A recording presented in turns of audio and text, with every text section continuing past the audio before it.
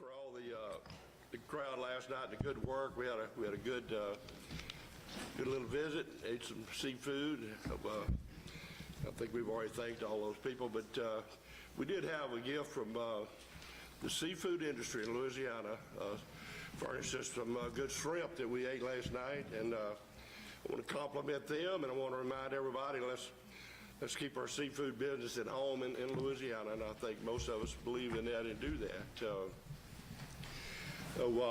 I tell you what, just like the good old Louisiana tradition that we do, let's start out with opening with a prayer and a pledge. If y'all don't mind, we'll all stand. Let's remain standing for the pledge. I'll do the prayer, and I'm going to ask Commissioner Scametta to do the pledge. So let's all pray. Now, Father our God, thank you for another opportunity to gather together to do the people's business. And we conduct ourselves under your watchful eye, that you would guide us and lead us by your power to serve you and serve the people. And we acknowledge the greatest feat that's ever been in creation. We'll celebrate here in a couple of days with the cross and the empty tomb and the resurrection of Jesus Christ. And so I want to honor you in this prayer with a poem that I love, and I know most people do. Little baby on the hay, soon there'll be another day when nails will pierce your hands and feet as you deliver our sins defeat. Risen Jesus on the throne, we lift these prayers to you alone, for you're the gift that we receive, the hour that our hearts believe. God, just bless this meeting today, and we pray in the name of Jesus. Amen. Amen. Commissioner Scametta for the pledge. Please join me in the Pledge of Allegiance. Former and active duty military, please feel free to render hand salute. I pledge allegiance to the flag of the United States of America and to the republic for which it stands, one nation under God, indivisible, with liberty and justice for all.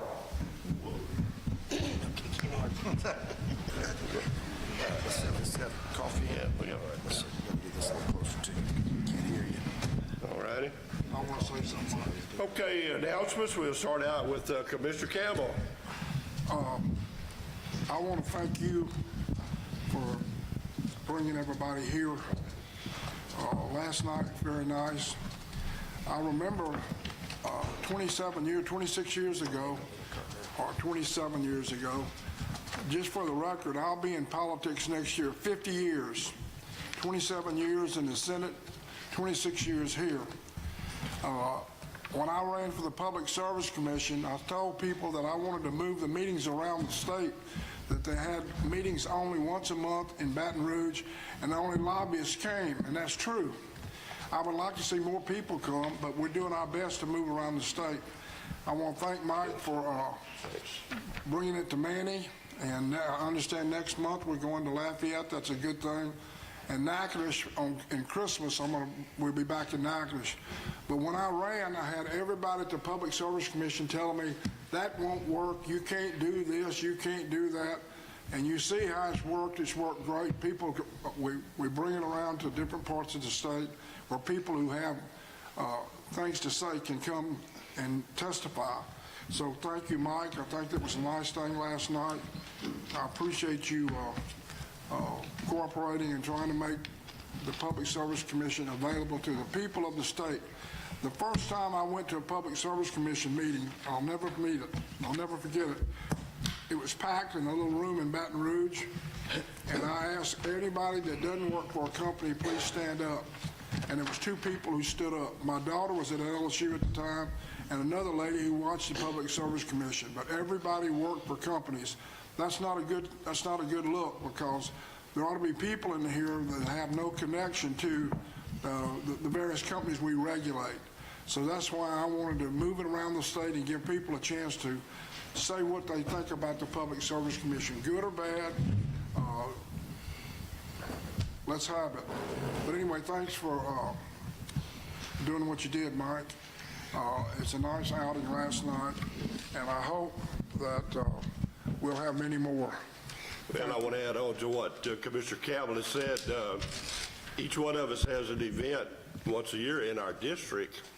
This is the third time we've had it here under my jurisdiction, and we are actually in Commissioner Campbell's district now. We've snuck into the edge because of reapportionment. This was in my district, but we had to move some votes up to the northern end in Campbell's district. So I had to give him, I had about half of Sabine Parish, I had to give him all of Sabine. So he's kindly hasn't objected to me moving over into the edge of his district, and I appreciate him for that. Just south here in Vernon, that's where my district takes off and goes all the way from the coast to Morgan City. So, we're both rednecks from North Louisiana, and we love this area. And thank the Lord for letting us serve. Commissioners Committee, you have something to say? Yes. Just want to thank Commissioner Francis for organizing this meeting in Toledo Bend, and it's a beautiful place. You know, there's this nice golf course, and it's got nice, beautiful fishing opportunities. But I'm always reminded of what Winston Churchill said about golf. He said, "Nothing ruins a walk in the woods like a game of golf."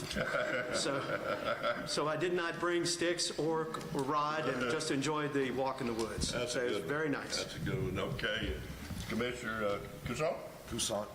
Next month's meeting will be in Lafayette. It'll be the best meeting yet. Food, drink, possibly music, and it will be in my district, so that'll be a little bit different. That's great. I know you're going to accept that challenge. Thank you. Commissioner Lewis, you have something to say? You're never without speech. Thank you, Mr. Chairman. I just would say we normally always meet in my district, so we are always welcome back to the Galvez building in the Natchez room in District 3. But I also want to thank you, Mr. Chairman, for hosting us here today and for having this meeting. The only one thing I do want to talk about is the low-income energy assistance program known as LAHEAP. As many may know, in this month's round of federal cuts, we lost the entire staff responsible for this program. Nearly 100,000 Louisianian families receive support from this program each year, which is still only 1/5 of the households who qualify in our state for the need. These cuts have put a lifeline program that provides emergency for extreme heat and cool in danger. We know that the money is still flowing, but I would ask all utilities to make sure that you are working with the community action programs to ensure that any customer that is receiving LAHEAP dollars now does not face any significant disconnections due to the fact of this federal cut. I am encouraged by the bipartisan letter that NARUC and NASUCA sent to members of Congress, and I've been in touch with our congressional delegation, and I urge all public servants, advocates, and utility companies to intervene to ensure we reverse course and protect the essential services of LAHEAP. So I look forward to working with everyone on that. So thank you, Mr. Chairman. All right. So I guess Ms. Bowman, I do have one other. I heard there's a birthday girl in the crowd, and we won't talk about how many years, but it's Dana Shelton here. Dana, you're here? Yeah, you're back in the back. Happy birthday, Dana. Dana, one of the things that Dana does for me is, I'm sorry. Tell them Bill Robinson's here too. Okay. And former assistant to Commissioner Campbell is Bill Robertson. Bill, where are you? We recognize Bill Robertson also. All right, Bill, good to see you. I just want to thank Dana. Dana's an attorney who serves with me on the Southwest Power Pool Board, and she's a great help. There's a lot of lawyers up there at those meetings, and she's my lawyer. Okay, Ms. Bowman, Ms. Bowman, okay. Yes, sir. So we do. Is it up or down? Which way, up or down? Well, I did. I'm still not. The other way. Okay. No. Test. There we go. Okay. So it's up. The only announcement I have, Commissioner, is that the May meeting will still be held in Lafayette, but the date has changed. It will be May 19th It's a Monday, May the 19th. The location is the same, and it's, but just we're moving it up a couple of days. And that's the, I'm sorry, and also Exhibit 6 is being deferred.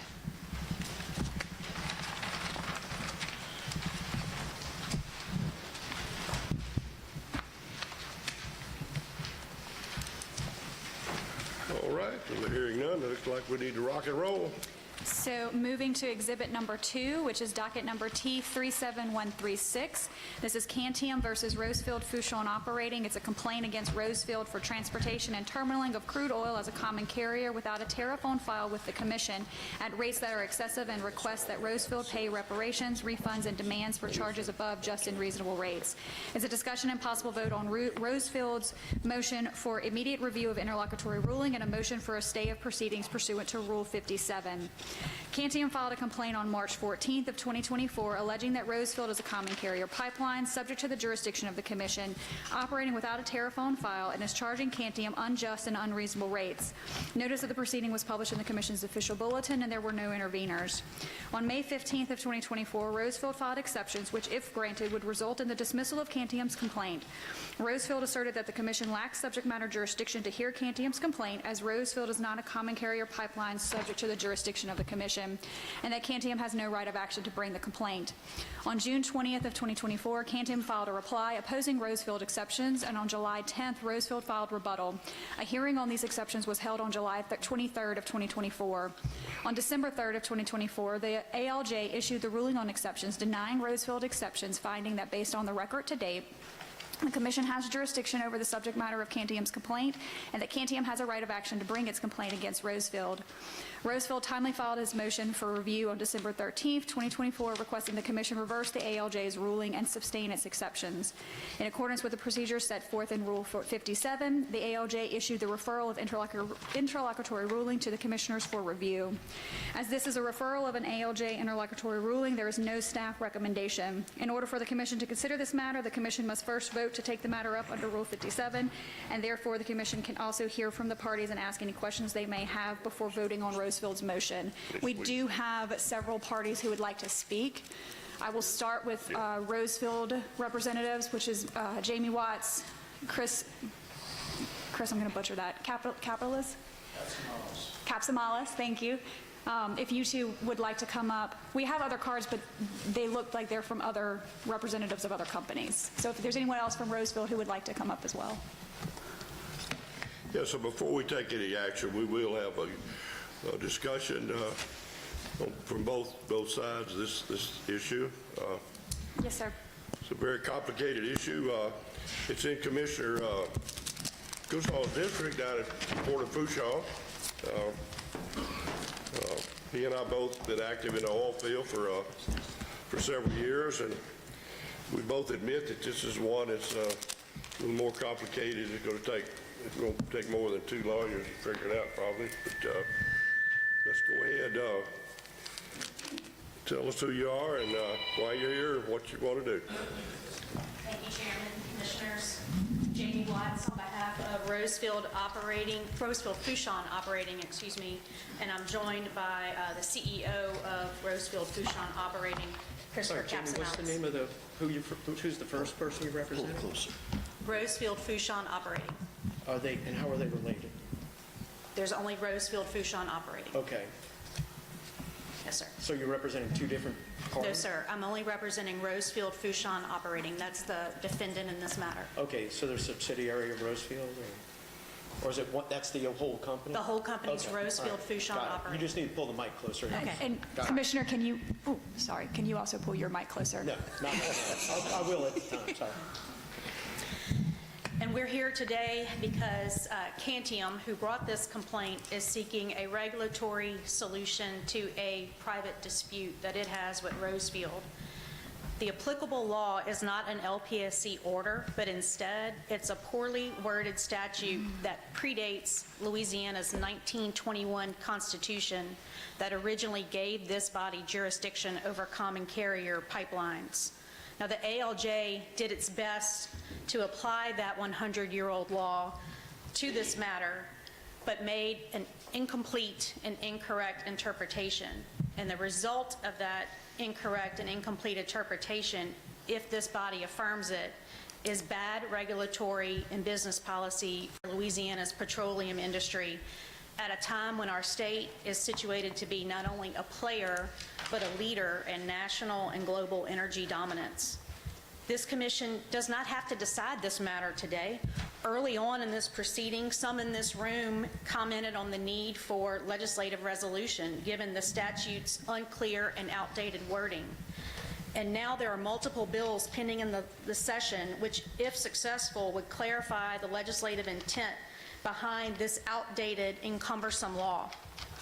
We'll know in a matter of weeks the outcome of that legislative process. And because Kantium has requested refunds and other monetary compensation, if in fact it is determined that the LPSC has jurisdiction and that Rosefield's fees are unreasonable, any pause in this matter today will not harm Kantium. Instead, it's Rosefield and others that are similarly situated who will be harmed if the commission declines to consider the outcome of the pending legislative revisions and affirms the ALJ. Now, several stakeholders have submitted statements in support of Rosefield positions, including local, national, and international industry and commercial interest. There's been correspondence sent from Lamoga, from Empire, from the Liquid Energy Pipeline Association, from the International Liquid Terminals Association. There's also been correspondence from high levels of state government. Some of the stakeholders are here today to express their concerns to you in person. Now, if the LPSC decides to move forward today, it's being asked to determine whether its authority, pursuant to a 100-year-old law that predates the 1921 Constitution, extends to standalone liquid storage tank terminals, like the ones that appear in purple on the chart before you. And the Kantium is asking this commission to do that just so it can address a commercial dispute between Kantium and Rosefield. Now, it's possible back in 1920, when the wording of this law was first adopted, that there were no standalone terminal facilities like the Fouchon Terminal in Lafourche Parish. So we don't know what the legislative intent of the statute was 100 years ago. Now, in addition to seeking relief from this body, Kantium also asked FERC to resolve its dispute with Rosefield, and FERC quickly rejected Kantium's complaint, and it concluded that Rosefield's standalone storage terminal does not trigger FERC jurisdiction. The jurisdiction to regulate the commercial fees associated with Rosefield's Fouchon Terminal is neither FERC nor LPSC jurisdictional. And the jurisdiction could be both LPSC and FERC. It could be neither LPSC or FERC, which is the case in this dispute, or it could be one of the two. It's not automatic that it's either FERC or the LPSC. Now, because neither the FERC nor the LPSC regulate Rosefield's Fouchon Terminal's fees, doesn't mean that the terminal is not subject to oversight by numerous other agencies. I spoke with a representative of another terminal with facilities located in Louisiana, and he said that his terminal facility is subject to more than 10 state and national agency oversight. So there's a lot of eyes on the operations of these standalone terminals. Additionally, we argued before the ALJ that Kantium has no standing to bring this complaint against Rosefield. Kantium is not Rosefield's customer. It doesn't own the crude that is stored in the Fouchon terminal. Kantium, through its own voluntary contractual arrangements that predate Rosefield's ownership of the Fouchon terminal, ultimately pays Rosefield's terminal fees. Now, Kantium will say and has said that Rosefield has significantly increased the Fouchon terminal fees, but it won't tell you why. Prior to Rosefield's ownership, which it acquired the Fouchon terminal in August of 2023, Chevron Pipeline Company, which is a global entity, owned the Fouchon terminal, the 3 tanks that you see in purple here. The Fouchon terminal, when it was owned by Chevron Pipeline Company, was part of Chevron's Gulf of Mexico interstate pipeline enterprise. And that's why it was part of the reason why it was regulated by FERC. It was And that included the Fouchon terminal fees pursuant to a consent order that Chevron received from FERC. Now, dating back to when Kantium owned its facilities, which are shown in blue on the map, Chevron had sold components of its interstate pipeline system to different purchasers. Now, when Chevron marketed the Fouchon terminal, both Rosefield and Kantium wanted to buy it.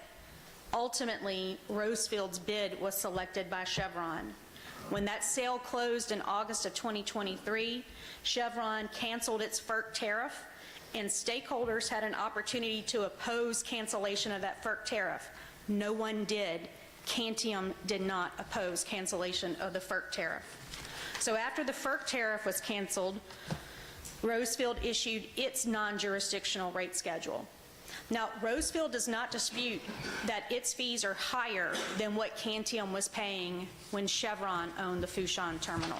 But it's not an apples-to-apples comparison. You're going from regulated to unregulated. You're going from a larger enterprise to a sole enterprise. It is not a fair comparison to just compare the prior fee to the current fee. And additionally, terminal storage fees for facilities other than Rosefield have fluctuated for decades without any involvement of this commission. The fee issue alone does not confer jurisdiction on the LPSC. Now, the legal error that the ALJ committed is shown on this poster. On page 20 of her ruling, she omitted the very language that applies to the tank facilities like the Fouchon terminal. And that's included within the definition of a pipeline. The statute says, and that's what appears at the top of this poster, that tank facilities as herein designated and necessary for the proper conduct of its business as a common carrier. However, the ALJ's site, which is the second paragraph, you can see it's quite shorter. She eliminated that entire clause about tank facilities being necessary for the proper conduct of its business as a common carrier. You'll see at the bottom where I overlaid both versions, this highlighted language, which is exactly where Rosefield's Fouchon terminal exists, was omitted from the ALJ's analysis.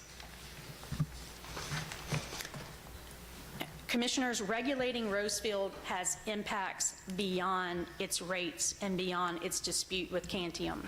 It will involve compliance reporting, access to Rosefield's books and records, payment of annual inspection and supervision fees to the Louisiana Department of Revenue. It could also expose Rosefield and other terminals that are similar to it in the state to fee disputes that this body may have to adjudicate. Now, Kantium is willing to upend the regulatory paradigm for all Louisiana tank terminal facilities for its sole self-interest. And this commission should not forget that its decision has impacts beyond just Kantium and Rosefield. This body makes regulatory policy for the entire state of Louisiana. A couple of questions first. And affirming that the ALJ's erroneous ruling could threaten the future growth of investment in Louisiana's oil, gas, and terminal industries by introducing regulatory risk and cost that could drive business elsewhere. So in sum, on behalf of Rosefield Fouchon Operating, I ask you to reject the ALJ's erroneous ruling and dismiss Kantium's complaint against Rosefield Fouchon Operating, and in doing so, maintain regulatory stability in Louisiana.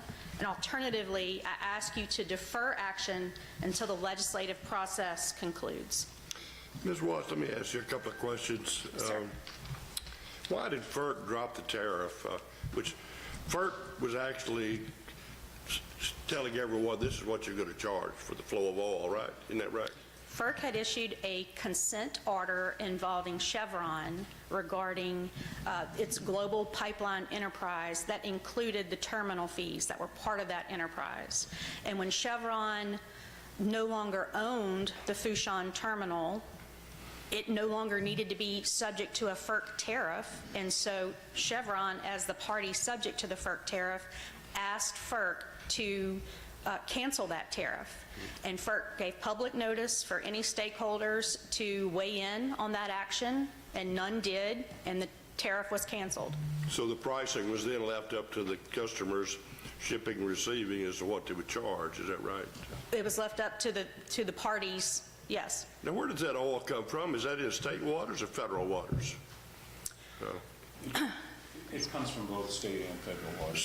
So there are some state waters, some oil from state waters, which could be under the Public Service Commission jurisdiction. But federal waters, so it's a combination of oil coming from both sides of the fence, I should say. Yeah. Right, and the party that's transporting that oil from state waters would presumably be subject to LPSC regulation, but Rosefield is not transporting oil. Where is this oil going to be delivered to? Chris? Yeah, the oil is delivered to downstream pipelines. Most commonly, it's being delivered to a harvest pipeline called BOA. Could you pretty well prove that it's being delivered in Louisiana? It's being delivered to a pipeline that's taking it to other locations. The harvest pipeline, and where that takes it is, outside of our, involvement. If you were in a lawsuit, I'm just speculating, would the judge want to know where's this oil going to be delivered to? Is it inside Louisiana? Is it just going through Louisiana? Commissioner, I think that would depend, the types of questions a judge would ask in a lawsuit would depend on the types of claims that are before the court. We're not in a position to ask other than just wondering, I wonder what. So these are things I come up with. We regulate the flow of oil inside Louisiana. It's our jurisdiction to set the price that's fair for everyone. And somebody needs to set the price for this, according to this argument, it looks to me like, just putting it real simple. So just want to make sure I was thinking along the same line. So I think that Louisiana does regulate the flow on the pipeline, on the commercial pipeline downstream, outside of the terminal. But they've never regulated the fees associated with the terminal or other terminals. Right, because the terminal would have to be necessary for the proper conduct of business as a common carrier. Amen. Okay. Common carrier. Got it. All right. Commissioner Schmidt, got something? Sure. But in the initial FERC matter, wasn't the end of the issue at the FERC, was it? Kantium's complaint at FERC was rejected. Okay, but did the FERC determine that it was not involved, this matter did not involve interstate commerce and that it was intrastate? FERC determined that it did not have jurisdiction pursuant to the Interstate Commerce Act because this is not transportation. Well, my understanding is it made determination that it was intrastate problem and not an interstate problem. No, sir. The order did not go that far. It just determined whether FERC had jurisdiction. Yeah, I think that that's an incorrect assessment. The other aspect is, in establishing intrastate pipeline jurisdiction for the state, we're looking at this. So the matter is, what you're talking about is we're looking at something that is a terminal. But we're not looking at what is in the tanks, we're looking at what comes out of the tank. So eventually it comes out of the tank, right? Yes, sir. These are storage tanks. Right. Yep. So when it comes out of the tank, does it flow on the ground? No, as Mr. Capsamala said, it goes to pipelines that deliver it to other locations. So it comes out of a pipe out of the tank. That someone else owns. So who and owns the operates. pipe outside of the tank? The tank itself is connected by a pipe. So who owns the pipes connected to the tank? Yes, there are interconnecting pipes within the property. Well, that I'm talking about the Rosefield pipe owns. that attaches to the tank. Who owns the pipe that attaches to your tank? Rosefield Fouchon owns that. So Rosefield Fouchon, so the tank itself is owned by you and the pipe attached to the tank. When we regulate the pipe, we don't regulate the tank. I think that's an accurate assessment. Isn't that correct? The interterminal lines. I'm not talking about interterminal. I'm talking about if we regulate pipe and it's intrastate, you would say that that's an accurate statement that we regulate intrastate pipe. We don't regulate a tank. We regulate a pipe. Pursuant to the law, you regulate tank facilities that are necessary for the proper conduct of its business as a common carrier. Right. I'm not looking at that particular issue. I'm looking at the fact that we actually regulate pipe of that intrastate nature. Okay. But you don't regulate pipe within LNG facilities or gas plants or I think refineries that's or left to other be product determined lines. in a different venue. The other aspect is, I think you would agree, how many times as an attorney here have you seen the commission go out and hunt pipeline tariff cases? I'm not aware of any, Right. Commissioner. So would you say that it's more likely that the commission, in its common carrier issues, we deal with more things that are associated with like hazardous waste trucks, tow trucks, the other issues associated under our common carrier jurisdiction? Yes, sir. And would you say that the only times we really see these type of issues with pipeline cases are probably two different sorts? It's people come to us when they need to establish a tariff on a pipeline, to establish a tariff to satisfy a financing arrangement for the construction and building of a pipeline, to satisfy the acquiring of capital? Is that one way? I haven't been involved in those types, but You've seen at those. general awareness. Yeah. And would you say that the other one is when there are two parties on an interstate pipeline that have a dispute over the tariff applied to a pipeline, but that's about, they come to the commission for relief?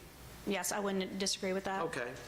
So the other issue is, I understand that there's a legislation now at the legislature that proposes to remove jurisdiction of the commission. But, the commission does not do retroactive rate making. Would you agree to that?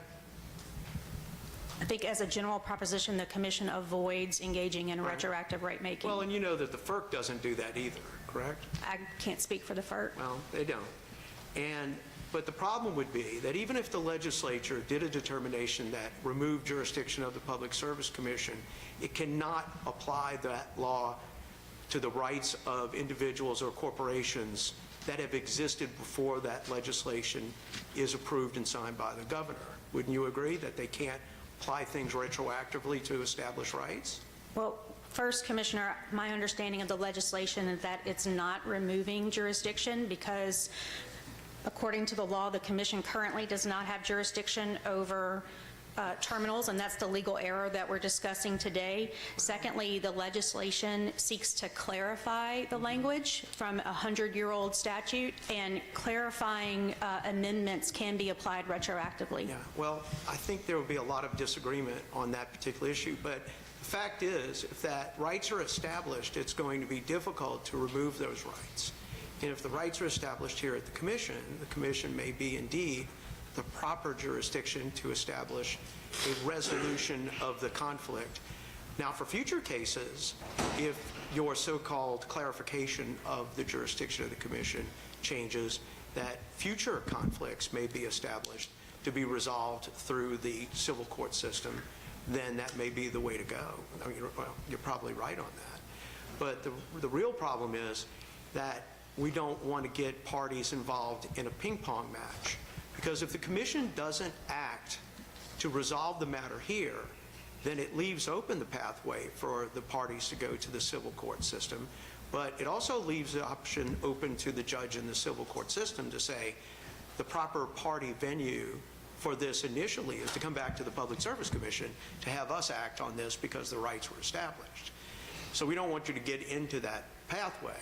So if the rights and the issues were established here, then they would take the pathway to then appeal it to the district court, or you could go straight to the Supreme Court if you wanted to, but you could go into the civil court system. So I think that the problem that I see this is that if the legislature does take such action in its own volition, that the rights established by these parties are established constitutionally, and that you have to resolve the matter here. Now, I'm okay with, waiting this out, but I think that it's going to be difficult to establish that you can remove the rights of the parties simply by an act of the legislature and violate their constitutional rights, whether they're corporate or individual. I think I'm okay right now with those questions. The one other issue I would have to ask is, so let's say that Kantium wants to just say, okay, fair shake, I don't want to do this anymore with you, and they just want to build their own pipeline. What's the problem with that? Commissioners, I understand it, Kantium voluntarily entered into an agreement with Chevron that controls their ability to do that.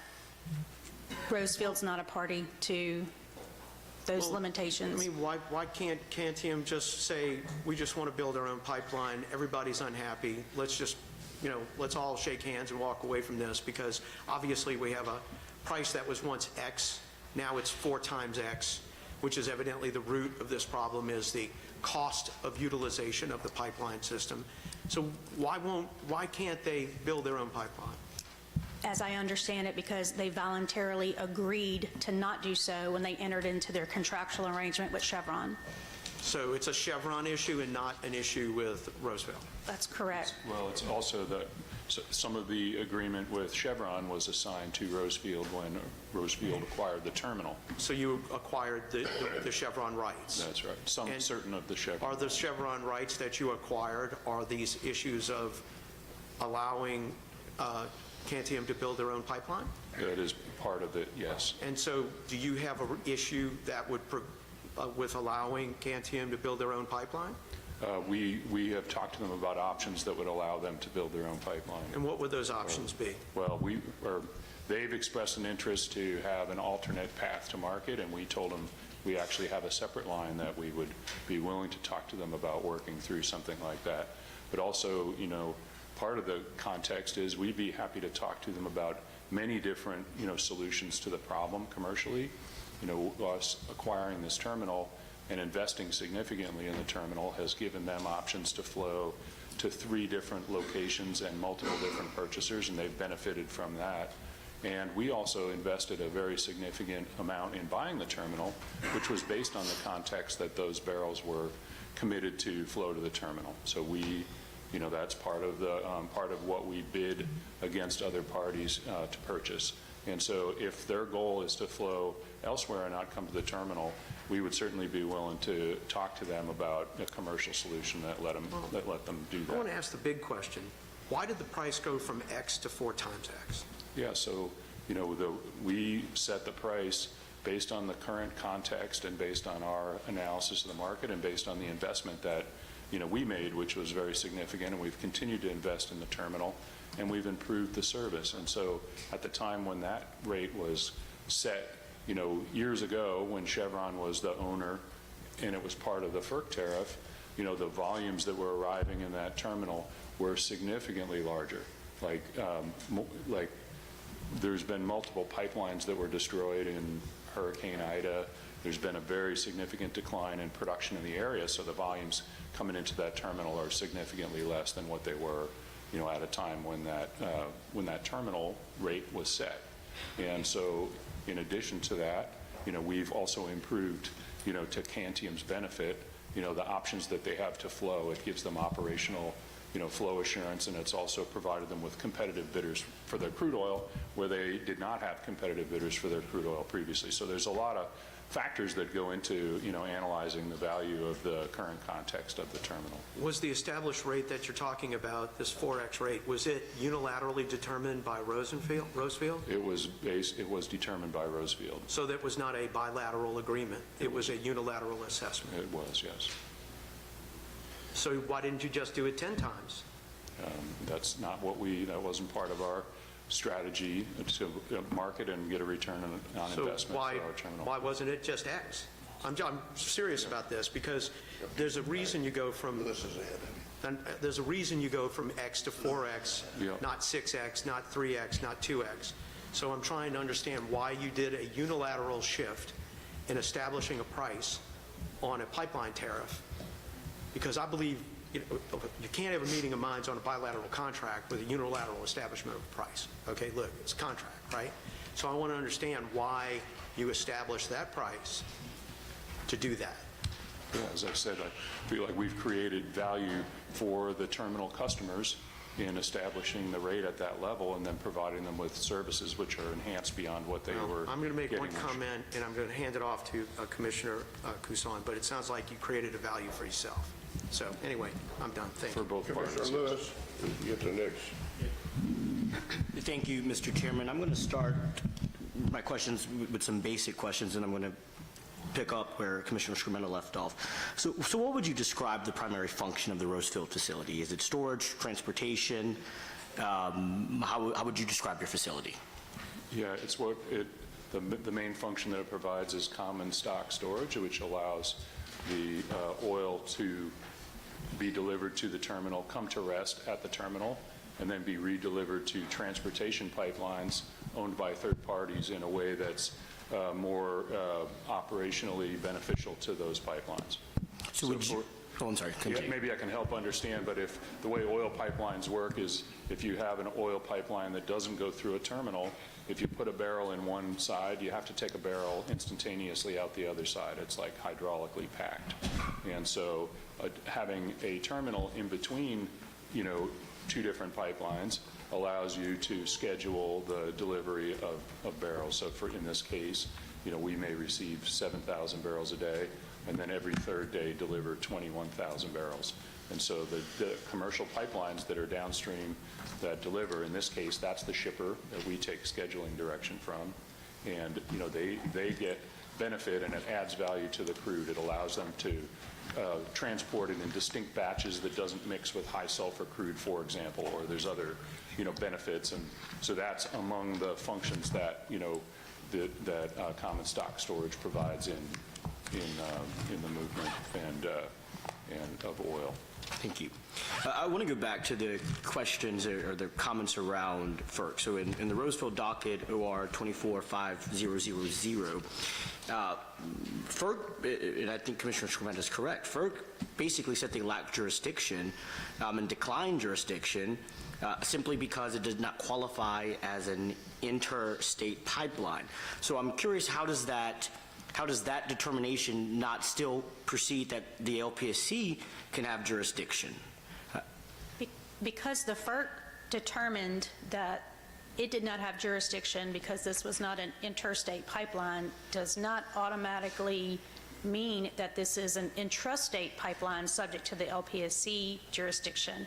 And important in FERC's analysis was its conclusion that the Fouchon terminal is not providing the service of transportation, which is important to the definition of pipeline.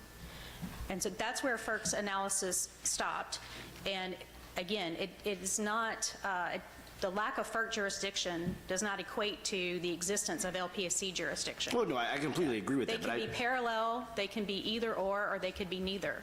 Right, I agree with you. I just don't see anywhere where FERC actually says the opposite, where they're determining that it is not transportation. I mean, I think what FERC did, and when we look at Order 24500, they don't really get into that. They really talk about their jurisdictional. It's toward the very end of the order, one of the last paragraphs, where it specifically addresses whether the facilities are in fact providing the transportation service. Okay, we'll circle back on that. I want to go back to some of the underlying arguments that the ALJ made and understand your position. I mean, so basically the ALJ applied the Standard Oil Company versus the LPSC of 1923 and the determination that pipeline statuses are based off of functions rather than ownership.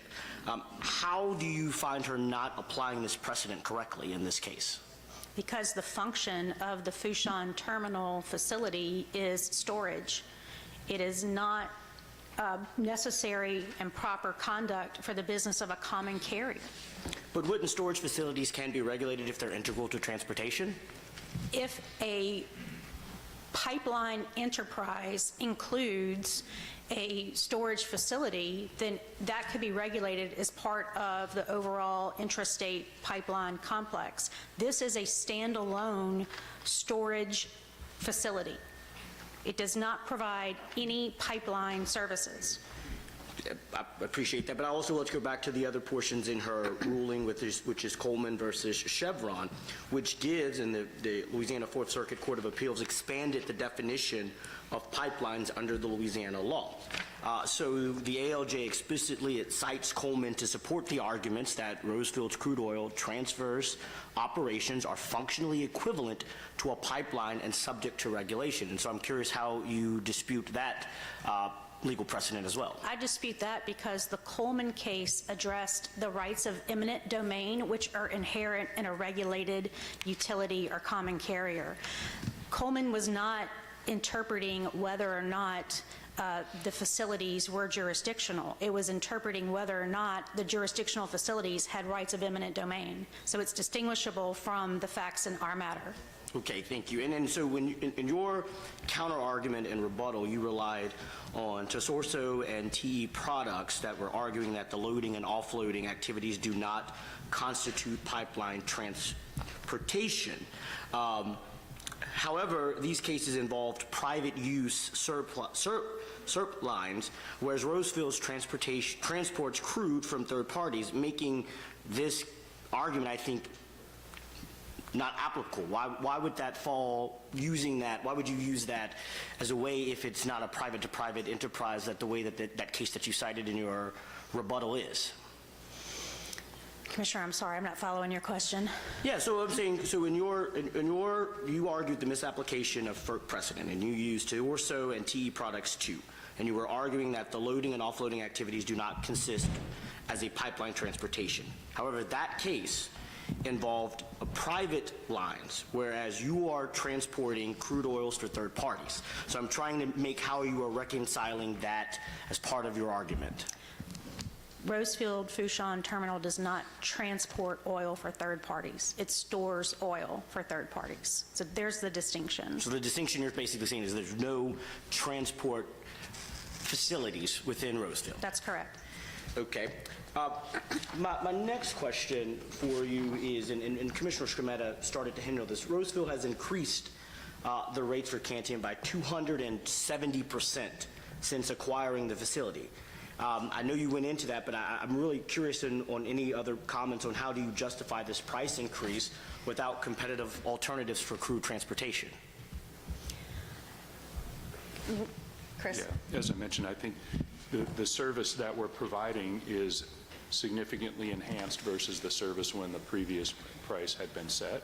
And we are providing to the shippers that flow in the system the ability to market their crude to multiple different outlets, which they hadn't had when Chevron owned it, and Chevron did not invest in having, other outlets available for the shippers.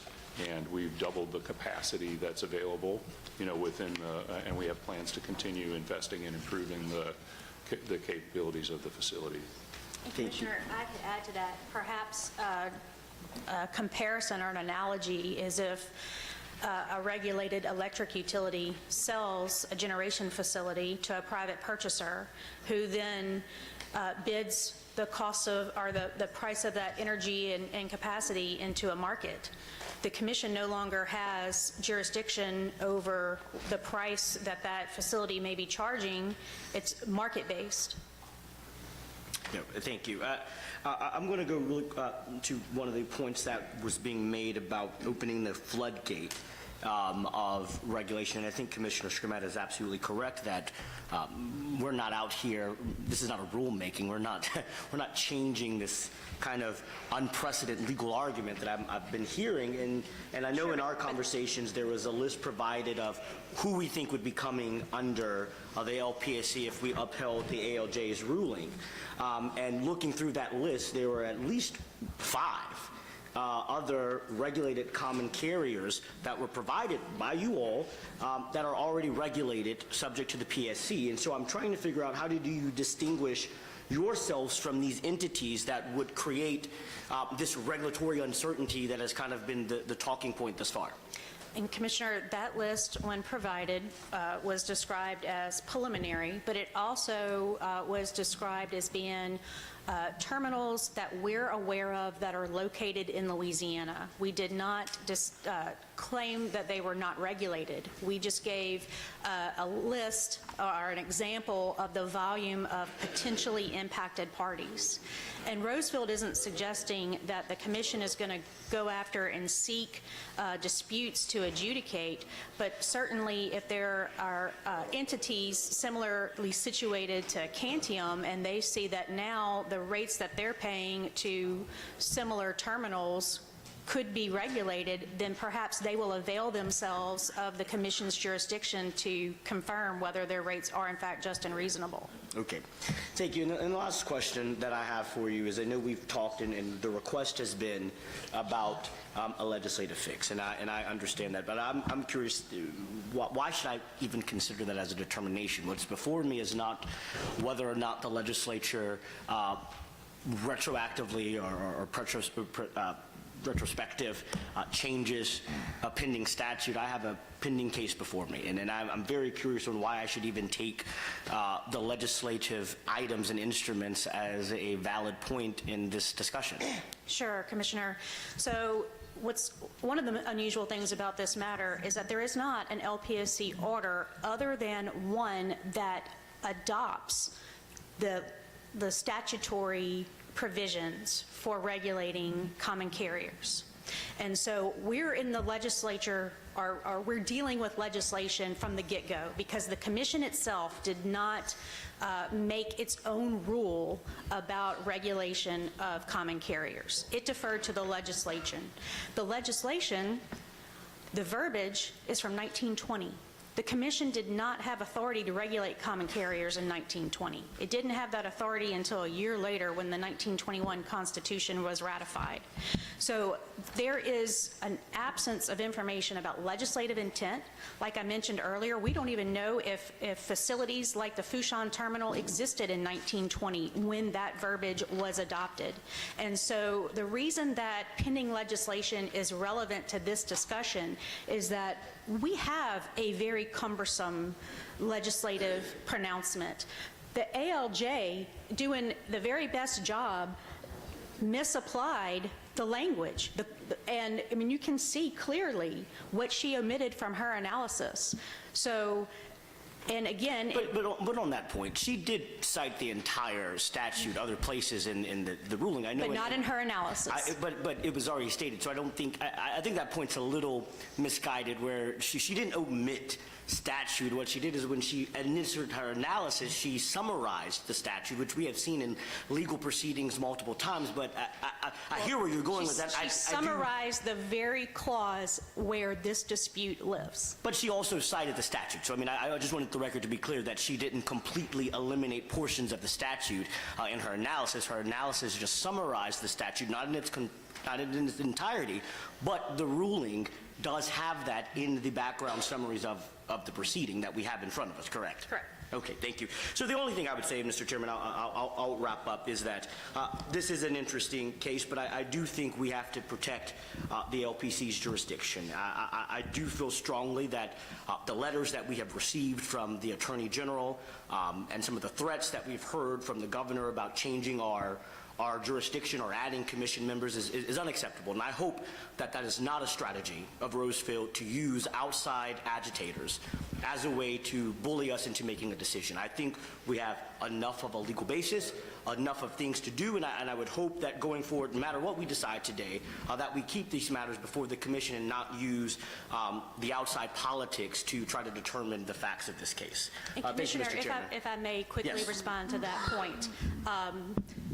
In addition to Rosefield, there are numerous other stakeholders, many of which you've received correspondence from, who reached out not only on behalf of Rosefield, but on their own behalfs to folks in state government. And once those folks were made aware of this dispute and where it seemed that the commission was likely to land, they expressed their concerns. Rosefield did not ask them to make any threats. Certainly, if we would have known that that type of language may have been used, I think we would have had something to say about it. But Once those individuals got involved with their own concerns, that was not something that Rosefield was involved in. No, thank you for that. And like I said, if the legislature changes the regulation, then it's prospective, and those companies and everyone can do that. I just am getting frustrated that we're using the legislative process in this proceeding, which I think Commissioner Scametta was absolutely correct. I don't think could be retrospective regardless. So we can fight to make sure that if you believe it shouldn't be regulated by the commission in the future, that we do so, but using that as a tool in this case, I just hasn't think has been duly right. So thank you, Mr. Chairman. I'm Commissioner Campbell. Yes, ma'am. Thank you. You said that the legislature's working on this right now. Yes, sir, there's 2 bills pending. What good do you see coming out of that rather than us taking it up today and handling it? There will be clarified, updated, relevant language that will provide guidance to this body and to other parties engaging in this industry. And we're talking about a statute that's over 100 years old. Is that what you want to get cleared? Yes, sir, 1920. And so do you feel like the legislature is going in the right way? I mean, you're representing one client, or are they being unbiased and trying to treat this thing as it should be treated? This matter has been looked at by different agencies and with input from numerous stakeholders who feel that the statute as currently written is unclear and needs to be clarified. What is the Attorney General's, she's got involved in this, hasn't she? Is that correct? I have learned that she has sent correspondence to the commission. Well, what's her big deal? I understand she asked the commission to defer voting on this matter until the legislative process concludes. She thinks that the legislature has more sense than the Public Service Commission? Is that what you're saying? No, sir, not at all. She thinks that whether the legislation will be successful is yet to be determined, but it would avoid inconsistent outcomes. What I heard Mr. Lewis talk about a threat. How about telling me about a threat? I don't understand what you were talking about a while ago. Yes, Commissioner, it's been brought to my attention that there was a statement by members of the legislature and potentially the governor that if we decided to vote, that he would push some changes to the PSC. If we didn't vote? If we voted today, or if we voted before the legislative process was over. Yeah. Well, I don't know anything about that, but I have certainly an opinion about the Public Service Commission and what he plans to do or what he doesn't plan to do. But that's all I have to ask right now. I want to make a motion, but I'll hold up. We still have to go. I know. Let me get through talking. I'd like to make a motion at the appropriate time. Oh, good. Yeah, at the appropriate time. Okay, let's, I didn't have questions. no, we got one more. Okay, go ahead. One more. Mr. Kapsamalis, first, your company is in Louisiana, operating in Lafourche Parish. I think, obviously you've been going through this legal issue for some time now, but I don't think there are good guys and bad guys in this deal. We're happy that you're here. We're happy that you're operating. We're happy that you've invested. We're happy that you have employees. And, to the extent that, you have further operations and investment in, say, Louisiana, we want to welcome that. And, despite the, ongoing issues that you have with one of your counterparties, the issue before us is a jurisdictional issue. It's not a good guy, bad guy issue. And so I've read, I've listened to your testimony, Jamie, and the commissioner mentioned the ALJ's ruling. I would like a little clarification from my staff. Catherine, would you comment? I know we postponed this hearing through today so that we could take another look at some of the ALJ's rulings relative to the use of the revised statute and the deletion of some of the highlighted language on the poster here and in some of their filings. Did the ALJ address the common carrier issue in her ruling? Sure, Commissioner. So I have read the ruling, and in my opinion, the ALJ did do a thorough job in looking at the statutes, providing an analysis of those statutes, and listening to the facts, both that were in all of the written briefs as well as the hearing that she had on the issue and all of the live testimony that she received. I do think she did an analysis of what is a common carrier for jurisdictional purposes for the commission. Okay, thank you. I understand that there are a couple of bills filed and, they could be amended. We know the legislative process. I want to affirmatively state that as the definition of pipeline is created by revised statute, I fully support the legislature and the bills that are going through the process to look at that definition, to change the definition. I've spoken with one of the legislators carrying the bill, told her I fully support her efforts to do that. And really, for purposes of a lot of the slippery slope arguments that I'm reading in the editorials, this would preclude any further issues of this particular definition, which includes the word tank facilities, no matter when it was actually written and how it applies. It actually does include the word tank facilities. But if we change the definition or excluded specific things and operations from that definition, then it would be helpful to the industry, to the midstream industry, for its continued investment and growth in Louisiana. Is that an accurate statement that it would clarify moving forward? I know we talked about retroactivity, but in the least, we know it's going to clarify moving forward what that definition of pipeline is as it relates to the jurisdiction of the PSC and pipelines. Yes, Commissioner, clarification is the primary purpose of the legislation. Okay. I fully support that legislation.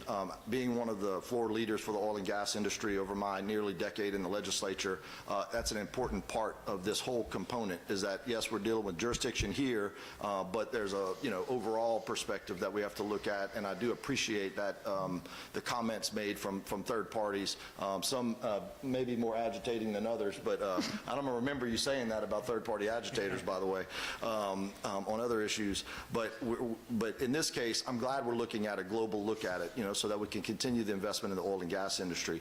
With that said, Kantium is also a player in the major player in the oil and gas industry. Are we in agreement with that? They're in the oil and gas industry with you, aren't they? They sure are. Okay. Yes. Again, we're not looking at good guys and bad guys upstream, and the tariff that Rosefield promulgated as a non-jurisdictional tariff. Has Rosefield ever promulgated a jurisdictional tariff in any of its operations, this one or otherwise? No. But you're obviously an executive with this company, and you have extensive experience as a petroleum engineer, is that correct? And in this industry, how much more work is it as a matter of just, your operations to do a jurisdictional tariff versus the document that I looked at as your non-jurisdictional tariff? Looks like some extensive work went into it, and I know we talked about it earlier, but I'm not talking about the amount. I'm just talking about the work that goes into the tariff that was created, the non-jurisdictional versus a jurisdictional. What is the difference in the work of your company between those two options in the event that we were to find that this is jurisdictional? Well, I think it's tremendously different. My only exposure to tariffs in regulated entities is in a FERC regulated gas pipeline that we own and operate, and it's now been decommissioned. But especially in kind of late life, kind of more mature assets, lower flow, the regulatory overhead associated with that is almost too large of a scale for a small, pipeline. So that's also a legacy pipeline in the Gulf of Mexico, the one that I'm referring to. But I think more importantly, it is that, changing the context. So here it may be administratively burdensome to become a regulated pipeline, but this was the value and the cost of our investment was predicated on buying a line that was not, buying a terminal that was not under jurisdiction, and within an industry that didn't have a precedent for those terminals being under jurisdiction. So having a new interpretation of the Jurisdiction regulations. under the PSC. Yes, that's what You I'm were saying. familiar with the jurisdiction of the FERC. Yes. Okay, there was But those some- lines had been under FERC's jurisdiction from their inception. What I'm saying is here, what I think is really harmful to investment and harmful to, Rosefield specifically, and harmful to the industry in Louisiana, is to have a precedent for these oil terminals not having been under the commission's jurisdiction, and then to, change that after the fact, after they've been auctioned and valued, in one way, and that would be Rosefield's perspective, but the perspective of somebody that was considering building a large-scale terminal-like investment that has, pipe in line within its yard, is that they would be making a maybe billions of dollars investment with the expectation that it wasn't jurisdictional, and if there's, issues around clarity about whether it's going to continue to be non-jurisdictional, that would be chilling to somebody's willingness to invest. And, because that is what, arguably would happen to Rosefield here on a smaller scale, is we bought something at a price that was driven by the current context, commercial and regulatory, and the price very much was impacted by that context. And then, to turn around, shortly thereafter and say, with an interpretation that wasn't previously, applied to a law that is legal arguably- interpretation, like a legal Yeah, interpretation? or, however it is, or something that is arguably it's ambiguous, but it's being applied in a different way than a 100-year-old industry has applied it before, is the kind of thing that I think would be, well, it would certainly be harmful to Rosefield in this small specific instance, but the point of us sharing the list of 55 other oil terminals is to show that there's many others like us. There's also people that prospectively are considering investing in the state with, and those would be at much more higher scale of investment and probably much more impactful, individually to the economy and the business environment here. So, I think that's why this has gotten the interest of, agitators or other industry participants, is to look at Louisiana and say, we have already invested a lot of money in Louisiana. We want a stable regulatory environment here, or we're considering making further investments in Louisiana, and we want to know that we have a stable regulatory environment here. So clarify a timeline for me. When these assets were acquired by Rosefield, the FERC tariff had already been dropped. It was Wait, canceled. I'm getting conflicting answers. So would you like to answer first, or would you like to answer? Because I'm curious about when the actual closing occurred on the acquisition. Had the FERC tariff been dropped, or was it still in place upon closing date? Yeah, it may be, I'd have to get back to you with an answer. It was part of the transaction that Chevron, it was under a tariff. Really, it was a pipeline tariff that Chevron had for a pipeline that this terminal used to be appurtenant to. And so it couldn't remain under that tariff, because it wasn't going to be, owned or managed by Chevron anymore. So Chevron canceled the tariff effectively. Essentially, it was, simultaneous with the transaction. I don't know if the day that FERC ruled on it was, was before the closing or after the closing. But basically, by being sold and carved out of what used to be a pipeline tariff that Chevron had, the terminal became outside of FERC's jurisdiction. Can I ask the staff? I know, so the Public Service Commission, have we issued tariffs on pipelines ever in history? Yes. Okay. Well, When we approve tariffs that pipelines submit to us. I should say it that way. Okay. We do not create and issue the tariff. It's the pipeline submitting it to us and us approving it. Okay. I think a lot of this hinges on, and I'm not going to belabor a lot of the points that have been made, but, a lot of it does hinge on the facts of the case as applied to the law as defined in the revised statutes. I mean, that's the crux of the issue. Your testimony goes into great detail in your examination and cross-examination about what happens to the oil going through your facility. Is it transported? Is it transferred? Is it moved? Is it, what's going on with the molecule? One barrel in, one barrel out, you mentioned a second ago. And, again, I see that you had a lot of conversation with the attorneys, and Ms. Watts, objected to some uses of legal terminology, okay? And that was fair, and she did a good job doing that. But, the question is, again, the attorney for Kantium was asking you, what does convey mean, or what does convey mean?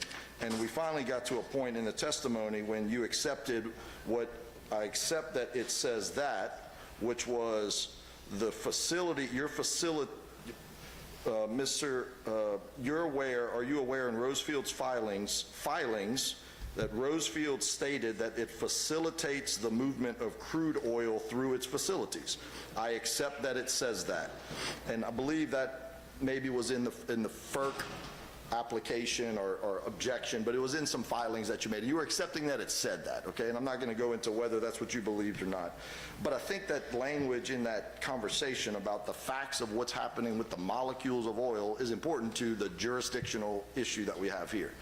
So, and the objections by your attorney was that the language being used and that we are reading here was like legally loaded. Hey, we're not going to be able to, object to the use of the word transportation, because obviously that's a key term in this whole deal. What I'm getting back to is, as you are investing in this asset and you're assuming at that point that simultaneously the FERC jurisdiction is being dropped for the reasons that we stated and the reasons that FERC stated, whether it's, all right, now it's not interstate or now it's not XYZ, as the commissioner mentioned and you mentioned in the last paragraph of that ruling. But when you read the definition of pipeline, it doesn't take a lawyer to figure out that it says tank facilities. And maybe it does take a lawyer to figure out what common carrier means. It takes a lawyer to figure out what transportation means. But when I read that, and the first time I read it, and I said, oh, it says tank facilities, I said, well, what's the next test? Because we passed that test, and now you get to the common carrier question, and it hinges on what is a common carrier. But did that not give you pause about whether or not you were going to be regulated by the Public Service Commission, who regulates pipelines in the state of Louisiana, as a common reading of the definition of pipeline, which has been around for 100 years, that says tank facilities? Did that give you pause? I'm wondering, like, as a risk, regulatory risk, political risk, business risk, all those things, when you invested, because I certainly would have said, hey guys, we got some issues, on this definition of pipeline. Yeah, it didn't, because I think the issue is that, if you look at a parallel to the FERC construct, is they consider tanks not to be transportation if they're not, required for interstate transportation. Mm-hmm. So, in every case that you have a tank facility, there's some pipe in the yard. There's pipes that go between the tanks. There's pipes that are not linear. They comprise headers.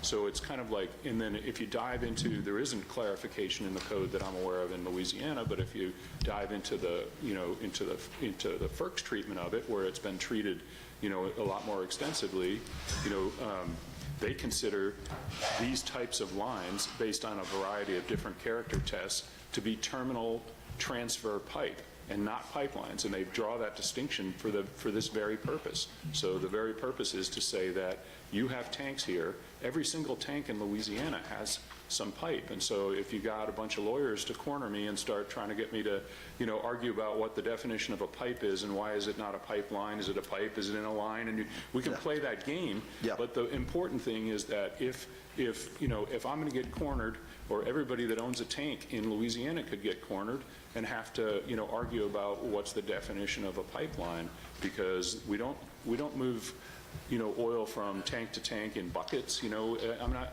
it's taken to an absurd degree. Like every oil meter in Louisiana is essentially a wound steel tube, and so you could find some lawyers that could put me in the corner and try to get me to defend why that's not a pipeline, because it's going from point A in Louisiana to point B in Louisiana. But The precedent of the FERC and the history of the industry in Louisiana is that the lines that connect tanks and the lines that bring oil into tanks from the property line and out from tanks to the property line and interconnecting tanks and headers and meters within a facility are not pipelines, and so that's why the FERC has designated them specifically as terminal transfer lines in other facilities. So, and the FERC has spent a lot of time trying to delineate that from pipes that they do consider transportation. And so when this matter, as the terminal alone, not the terminal as part of a more extensive Chevron, historical Chevron infrastructure, when this matter was brought by itself back to FERC of just the tanks and the terminal transfer lines, as we call them within our yard, that's what FERC found, was that those are terminal transfer lines by that definition, which was set up to draw that distinction so that we don't have a slippery slope where we say, everybody that owns a tank terminal in the state of Louisiana has some pipe and they're moving some oil from one side or from one tank to the other or from one side of the yard to the other. And I don't think it stops with oil terminals. It would apply also to refined product terminals, and it would apply to LNG plants, and it could apply to gas plants. Well, you're using plants and terminals, but the definition is tank facilities. So we're not talking about the definition of what a terminal is. I know you are, but we're trying to figure out what a tank facility. If you're telling me a tank is a terminal and they're the same thing, then that's for another day. But I agree with you that FERC has more jurisprudence, let's say, and decisions that take a step-by-step analysis of what all these different issues are. So from a public policy standpoint, because you are more knowledgeable, it sounds to me like, than your average petroleum engineer, and I've lived with my next-door neighbor is a petroleum engineer, but hey, he's not as knowledgeable as you. I'm just telling you, no offense to him. I hope he's not listening. But so there was a line of questioning earlier. It seems like, back to my oil and gas industry, upstream, production, we've got a company that is going to, I guess, talk here in a second, but, they're one of the last exploration production companies left in the state of Louisiana, which is kind of crazy to say, producing oil within state waters, maybe federal waters, but definitely state waters, on a platform, and it seems to me like, from a public policy standpoint, I'm getting a lot of public policy arguments. All these letters that we've received are public policy arguments. It seems like we should have also a public policy of ensuring that our upstream oil and gas producers have, a decent ability to get their product to market, without being overcharged. And I think that's why we're here. Do we have jurisdiction over that, or is that a business decision? Were bad business decisions made, whether it's because we didn't realize there's jurisdiction, or because they didn't, the price was too high, or you had a counterparty driving up the cost? All those things, could be in place. But it seems to me like there's also a public policy argument that, the reason why the Public Service Commission regulates quasi-monopolies is so that we can ensure that prices are not usurious, and they're not, we're not gouging anyone. And so we're looking at this again, and that's the final statement I'll make, and I'll let you finish up. But we're looking at this from a jurisdictional standpoint. But I 100% agree that there are public policy considerations here, specifically for upstream and the oil and gas producers who we want to continue to invest. We're going to be reducing the severance tax rate in the state of Louisiana through the legislature, hopefully this year, on new production, and making some new rule changes for workovers to hopefully get some more production. We've got a lot of pipelines, some interstate pipelines, and I don't want to see random tanks being put up in the middle of pipeline systems that now have the ability to put a non-jurisdictional tariff on the tanks, just in order to charge more than the jurisdictional tariff placed on the intrastate pipelines that we may have already set. That also could be an absurd result in redefining a tank facility out of the pipelines. So, you know, I look at it from the standpoint of upstream, midstream, and downstream. You know, we start talking about all the other guys that are using a lot of these, like you were just describing, different facilities, and what is the right public policy as a balancing act of all of those interests to ensure future investment in the state of Louisiana. And I want to make sure that, you know, we're not asking you to go to zero. That would never be the case, you know, for you to go to zero. You know, it would be a reasonable, you know, rate of return based upon the investments that you made. And guess what? Maybe that is $4 a barrel. You know, that's a risk that I think is out there, that this rate, based upon your investment and the time that you expect your capital to be repaid, could be $4 a barrel. So, you know, I think there is a risk in that as well, and that might be the most reasonable rate based upon the damage from the storms, the capital investments that you had to make, all of those other things, and that's, you know, that's another issue out there. So with that, again, I appreciate, you know, you being here today, all the way up here, you know, outside of your, outside of our district and outside of where you normally operate, and I appreciate your testimony. Jamie? Thank you, Commissioner, and we do have individuals who are here from either further than Mr. Kapsamalis who'd like to weigh in when appropriate. You're saying you have more testimony? We have 3 additional yellow cards for public comment. Okay, who's the next? So I have a Mr. Jay Cruz and a Stephen, is it Crane or Kane? I'm sorry, I can't read that, from Liquid Energy Pipeline Association. And then we have one representative from Kantium who we'll let go last. All right, so the next So Mr. Cruz and Mr., is it Crane? Kramer. Okay. It's over here. You can take your stuff down. Thank you.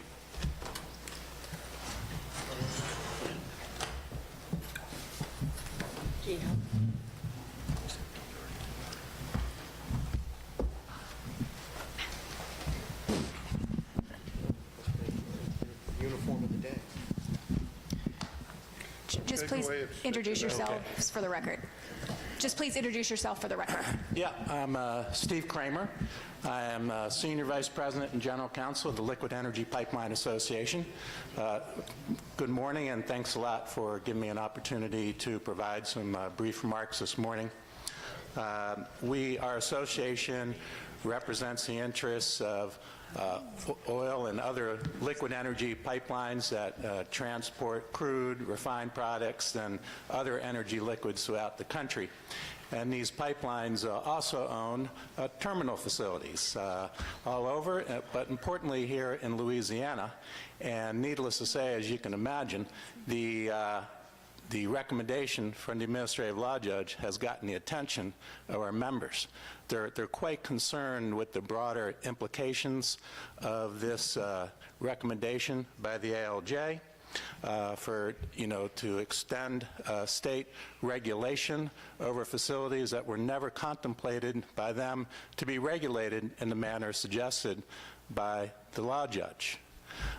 It creates a great deal of uncertainty for folks to think about the potential for reporting requirements, paying fees to the Department of Revenue, and to have rate challenges, to have folks that could come in and file a complaint, and suddenly you're in the throes of a time, extensive, resource-intensive kind of proceeding. They're going to have rate challenges for facilities that they never would have contemplated to be subject to that type of regulatory review. There's also concern about the potential that it will damper capital investment in facilities here in Louisiana when, you know, there's a potential for this uncertainty, for rate challenges, regulatory burdens, things of that nature. When investors have an opportunity to deploy their capital in different places, that's one thing that they'll certainly look at. So, There's quite a bit of unease about this recommendation. It's something, again, that has not been contemplated by folks that have been operating and owning these assets for decades in unregulated markets. So we, respectfully request that you consider these broader implications that, the potential impacts on others. And thanks a lot for letting me provide comments. Thank you. Yes, sir. Yes, sir. Well, let's let the, okay. Ask him a question real Well, I think, We'll let the other one first. yeah, let's let the other Okay, gentleman speak first, okay. Thank you, Commissioner. My name is Jay Cruz. I'm the Senior Director for Government Affairs for the International Liquid Terminals Association. I'd like to thank the Louisiana Public Services Commission for allowing me the opportunity to provide a brief comment this morning. ILTA, headquartered in Washington, D.C., is the trade association representing and advocating for companies such as Rosefield in the bulk liquid storage sector. As I mentioned, our member Rosefield brought this issue to our attention at the end of last year.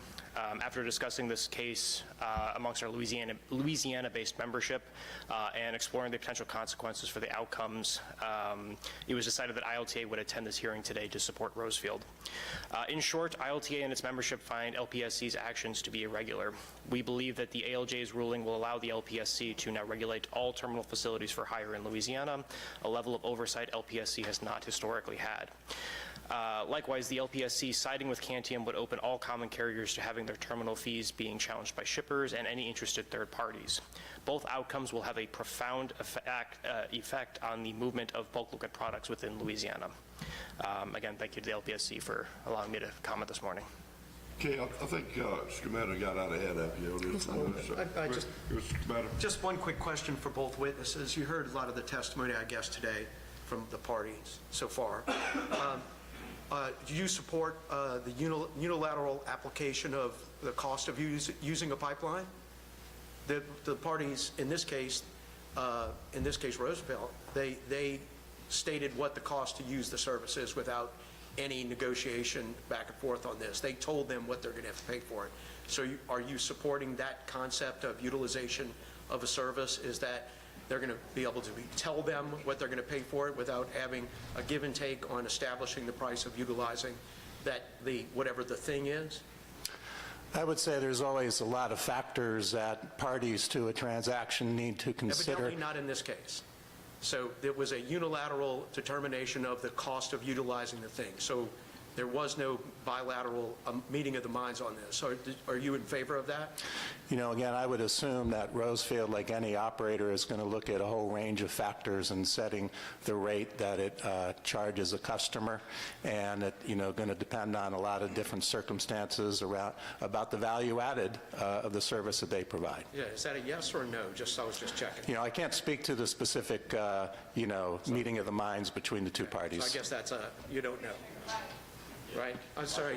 I guess that's I don't know the answer. Can't hear you. I don't know the answer Okay. between those two specific parties. I can just provide that whenever a service provider is determining a rate, they're going to be looking at a range of issues and, the value added to in the transaction. Okay, Commissioner Lewis? Thank you, Mr. Chairman. Did either one of your associations file to intervene in this proceeding in this docket? The LIPA did, Liquid Energy Pipeline did? Association. We have filed in. Do you know when you did that? It was after the due date for, interventions, but as this issue arose and we engaged with our members on it and heard the concerns that were raised by several folks, we felt like it was important to do. Do you know, we were looking in, do you know if you were trying to file as an interested party or as an intervener in the case? An interested party. An interested party. Yeah. And just, I don't have the record in front of me, was that prior or after the ALJ's? After. After. Yeah. So I guess this is my question. If this is such a great concern of the industry and of your members, this case clearly was heading towards adjudication in the ALJ process. Why was all the interested party or interventions after the ruling and not being part of the ruling to build that record within the ALJ proceeding. So you see I'm going with that because it seems everyone waited for the ALJ to make a ruling, and to my impression, please correct me if I'm wrong, that it was the assumption that we would win, and then the ALJ disagreed with us, and now all the floodgate ran saying, wait a minute, you're gonna uphalve the industry. And so if this was as substantial of a concern as I take you and many of the letters that I've received at face value, and I believe you are concerned, why was that not part of the initial adjudication? Thank you for the question. I think it really comes down to that these assets, these types of assets, have been operating in unregulated markets for decades. So no one would have expected the kind of recommendation, particularly after FERC, when the federal government denied that this was transportation we wouldn't have expected the state of Louisiana to do otherwise. Okay, thank you. I have just a brief question. And you just made a comment that said unregulated markets, but again, you're saying that the LPSC has not regulated terminaling facilities, correct? Rate making, correct. Tariffs. But we have regulated rate making. I mean, I asked the staff earlier, relative to pipelines as defined in our statutes. Right? I'm just saying, I want to agree with you. I want to agree with you that this situation that we're dealing with is very limited, very narrow in scope. I want to give, to me, in my opinion, I believe that I want to give you and your association some assurances, not only if the definition has changed, but also if this ruling doesn't go the way that you think it should, but that this does not, in fact, apply to many of the services and the facilities that you're describing to me. Whereas I believe that it is only applicable to the exact facts and the exact testimony in this case. Every case is a different matter. Like you just said, it might look at a different business deals, all have different factors, and the facts of each facility and tank as defined in the definition of pipeline may be different. But I'm trying to give you some assurances. I want what you want. I want less jurisdiction on the issues that the two of you are facing that you're saying are non-jurisdictional at the moment. I wouldn't necessarily agree that they're not regulated, because there's testimony in here, A, that they are regulated by FERC in some cases, by PSC in some cases, and then there's somewhere testimony in here that says, oh, in this case alone, there's 10, actually there was testimony just now that there's 10 other agencies that regulate the operation. So to say that it's not regulated and to say that this issue is going to change the whole regulatory framework, I think that's a little bit of a stretch given the testimony, not my opinion, but given the testimony today that we now have 10 that they stated, there's 10 agencies regulating them, federal and local and state, plus PSC, plus FERC. It's a regulated market. Thank you, Commissioner, and for sure there is a lot of regulation over these facilities. But to the best of my knowledge, not economic regulation, which is what we're talking about here, tariffs and things of that nature. So that is a very different circumstance. It does cause a lot of concern for folks. Unregulated in the sense of economic regulation, I do stand corrected. Thank you. I appreciate it. And but we're working and we're pulling in the same direction. Let's get this definition changed. Let's narrow the scope and keep this applicable to these facts and these circumstances. And I'd like to communicate that to you as well. Thank you. This is a man that is in the oil and gas industry for 50 years, but I buy gas. thank you guys, appreciate it. Well, it's sad to say, but years doesn't make you wise and figure this out, but we love our industry. Ms. Bowman, do you have somebody else had another card there? Yes, sir. We have one representative for Kantium here, Mr. Simone, if you want to come on up. Mr. Kantium, okay. Yes, sir. We'll have Commissioner Lewis will be first up when we get to that point. It's a question for staff. I'm sorry, yes, sir. Staff, I know we were talking, and I just want to understand the procedure of their request to be an interested party. Can you tell me the status of that and what is next? Because I think they've made points, and I want to make sure we include them in the record. Commissioner, I actually had brought a copy of the case file, and it looks like they had filed a motion for leave to intervene on the 13th of February. Kantium filed an opposition on March 12th.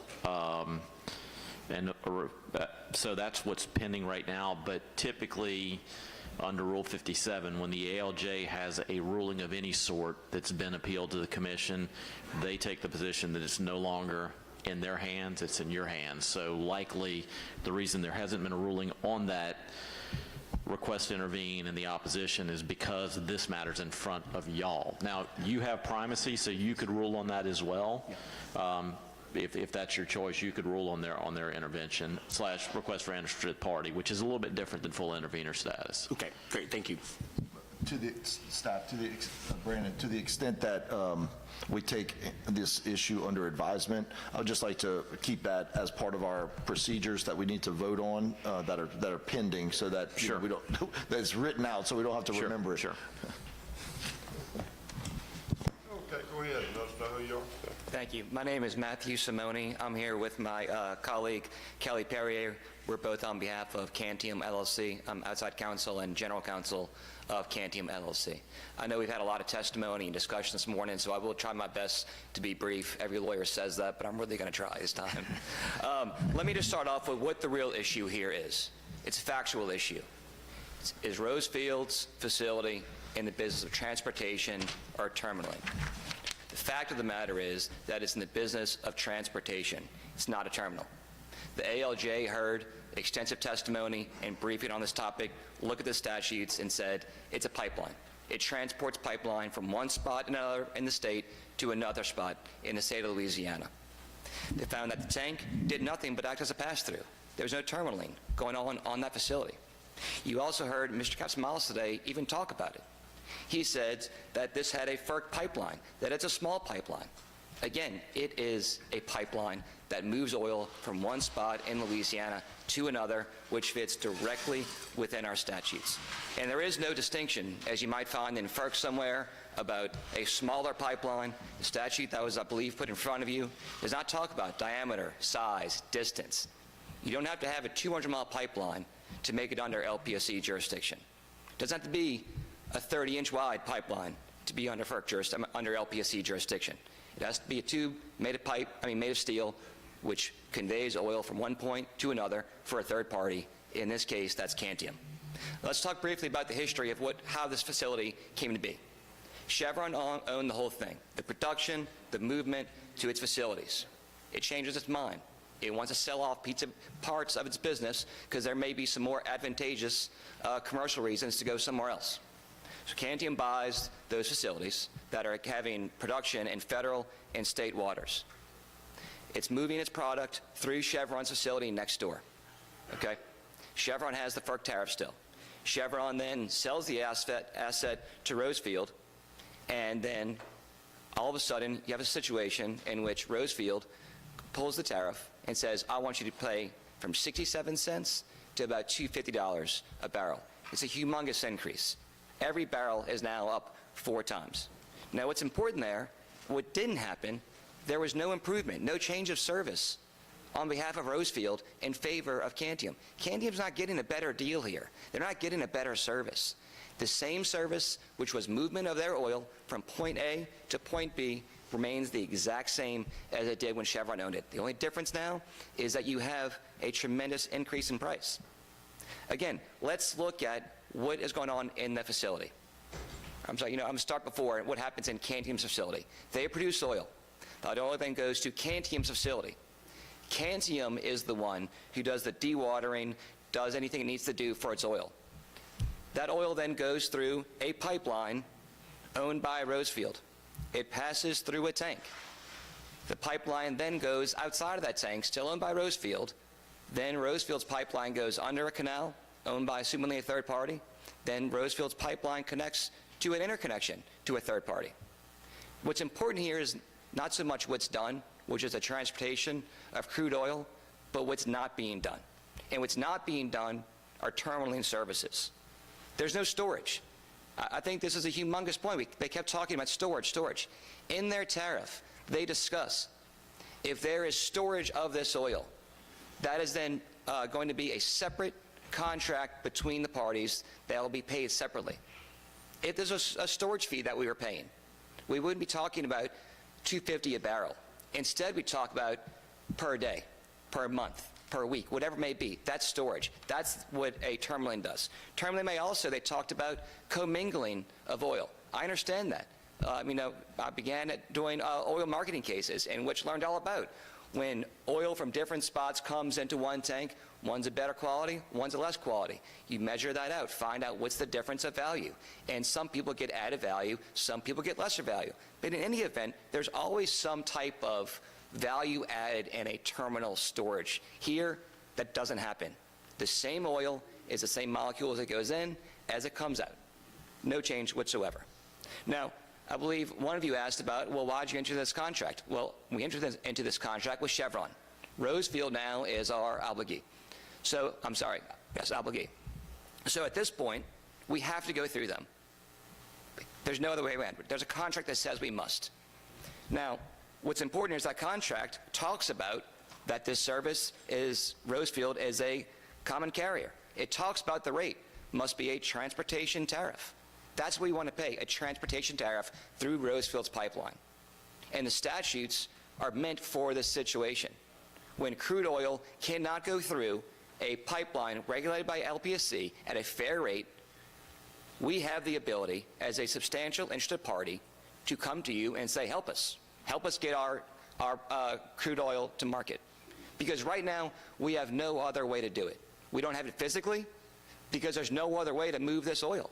It goes from offshore to Fouchon, and it has to go through Rosefield's facility to get to market. It has to go through that tank to get to market. There's not a bypass. If there was a bypass to go around that tank, we'd be happy to use it.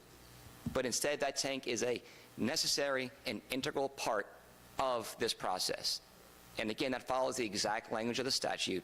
That's the exact analysis that the ALJ made in her ruling. She asked the question to Mr. Katsoumalis at the hearing, is there any other way for this oil to go? Can you go around it? And the answer is no, and that's what makes it integral and necessary that it has to move forward, and that's why it fits clearly into the statutes. So what's at stake here? What's at stake here really is Kantium's ability to survive. Kantium purposely situated itself to be headquartered in Louisiana. It's a Louisiana company. Looking at some facts here, it employs 300 Louisiana residents. It's paid $81 million in severance taxes since 2017. It's paid $75 million in royalties to the state of Louisiana. It's plugged and abandoned $150 million worth of facilities. It's on board to do more than that, and it wants to keep doing that. It wants to keep being a Louisiana. I'm sorry, Mr. Commissioner. Plug and abandon this. I do not have the exact well number. I do have the amount of money that we've paid to do so, and that number is $150 million to plug and abandon wells. Oh, I'm sorry, when did we start operations? That was 2017. What does it do now? In what terms? What is it paying now, or what is it? I have this only on a total from 17 to 23, but it does remain paying into Louisiana coffers through severance, taxes, and royalties to the state, because it is producing, one of you mentioned, one of the last producers in state waters. Everyone's run offshore, and I get why. It makes more money, and that's great. You know, we're not here to judge that. And they don't pay any taxes. They don't pay any taxes. That's a little bitty deal. And it's not a small number. Maybe $81 million is a small number. In the big scheme of things, I think it's a big number. I think it's a huge number to be paying. I got a quick question. Okay, Commissioner. A quick question. When you mentioned earlier that the pipe goes through a tank, does the pipe, does the tank provide any other service other than it's just holding it as it moves through another pipe? Does it provide any actual storage, or is it just because they haven't made it into a pipe? It passes through. I will, just to make sure everybody's aware, that the oil does stay in there for a couple of days, but that is only as an operational ability to move through. But there's no value added. The oil's not changed. I mean, is it a horse, or is it a horse of a different color? I mean, you know, is it a tank, or is it effectively just there because it was there before they bought it and they utilize it as a pipe? It's the latter. It's passed through. And the other question is that, you know, how do you express your issue associated with the fact that it went from X to X times 4 in a unilateral manner in a contract that you entered, you held with Chevron, but how does that shift in the pricing to where you get this enormous price change, which takes you from being I hate to use the term liquid because it sounds, silly, but it keeps you from being financially liquid to be in a position of questionable existence as a company. Commissioner, you're exactly right. When oil goes to a certain dollars per barrel, it is non-economic, we're losing money, and we can't exist. We're in the business to try to turn a profit, and we can't do that if the rate is this high. So how do you get to that point to where they're raising the prices on a intrastate pipeline, and I still think it's an intrastate pipeline, no matter how you look at it. At part of that, you could talk tank, but at some point it's a pipeline. How in that contract do they have a unilateral moment to where they can change the cost of the tariff, because even if it's a private tariff, it's still a tariff on the flow rate? How does that happen to where they have that ability to do so to you? That was in the contract that was negotiated with Chevron before we knew Chevron was going to sell. Obviously, there's been FERC-regulated pipeline underneath the avenue of us having the ability to seek relief in the event that it was raised so high. Does the FERC provide relief from that type of unilateral action? Absolutely. So since the FERC abandoned it, they abandoned the protections that the FERC provided? Absolutely. Yeah. So they abandoned that to the protections of what's not the FERC. So if it's not the FERC, then by logic, it's the state. Correct. Okay, thank you. All right, it's Lewis, Commissioner Lewis. I want to stick kind of where this conversation was going. So is it my understanding correctly that your lease with Chevron restricts your ability to build your own pipeline on your facility? Correct. And so you would need their consent to build a new pipeline. That's correct. And you have in fact proposed an alternative path and been denied by Chevron. Is that also correct? That's correct. So how are you not a captive customer to Rosefield then? We are completely captive. We have nowhere else to go but here. So in other words, you do not think you have an open and fair access to market door for your product. Is that correct? Commissioner Lewis, that's exactly right. Okay, but my other question is, can you identify other facilities with similar operations that the LPSC has classified as a pipeline rather than a terminal? No, I cannot, and I've been doing this in the pipeline industry now for 15 years. I've never come across a situation like this, and I've never seen a facility like this. We're not talking about pipelines that are going from tank to tank inside a facility. We're not talking about pipelines inside an LNG facility. We're talking about the movement of transportation of oil through a pipeline. And how does Rosefield's current charges compare to the regulated pipeline tariffs in Louisiana that I'm assuming you have looked at? Yes, they're exceptionally higher for the service and the distance that they're providing.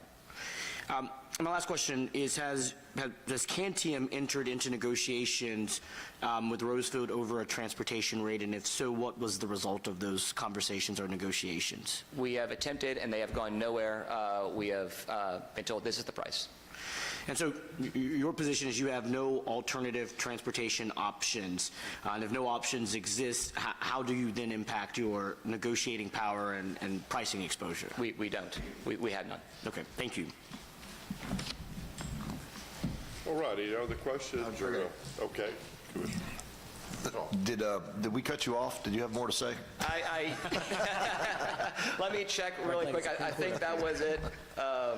I think the only other point I want to raise in terms of, the policy fears that have been raised here is that they're unfounded only because of what the fear would be. Like I was mentioning with Commissioner Lewis, is we don't believe that the LPSC does have rate-making jurisdiction for storage or terminaling by itself.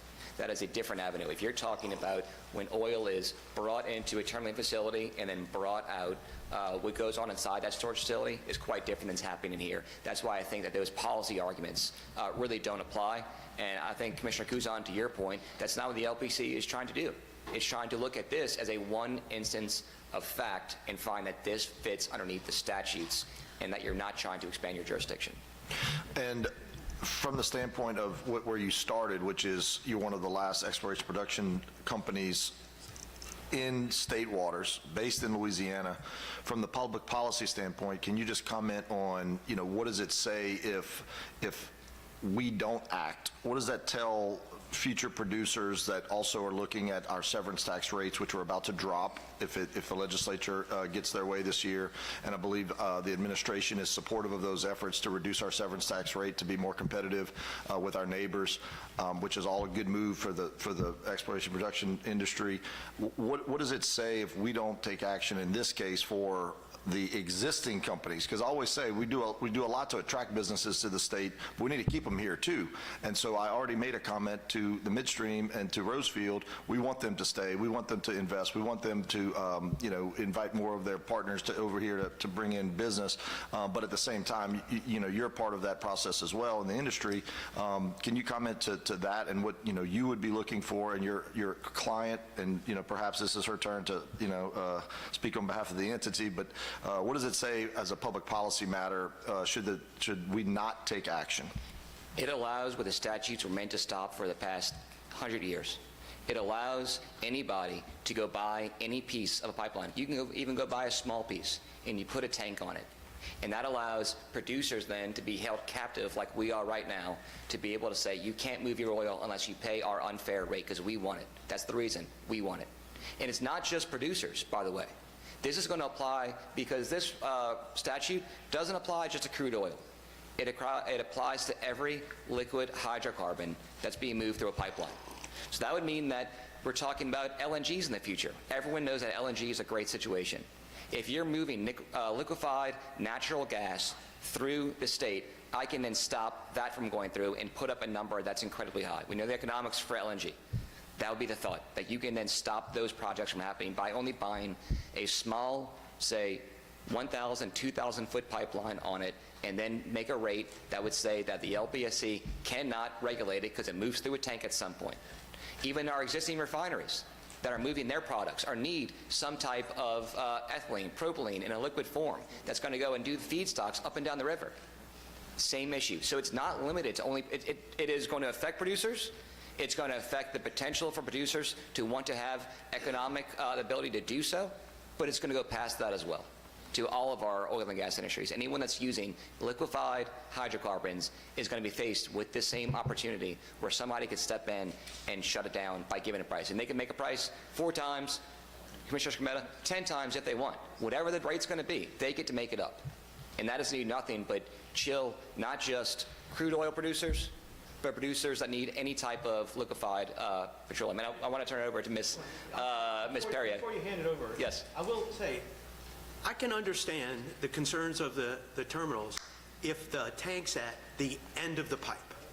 But when the pipe's going through, like you just said, that if someone wanted to, manipulate the system, they could put a small tank in the middle of a pipeline anywhere and say, okay, now we can just jam it. Right. But in this case, like you said, it's not being used for the purposes of storage. It's a throughput. So I understand what you're talking about. And I look at this a lot as, St. James. As when I think terminals, I think St. James. And you go out there and you see the size of it, it's incredible. And you see the terminals that are there for storage. That's not what's happening here. Also St. James, you see the ships coming back and forth now, exporting, and they used to be importing crude. That's a terminal. And we're not saying at all that the LPSC should go in and start affecting terminals. We're saying that if you're only moving crude through a pipeline that happens to pass through a tank but does nothing of value like storage or allow it to go onto a barge or a ship or a truck, then you're moving it through. And especially here, when that movement through that tank, when that tank is integral and necessary, because there's no other way for it to be moved unless it goes through that tank. Okay, good. Good shot. Are there any other witnesses? Oh, I'm sorry. Go ahead. No, I left litigation to not have to sit here and argue a point. No, if there are any specific questions, I feel like Mr. Simone hit all of the high points. I have one last question, and I would like your opinion on this. So you bid on this pipeline, Yes, correct? yes, after Commissioner. the Chevron sale. Yes, and during the bidding process, there was a broker involved, and we had emailed the broker to confirm that this would remain FERC regulated, and the broker consulted with Chevron and said this will remain jurisdictional. So that was part of our assessment on how we were going to bid on this asset. How would you respond to the assertion that you're just a sore loser? I mean, if that's the case, We negotiated something with Chevron that was part of a applicable transportation tariff. That is what we intend to pay, and now we have a non-jurisdictional terminal tariff that describes not terminaling. I think we are not being a sore loser. We're trying to adhere to our contract, and And so that's not you happening. originally filed your complaint with FERC based off of the Yes. understanding of the broker when you Yes, were and competing for the sale? Yes, and that was because it had been historically under FERC. We didn't, we paid a FERC tariff on every barrel. We didn't figure out like what percentage was going interstate versus intrastate, because we just paid that flat rate on all barrels. Okay, thank you. So, I think, at least myself speaking, but, we want to unleash American energy. If it's uneconomical for you to continue producing, what does that mean for your production offshore Louisiana? Yeah, this is 40% of our business model, so we lose 40%, and yeah. It's going to shut those wells in. The oil will stay underground, and no one's going to use it, and it's going to go nowhere. Okay, thank you. Ms. Kelly, will you sign a yellow card, please? Thank you. I'm done. Yeah, I'm done. I'm not going to break for lunch. You can do your motion. Like to make a short announcement. We're not going to break for lunch, so you get you some cheese, all right? All right, Mr. Kusaw got a... Do we have any more witnesses for this matter? We do not. Do you have a suggestion to move this on? Well, I have a motion to take this matter under advisement to be brought up for a vote at a future meeting. Like in the city of Lafayette next month? Well, to be brought up at a vote at a future meeting, but not to, we would not be issuing an opinion outside of a meeting. We would be waiting for a vote at a future meeting. Second. Okay, a discussion, so we would not be influencing the legislature. Let me ask on any possible legislation they make. It's my voice in our opinion right now. Okay, all right. Got that. So it's a voice, a second to move it up to Lafayette. And so Commissioner Campbell, you got a question over there? Yeah. Are we just disregarding whatever the legislature's doing? No, I don't think so. We're going to wait and see. We're just waiting to, I think the legislature's thinking about taking some action on this, and we're kind of waiting to see what the legislature will say about it. We'll be meeting at a later date, and hopefully the legislature will solve our problems with some action. Solve some problems in the future. Yeah, okay. So that's my pending motion. Everybody understand that? Is there any objection to moving this over to the meeting in Lafayette next month? Hearing none, it's done. Okay. Well, we got through that one. Thank goodness. Thank y'all. All right. So, Come on, Catherine, let's go. All right, I'm moving. So exhibit number 3 is docket number T37357. This is the Commission versus Benson Dupree Moving on alleged violation of order number T37085 by engaging in activities related to moving household goods prior to complying with requirements of revised statutes 45164E and General Order dated March 16th of 2021, and for failure to comply with requirements of General Order dated April 3rd of 2008 as amended. It's a discussion and possible vote pursuant to a Rule 57 on affidavit and stipulation executed by the carrier, so this will need 2 votes. As a result of violating Commission Order number T37085, a citation was issued to the company. In response to that citation, the owner of the company executed an affidavit and stipulation on behalf of the company admitting to violating all violations in the citation. In the affidavit and stipulation, carrier agreed to the imposition of a $1,500 fine and a $25 citation fee, with $1,000 being suspended contingent on the following conditions: that execute the affidavit and stipulation by date certain and paying all fines and fees, ceasing activities related to moving household goods until such time as a common carrier certificate is obtained, and seeking such common carrier certificate. Staff recommends that the Commission, 1, exercise its original primary jurisdiction under Rule 57 to consider the affidavit and stipulation, and 2, accept that affidavit and stipulation executed on February 20th of 2025 for fines and fees totaling $525. Move to bring the matter under Rule 57. Second. Move to, sorry. You're good. You're on. Commissioner Scamato moves that we take it up under 57, is seconded by Commissioner Lewis. Any objection to that? Hearing none. Move to accept staff recommendation. Move to accept staff recommendation under Commissioner Scabata. I'll second that. Any objection or follow-up? So it's in the books. It's done. Exhibit number 4 is docket number T37449. This is the Commission versus Smitty Express Services on alleged violation of revised statutes and general order dated November 22nd of 2011 for failure to submit gross receipts and or to pay the state proper fees for the years 2022 and 2023 for inspection, control, and supervision of his business services authorized in common carrier certificate number 8085. Discussion and possible vote pursuant to Rule 57 on the affidavit and stipulation. As a result of the investigation conducted by the transportation staff, a citation was issued and based on the aforementioned violations.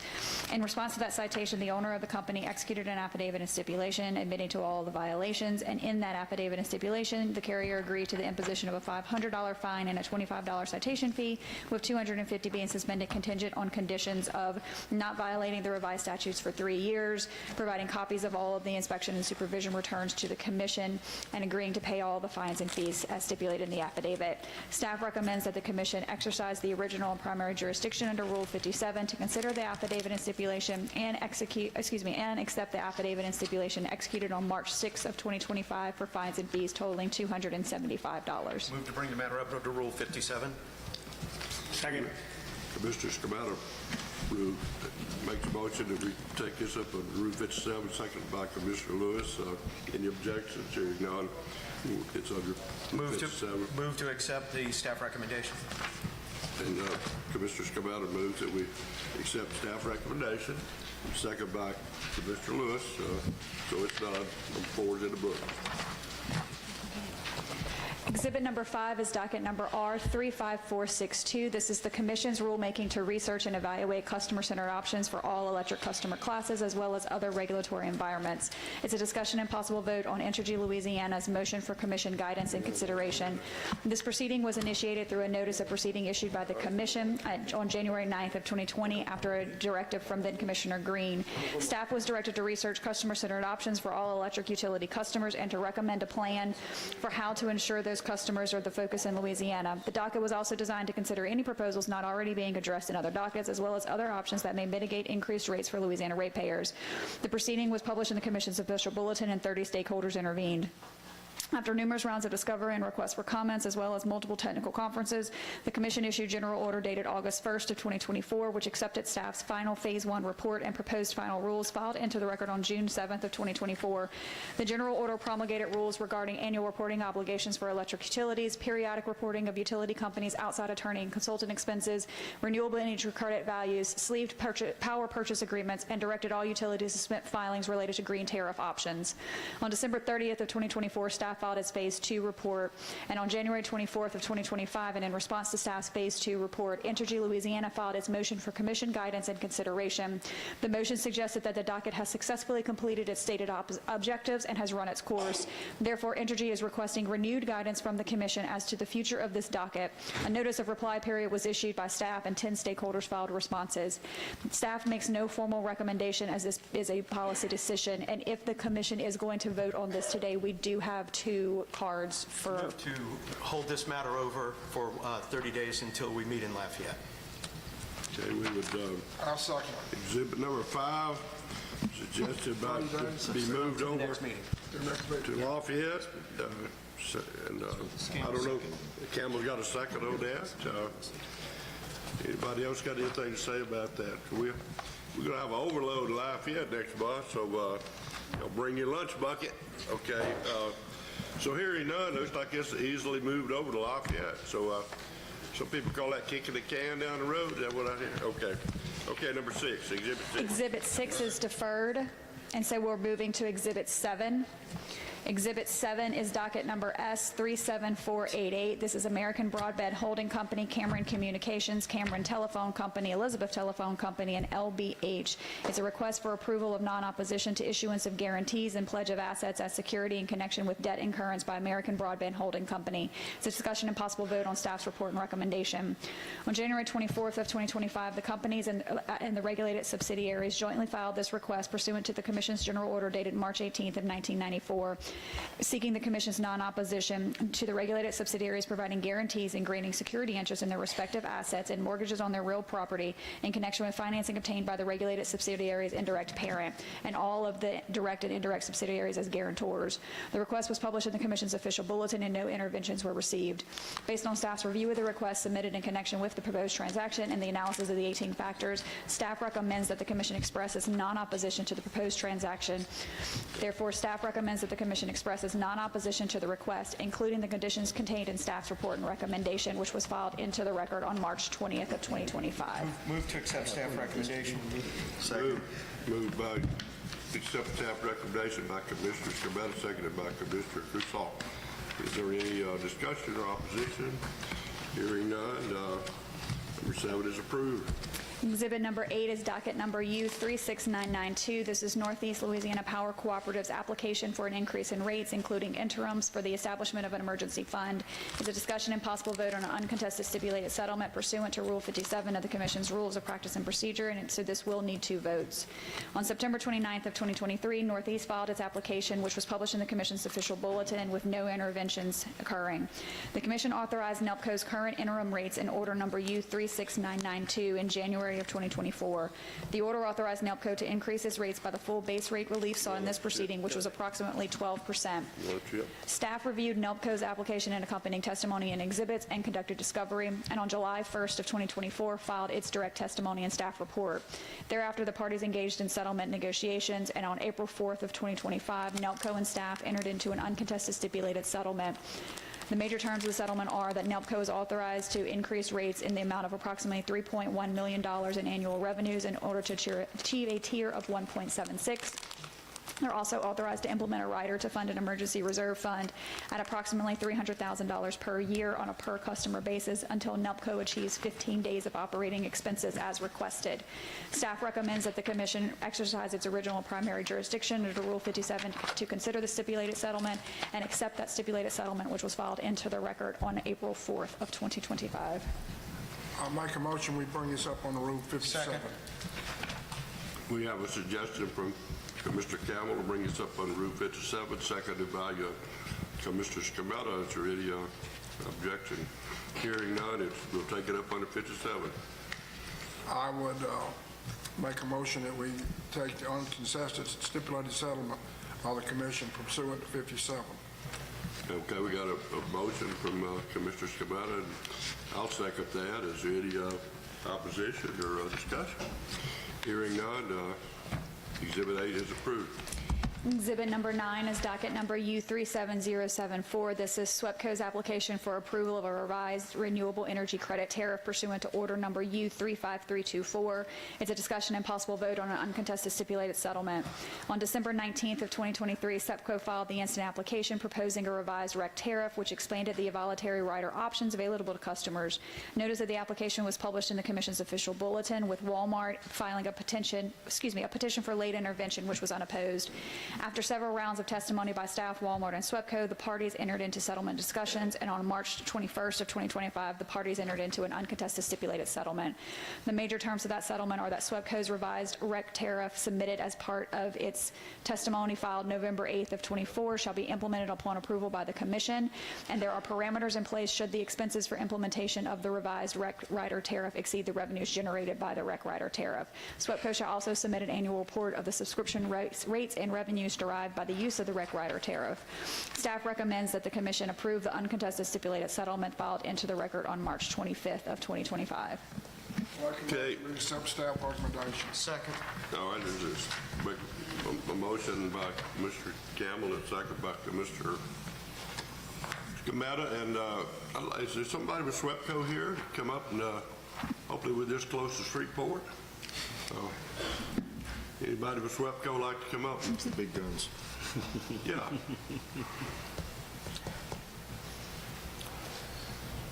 Okay. We got some And heavy Melissa, duty. you can just sign the clipboard since you're counsel. Thank you. Good morning, Melissa Gage, Vice President of Regulatory and Finance with SWEPCO, and you all know Bobby. Good afternoon. Are we in SWEPCO area right here or CLECO area? Not Lafayette. Co-op or you? He asked, does SWEPCO handle anything in Lafayette? And the answer is no. No. Are we, I believe we are sitting in SWEPCO territory. I'm looking at the team. Yes, sir, we are. He knows. Yes, I think the answer is yes. What do you have in Lafayette? No, I sit here. He said Lafayette. He said here. No, I sit here. Oh, you did? I'm sorry, I wasn't clear. Here, Sabine Parish, on the border of Toledo Bend. He's got Valley Electric.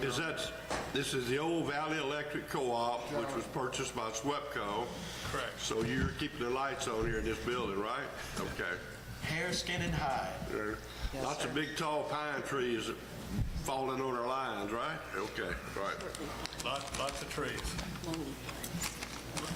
Get the microphone just a little closer, maybe from the side. Okay. Who is this talking now? Bobby Gillum, representing SWEPCO. Okay. This is already passed, Mr. Chairman. We just brought it up. We didn't. Okay, so I want to make sure, what do y'all want us to address? Okay, I'm sorry. Thank you, Melissa and Bobby.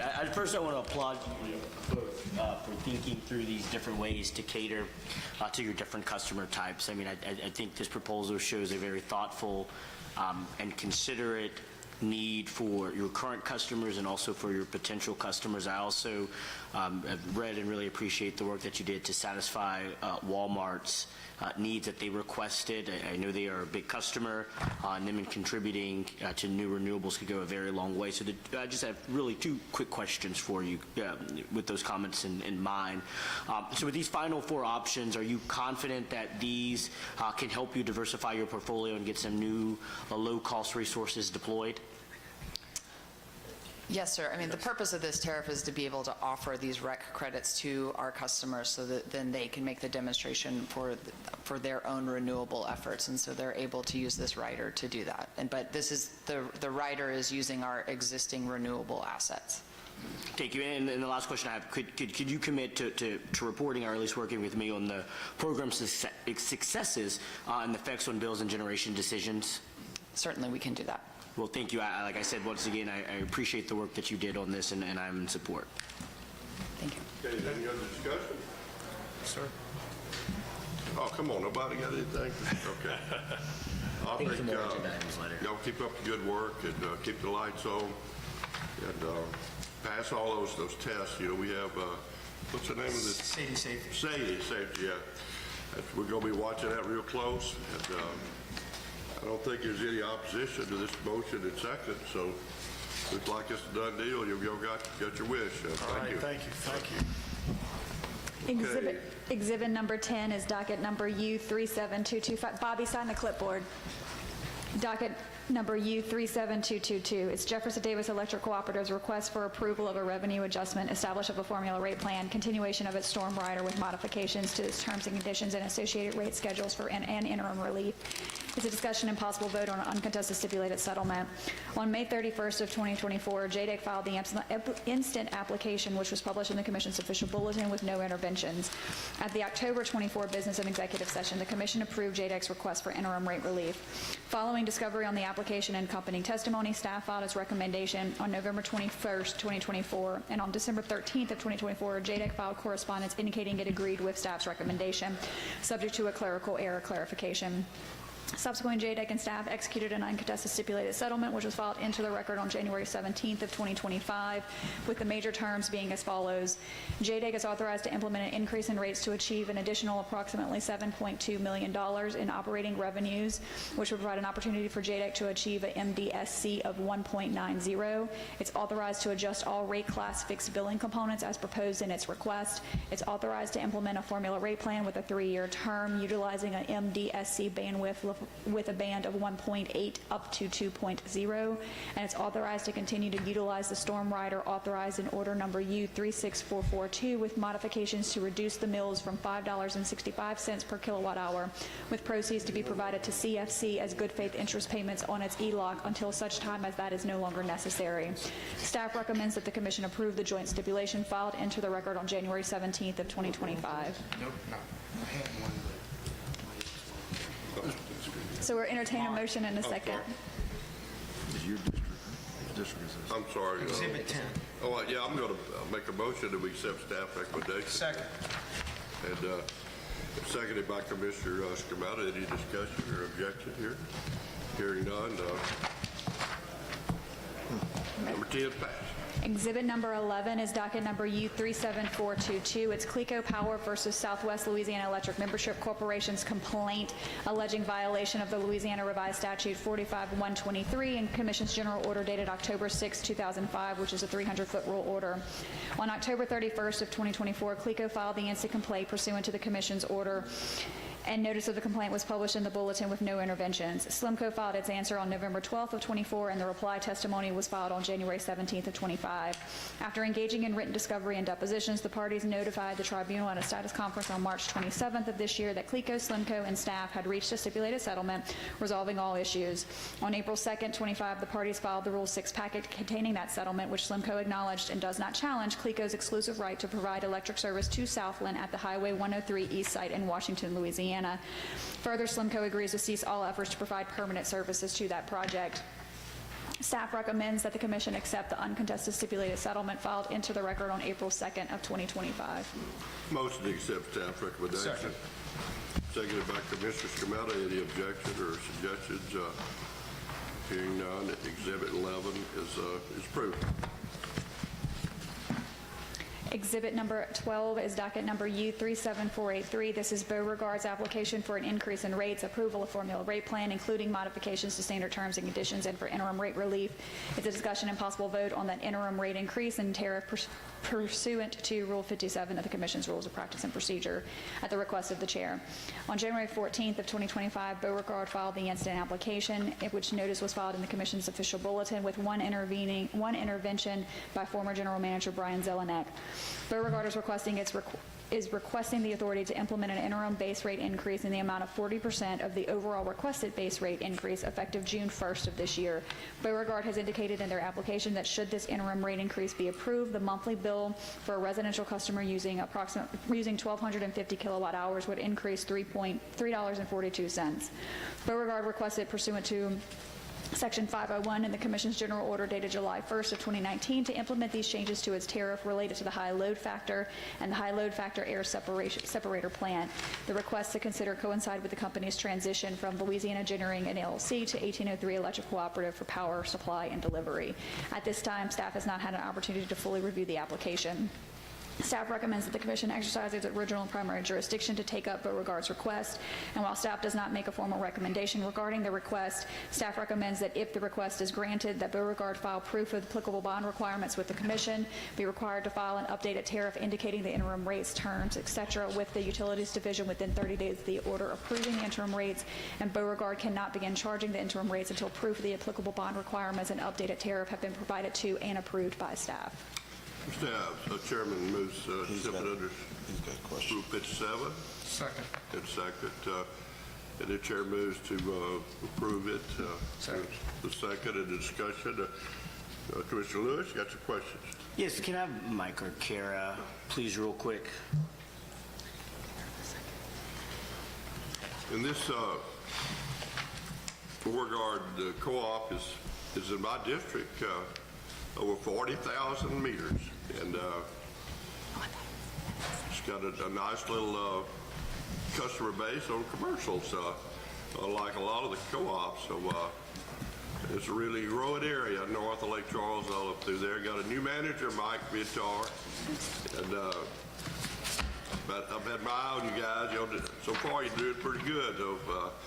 So, Commissioner Lewis, go ahead. Thank you, Mr. Chairman, and Mike, it was a pleasure meeting with you, and congratulations. And I know y'all have been navigating some difficulties at Beauregard, and I know there has been some challenges, but I want to, one, commend you and celebrate what I think you're doing, which is to right the ship. And Mike, please correct me if I'm wrong. In reading this, you were able to find about $1.4 million savings in your annual budget. Is that correct? That's correct, Commissioner, but amongst, other things, right-of-way clearings, contracts, that types of things, we're allowing through attrition, not backfilling some jobs, merging some responsibilities, Well, we haven't fired anybody or anything, but, some retirements have happened. We've done away, I think so far with about 7 jobs, various things like that, programs that have gone on, but we are looking for every opportunity we can to save money for the members. Well, which I think is extremely appreciative when you bring in an interim rate to showcase that you did some internal work also to make it clear. Do you believe on top of that your new power supply will be enough to offset an increase, and if that we find it justified, that it would be reasonable for your customers? Is that correct? Yes, that's one of the reasons of the timing. We're actually, we're scraping the bottom of the barrel and probably needed to do this before now, but we've tried to hold off until the timing where we'll first start to realize the savings from 1803. So the 1803 billing will start on June the 1st, and that's when we're asking for this to take place. So what we read a while ago is about $3.70 on the average member, the 1,250 kilowatt member. Theirs will increase about $3.50, or we'll get an extra $3.50 off of that. But the member's bill is actually going to go down more than $15. So what we're saying, and what we've been telling the members, is that the savings from 1803 will more than cover the cost of the increase and still be able to provide some relief to me and to them. I'm a member also of Beauregard. Yeah, no, and I see that as a very good trajectory, and I'm really pleased to hear that, and I just wanted to make sure that it's a sustainable future. And so the last question that I have is can you just share how you believe this will help balance your books, and what else are you thinking about or considering doing to ensure the financial stability while keeping your services, of course, reliable and of course, more resilient as Southwest Louisiana faces more natural disasters as of recent times? Sure. I mean, just going back, the primary need, like I said, we're scraping the primary need for the interim now is that without it, we're going to be in default of our MDSC covenant. With it, we're projecting to be at a 1.38. Without it, for the remainder of the year, we'll be at like a 1.24. So that's why it's critical that we do it now. We're going to continue to look for every opportunity that we can. We're about to restructure some things in our warehouse where we're shopping out things a little bit better, trying to keep better tabs on inventory to help keep some overhead things down. I mean, we have a lot of ideas. I've met with each employee.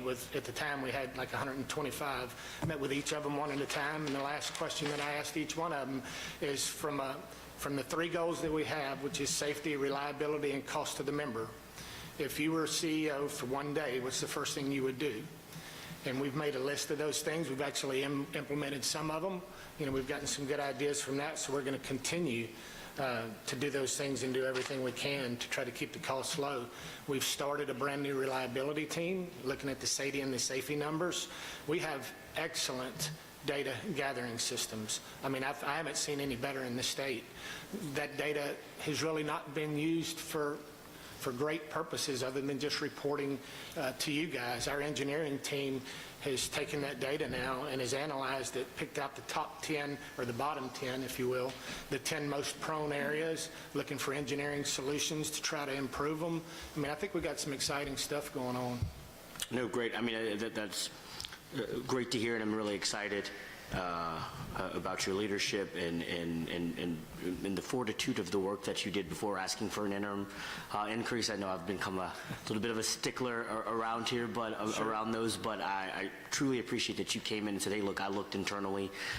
We are looking at things to ensure that we protect our members, but we just need to be financially secure." And I look forward to continue working with you. And then I'll come to my old stomping grounds during football season, since I made a bad bet against McNeese in March Madness. So I'm going to make a good bet for McNeese Cowboys with your brother's return during the Southland Conference this year. So thank you, sir. With Matt back, I can get us a sideline pass. Oh, okay. And your district drops down to north of Lake Charles there in Moss Bluff, right? Yes, sir. That's where I live, in Moss Bluff, and I'm a member. So the western half of Moss Bluff, the outskirts of Westlake, north of Sulphur, to Vinton. Okay. Is your church in in the footprint? No, sir, it's on the east side of Moss Bluff. Okay, that'd be Entergy there. Yes, sir. Okay, Yes, all right. All right, any other discussion, questions for these folks? Well, So keep up the good work. We got our eye on you. So far, it's been looking good. Please do, thank you. So we had a motion by the chair, but can we clarify who? Oh, that's right. There's a Seconded by motion for, Commissioner 57. Carson. I just wasn't sure who seconded the motion to accept the interim rates. Now, if you need it. I got it, thank you. All right. So we're through with that one? Yes, sir. Okay, number 12 is in the books. All right. Exhibit number 13 is docket number U37502. This is SWEPCO's application for extension of its formula rate plan and service quality improvement program and request for interim increase in vegetation management. It's a discussion and possible vote on an interim increase for vegetation management pursuant to the Commission's Rules of Practice and Procedure. It needs 2 votes. This was Exhibit 23 at the March B&E, and this is at the request of Commissioner Campbell. On February 10th of 2025, SWEPCO filed its application, which had had one intervener, which was the Alliance for Affordable Energy. SWEPCO is requesting the authority to implement an interim increase through its fuel adjustment clause to generate an additional $18 million to fund its interim vegetation management plan. SWEPCO has indicated in their application that should this funding increase be approved, the monthly bill for a residential customer using 1,000 kilowatts per hour would increase $3.10 for a 12-month period. At this time, SWEPCO has not had, staff has not had an opportunity to fully review the application. Staff recommends that the Commission exercise its original and primary jurisdiction under Rule 57. And while staff makes no formal recommendation regarding the interim increase, staff would recommend that should the interim increase be approved, SWEPCO should be required to file applicable bonding requirements with the Commission and be required to file an updated tariff indicating the interim rate and its terms with the Utilities Division within 30 days of the order, and SWEPCO cannot begin charging the interim rate until proof of the applicable bond requirements and updated tariff have been provided to and approved by staff. Okay, Commissioner Campbell, you want to do 57? Yeah, this is, we really had problems up in our area keeping electricity on because of the growth of trees. This is a little patch, if you will. It's an $18 million patch that we want to get to try to solve some of our problems. We've had an extra amount of outages, and this will help us get it started. Everybody's for it. It's going to be bonded, and people are going to be able to get their money back if it doesn't work, but it's going to work, and we're trying to get ahead of it. Right now, we've had whirls of rain in North Louisiana, and trees are growing like mad, so we're trying to get ahead of them. This will help us, like I say, put a little patch on our real problem. So I'm all for it. I'd like to make a motion, we bring it up on a Rule 57. Second. Seconded by Commissioner Scamata. And any objection to that? Hearing none. We're under 57 and... Make a motion that we accept it. Okay. Motion by Commissioner Campbell and seconded by Commissioner Scamata, and discussion by question by Mr. Lewis. Commissioner Lewis. Thank you. And Lane, can you also please come to the table because I have some questions for you. First of all, thank you, Melissa and Bobby. I'm all for prudent maintenance of utility transmission and distribution systems, but I'll be honest, I'm struggling with this one. And I am because I'm trying to figure out why we should fund it this way and this way now. And I'm looking at the pending docket, and there's some inconsistencies that makes it very hard for me to accept this. I'm going to start off with this request proposes a mechanism where the program's performance is checked each year by your safety and your SAIDI compliances. Is that correct? Yes, sir. But when we look back to the previous docket, I mean, we're finding some significant inconsistencies with how you handle your safety and your SAIDI numbers. And I would like staff, Mr. Sisson or Arvin, to explain what were those inconsistencies that you have discovered in this other proceeding. Yes, certainly. We were commissioned to do an investigative report into the SAIDI safety, reliability, and vegetation management for SWEPCO. As part of that investigation, we went through the history of what they have called the SQIP, the Service Quality Improvement Plan. We went through the history of that, how it operates, how it was supposed to be funded, how it was supposed to be bid, and we came up with several findings and several staff recommendations. Specifically with the one that you're referring to, what we found was that through the history of the SQIP, there's also a parallel reporting requirement on every utility to annually report their SAIDI and safety numbers. So we were getting SAIDI and safety numbers reported in the SQIP, and we were getting SAIDI and safety numbers reported in the annual report. Throughout this entire history, those numbers didn't always match, but more importantly, what we discovered was throughout time, the outages that were included in the calculation, the types of outages were being changed. They were eliminating types of outages that were being included throughout the period. So they started eliminating some types of outages in 2016, and I think some in 2018 and some in 2021. And so it was very hard for us to get a consistent gauge of, how they were actually performing in SAIDI safety because we weren't looking at the same numbers. So we went back and we got all the raw data and we recalculated the SAIDI safety throughout the entire period for both the Valley District and the Legacy District. Specific finding with regards to that is pursuant to their last rate case settlement, if they failed one of those metrics, then they had to owe $250,000 per year back through the FAC. Our recalculation showed that they failed the SAIDI metric in all 3 years, so our finding is that that we believe $750,000 should go back. That's in a separate docket. That's been converted to a U docket. Interventions are available. People can get in, and we'll get to our resolution through there. And thank you. And the reason and I'm not trying to conflate the dockets, but the reason I asked that question is because if based off of I guess as we have always defined it here, the skin in the game argumentation is based off of safety and SAIDI, but the audit report is finding SWEPCO has been inconsistent in the manner in which it determined its safety and SAIDI metrics. I'm struggling to see how that I can use that as a real measurement of the success of an interim rate. And so I would love SWEPCO to respond to that. If I have an investigation in one docket saying you have changed and not used safety SAIDI accordingly, and then now we're saying, well, we're putting in some safeguards because if we fail safety SAIDI, we will repay this money back, but if I can't trust you on your safety SAIDI numbers, how can I verify the repayment? I can give you, and Melissa, please jump in, but a couple of historical facts, so we have this straight. It gets confusing. We have SWEPCO Legacy and we have Valley. And Valley was initially acquired in 2010, but Valley was not subject to the SQIP. The reason why is you can look out the window here and see why. It was not maintained for lots of reasons. Trees, for one, poles, they were using untreated poles.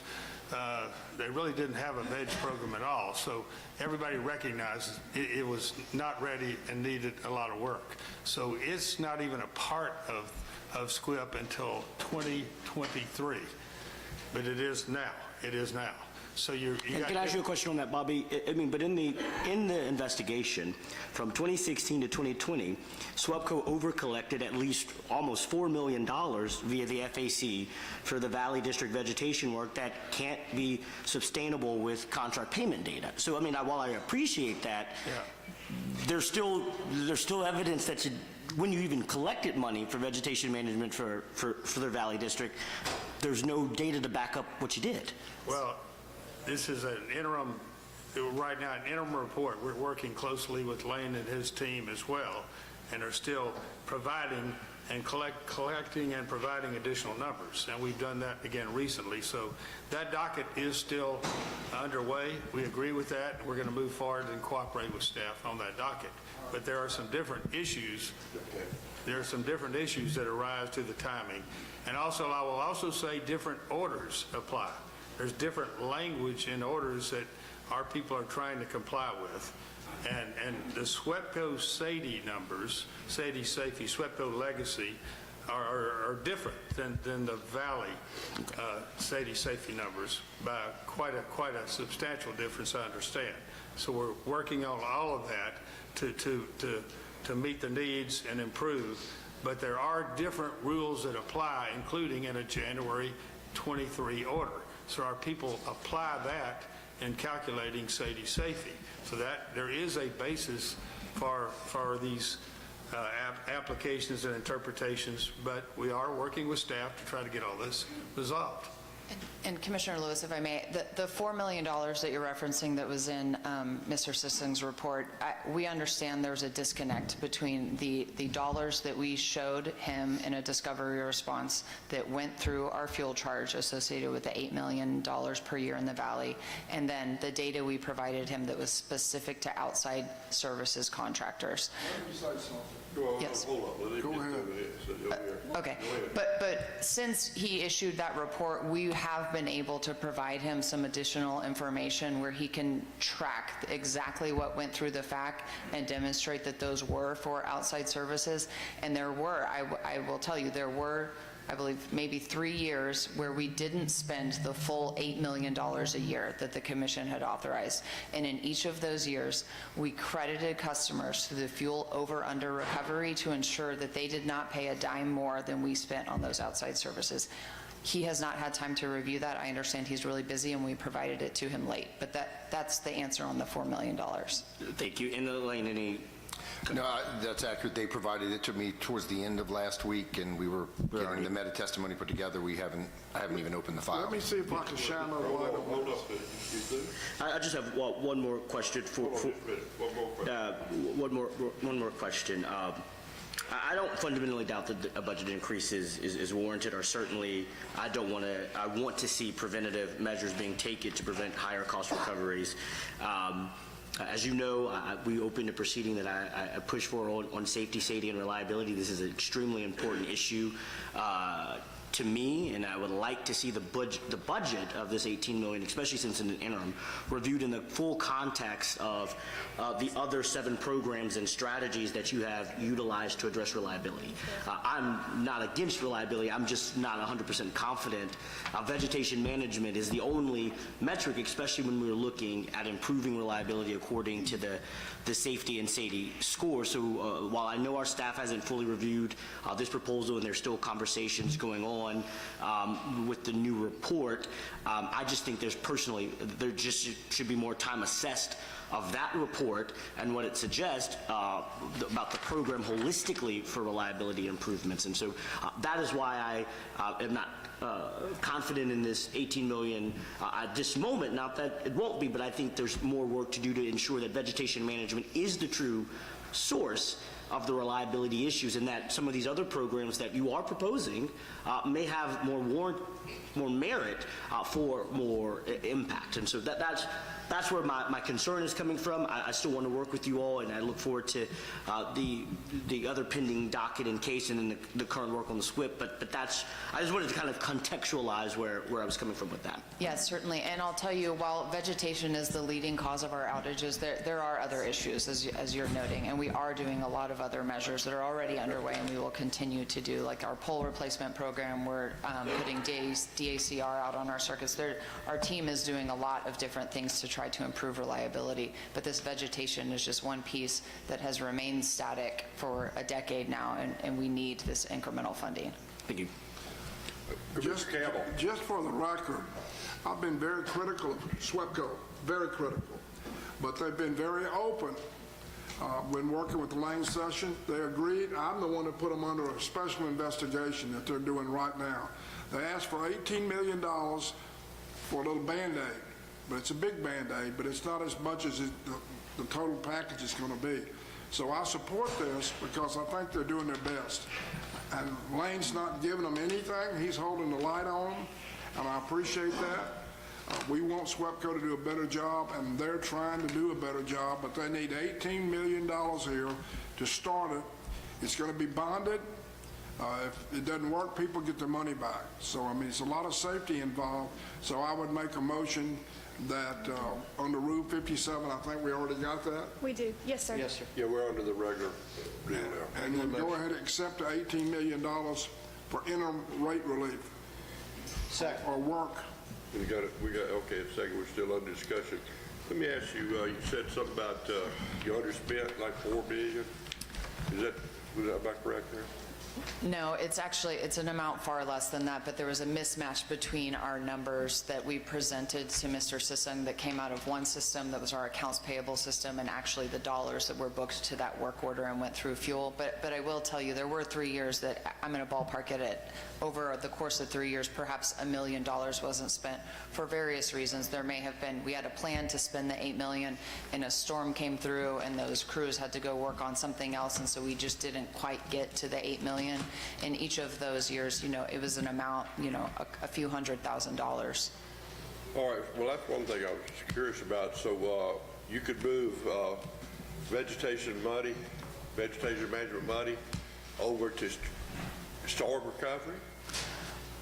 We aren't moving those dollars. Essentially, just those crews would be working on the storm, and that gets booked to a different work order. So if they weren't working the veg management plan that was specifically for that $8 million that was to go through fuel, then we wouldn't book it there.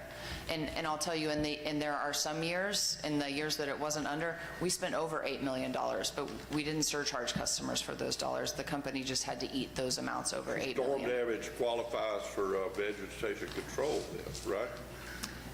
Depending on if it's part of our storm reserve or something else, it would be just part of that storm work order rather than this specific vegetation project in the valley. So if you got vegetation control budgets, you got some storm damage, you're going to come up short on your vegetation control. Would that be right? And that's something I don't think we should be doing. So that's why I'd asked you, do you need a rider for storm damage, or you don't have a storm recovery, but that's still money out of your pocket. It's going to put you behind on your annual report, your what do you call it, your review. We really don't know what's going to happen till we get a report in. Mr. Sisson's doing an in-depth report right now. Right. This is a Band-Aid or interim request, and we're waiting on the report to see if we can make progress, and we should be making progress. They're doing everything they're told to do, and Mr. Sisson is not sparing anything. He's asking a lot of hard questions, which he should have, because we realized that we had a problem. But this is just money to help us get started, get the trees back, until we can find out exactly what our problem is. Isn't that right, Mr. Sisson? Yes, sir. There's a few things going on. So an initial copy of the report's been issued. They haven't had a chance to respond. They've already provided me with one response I haven't seen. So we have to get through that whole process of their response to get to the final conclusion. Also, they have their FRP renewal and SWIP renewal open, which we'll be working with them to determine how those programs will continue and if there will be a more permanent solution. And the third thing that Commissioner Lewis mentioned earlier, which I think is very important for this commission, is there is a rulemaking open on the SAIDI safety metrics so that we can get a uniform practice that everyone agrees to, and how we're going to report and how we're going to hold utilities accountable for reliability. So there's a lot going on. Yeah, a lot of things are going on right now. Yeah. So Lane, you and Arvin are working on this project together, right? That is correct. We always say time is of essence. Any idea on the timeline when we're going to hit the bottom of this? We just got the procedural schedule done on the FRP SQUIP renewal. I think the trials in, I don't remember. January. Trials in January. So that's why this interim relief is going to come in before that. And on the rulemaking, we've issued our first set of data responses. We're going to have to do the same thing. We're going to have to get a lot of data back and do a lot of the time crunching. So I would say throughout this year, we'll be working on all that.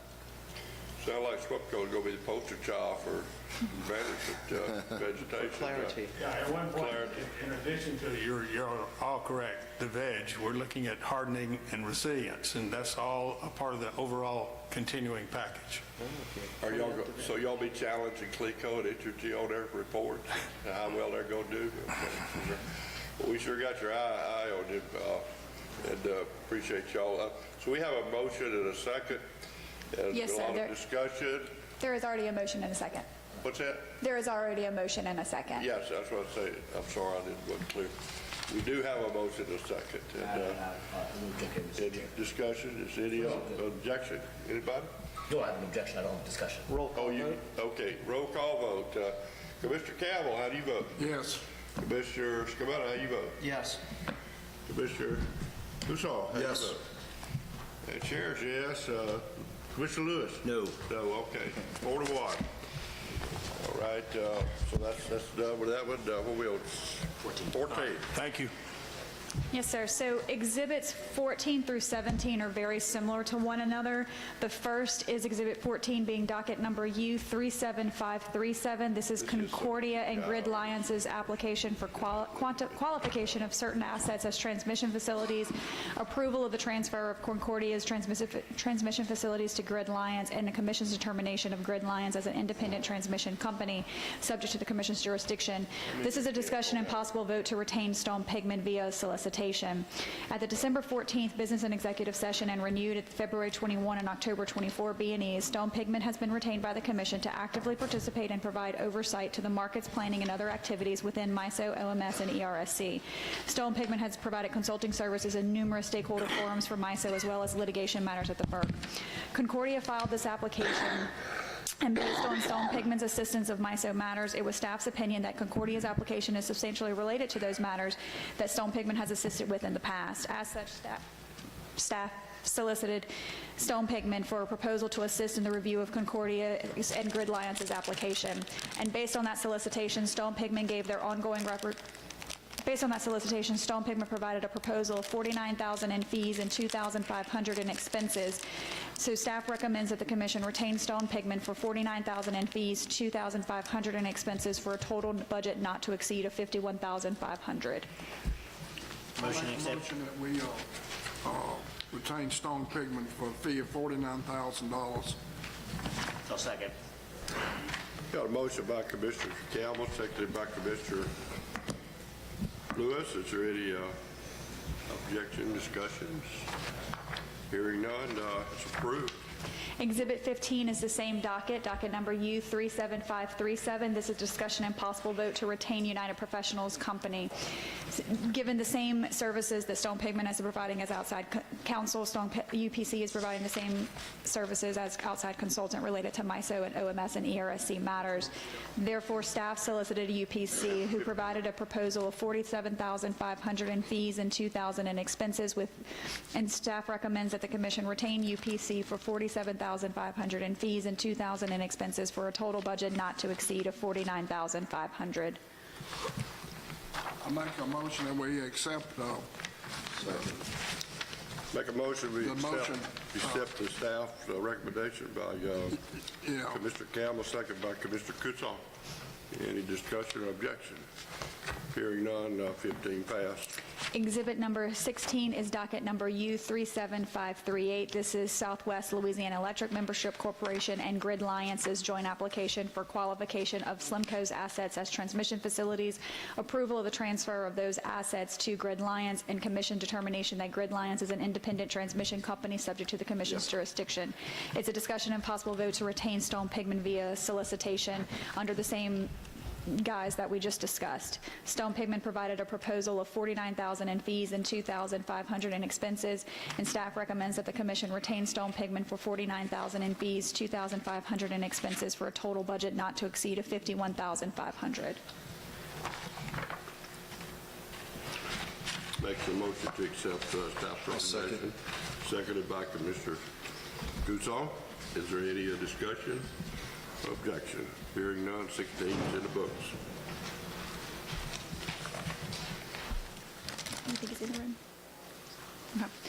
Okay, moving on to exhibit number 17. It's the same docket, U37538. This is a solicitation to United Professionals Companies to assist the Commission staff in review of SLMCO's and Grid Alliance's request to transfer certain transmission assets. And it's based on staff solicitation. UPC provided a proposal of $47,500 in fees and $2,000 in expenses. And staff recommends that the Commission retain UPC for $47,500 in fees and $2,000 in expenses for a total budget not to exceed of $49,500. I make a motion that we accept this staff recommendation. I'll second. Second by Commissioner Cusall. Any objection, any discussion? Hearing none, it's passed. Next item is exhibit number 18, which is docket number X35. Hear you. Okay, I'll talk louder. Is that better? A lot better. Docket number X35764. This is the Commission Cybersecurity Monitoring for Commission Jurisdictional Utilities. It's a discussion and possible vote on a budget renewal. On October 2nd of 2020, the Commission opened this docket pursuant to a directive for continued coordination and monitoring in the area of cybersecurity threats to jurisdictional utilities, assets, and operations. There was no opposition to that directive. McHugh Group was hired at a subsequent B&E, and the Commission stated that at the end of a 24-month period, the importance and continued need for monitoring the area of cybersecurity would be reassessed. At February's 2023 B&E, Commissioner Skrmeta stated that the cybersecurity remains a concern and is more prevalent in our day-to-day activities, and that is a continued need for monitoring. Commissioner Skrmeta asked that McHugh Group submit a budget to staff on a biannual basis for the continued monitoring of those issues until such time that the Commission determines the monitoring is no longer needed. Consistent with that request, and given the Commission's directive last month, McHugh Group submitted a budget for 2 years of cybersecurity monitoring, which was approved at the March 2023 B&E and expired in March of 2025. At staff's request, McHugh Group submitted a budget for an additional 2 years for fees totaling $158,500 and expenses of $3,300 for a total budget not to exceed of $161,800. At the end of the 24 months, the importance and continued need for monitoring the area of cybersecurity will be reassessed. Staff recommends that the Commission renew McHugh Group's budget for the continued cybersecurity monitoring in the amount of $158,500 in fees and expenses of $3,300 for a total not to exceed budget of $161,800. Commissioner Kusal would like to have a discussion with the principal here. I got a question. And I'm going to step in here for a minute and basically say that this is moving this forward for a couple of reasons. One is the budget's been, I believe, depleted completely on cyber, and this is a renewal of the budget. The other element is we're moving into a whole new task on issues associated with matters associated with Bitcoin data and also working with the federal government on cyber. So this is a continuing movement towards our working on cyber. So I think it's super important that we keep moving on this, and we can't lose sight of the critical aspect of cybersecurity and what we do. In fact, we probably need to move forward also into issues associated with water companies because of their susceptibility to attack. So anyway, I know that they have questions, but I ask for support on this matter. Mr. McQuaid, you here? McQuaid. There he is. He was here. He's here. Come up to the chair, please. And I think so I move to approve the budget. I think Commissioner Kusal had the first bite at the apple here. Yes, sir. You get a second for him, so we can have the discussion. Mr. McQuaid, have you filed reports? What do the reports say? You did reports on this? Reports on this docket? Oh, absolutely, Commissioner. Yeah, well, what do they say, basically? Well, you got copies of them, or what? Well, I don't have copies with me. There's reports to staff, reports to commissioners when they request reports, and frankly, they involve specific matters that sometimes can't be discussed in a public forum. They're best reported individually and confidentially. You sent it to every commissioner? No, sir. I report Who'd you send? I don't think I got one. I report to staff. I report to commissioners when they request reports, and I ask commissioners when I meet with them or deal with them if they have any questions and if they would like reports. Well, I hadn't seen you. Okay. Well, So it would be possible for me to ask, because this is the first time I've seen you in a long time. Well, I see you at the meetings all the time, Commissioner. Do what? I see you at meetings all the time, Commissioner. No, but did you go by their offices and met with them, the various commissioners? I have. Yeah, well, you hadn't come by my office. No, sir. I haven't been up to your office. In fact, you and I discussed that. I did reach out to you and ask you if you'd like to have a telephone discussion or a telephone conference set, and we didn't do that. Well, I'm just wondering, how much money we spend a year on this? 61,000, 158,000? That's a two-year contract. That's a two-year contract. That's 158,000 for 2 years? That's a two-year contract, Commissioner, Okay. and that's a proposed budget based upon an expansion of scope of this docket. Frankly, it's in line with the last two-year budget, despite the expansion of scope of the docket, because we don't know what's yet to come. Well, I'd like to visit with you when you have a chance. Absolutely, Commissioner. I've always enjoyed meeting with you. All right. Okay. Did you contact Mr. Shine about this, my assistant? No, sir. I actually emailed you directly about a telephone conference once we realized it was going to be set on the agenda for this meeting. I've been through this deal with emails. That's the same thing that the people from Energy told me. You know, they didn't. They forgot to call me. They said, we emailed you, and they called me at 15 minutes to 12, and I said, when's the meeting? It's at 12, and it was a little hard for me to get to the meeting. It was a pretty big meeting. It was the introduction to the medical situation. They forgot to call me. Next time, give me a call. Absolutely, Foster. I've always enjoyed meeting you. I know we've met a lot over the past. Shake your head like this. You'll ever let us forget. Okay. Okay, I think Commissioner Cousson's in line. By the way, Catherine, I did second that motion. Oh, okay. Thank you. Thank you, Mr. Chairman. Good morning, or good afternoon now, but I've heard you talk a couple of times about the inability because of cyber risk that we can't get a written report. You know, and I did ask you, and you did come to meet with me in Lafayette, and I said, hey, what are the deliverables? That's what I ask all the consultants. What are the deliverables? That's correct. And you mentioned the same thing. I think that's kind of nonsense. I mean, that's just my opinion. They have a department at LSU. You're wearing your LSU shirt today. Are you familiar with the LSU Cybersecurity Department? I am, sir. LSU is designated as a National Center of Academic Excellence in Cyber Operations by the National Security Agency. So they're teaching courses including, well, you have degrees with cybersecurity and concentration, with computer science, and PhDs available. They have an LSU online cyber boot camp.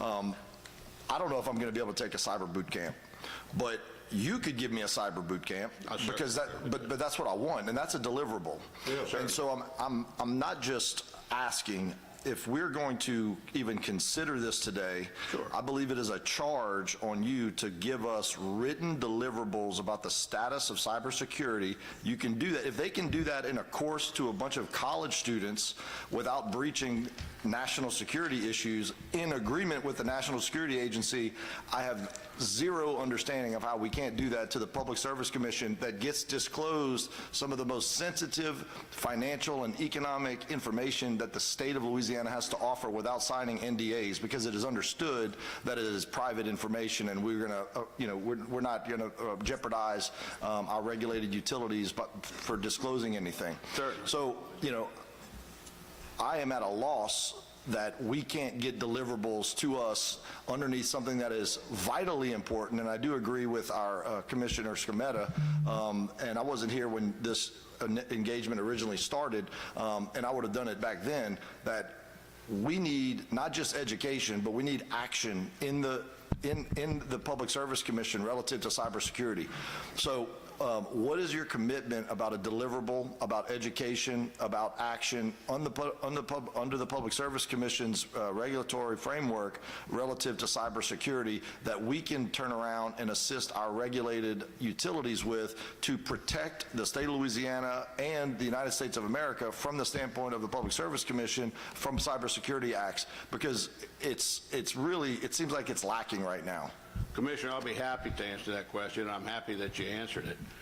I may have miscommunicated when you and I discussed when we first met with regard to what we can and should and perhaps should not put in writing.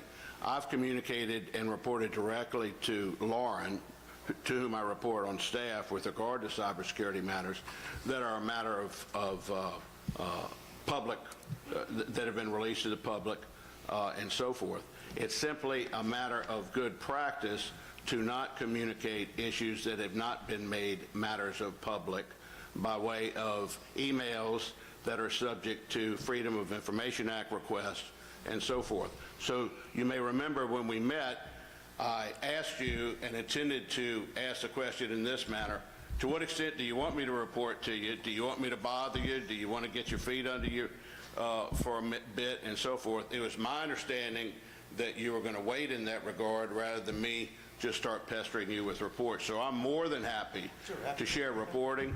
I am more than happy to communicate what we do on the cybersecurity end. Sometimes that's quite a lonely path that we follow in that regard. Frankly, often when we ask to communicate cyber risks, the contents of cyber alerts and cyber directives to folks, we get glassy eyes, we get stares, and we're told, for one reason or another, not particularly interested, or you handle it, or report to who you report to, et cetera. So we're not only ready, willing, and able to do that, but I'll commit to you that I'll report to you probably to the extent that you might ask me to not report to you so much. So I have no problem doing that at all. I have no problem meeting with you personally and bringing you up to date. I thought I had made myself clear in that regard. If I didn't, I was remiss. Well, LSU, you know, and I've had communications with LSU, and they're more than willing to come and provide a ton of information to the Public Service Commission, possibly for free. And maybe that means they would give it to you directly, you know, and then I would have to get that information from you. But I'll probably go directly to LSU. But I guess my question is, you've been under contract for how long now? 1 year, 2 year? Is it 6 months? No, it's at least a couple of years. Okay. And before that, it was more task-oriented because we did more specific reviews of utilities and that sort of thing. We still do that, by the way. But I think from the standpoint of a contract with us, it's not a matter of you just randomly reaching out until I tell you not to. It's a matter of a methodology, a practice, a professionalism of reporting that I'm not sure exists under this docket that we do need for the protection of our vital infrastructure in the state of Louisiana. I mean, that's the bottom line. You know, I understand that you told me you go to conferences and that sort of thing, and you do learn certain things at those conferences. Do you communicate to the utilities at all? we do. We do basically annual reviews of the utilities. I know you do annual reviews, but do you communicate as a practice routinely with the utilities, and I'm talking all of the utilities, gas, electric, water, and our, from the major players to the minor players, from the co-ops to the, investor-owned? How do you communicate with them to both receive information from what they're doing, what they perceive as their risks, versus what you're bringing in as our expert on the issue? What are you doing with the utilities? Well, for example, water is on the forefront of cyber risk presently for a number of specific reasons and based on a number of occurrences that have happened in the country, some of which have been reported, some of which have not.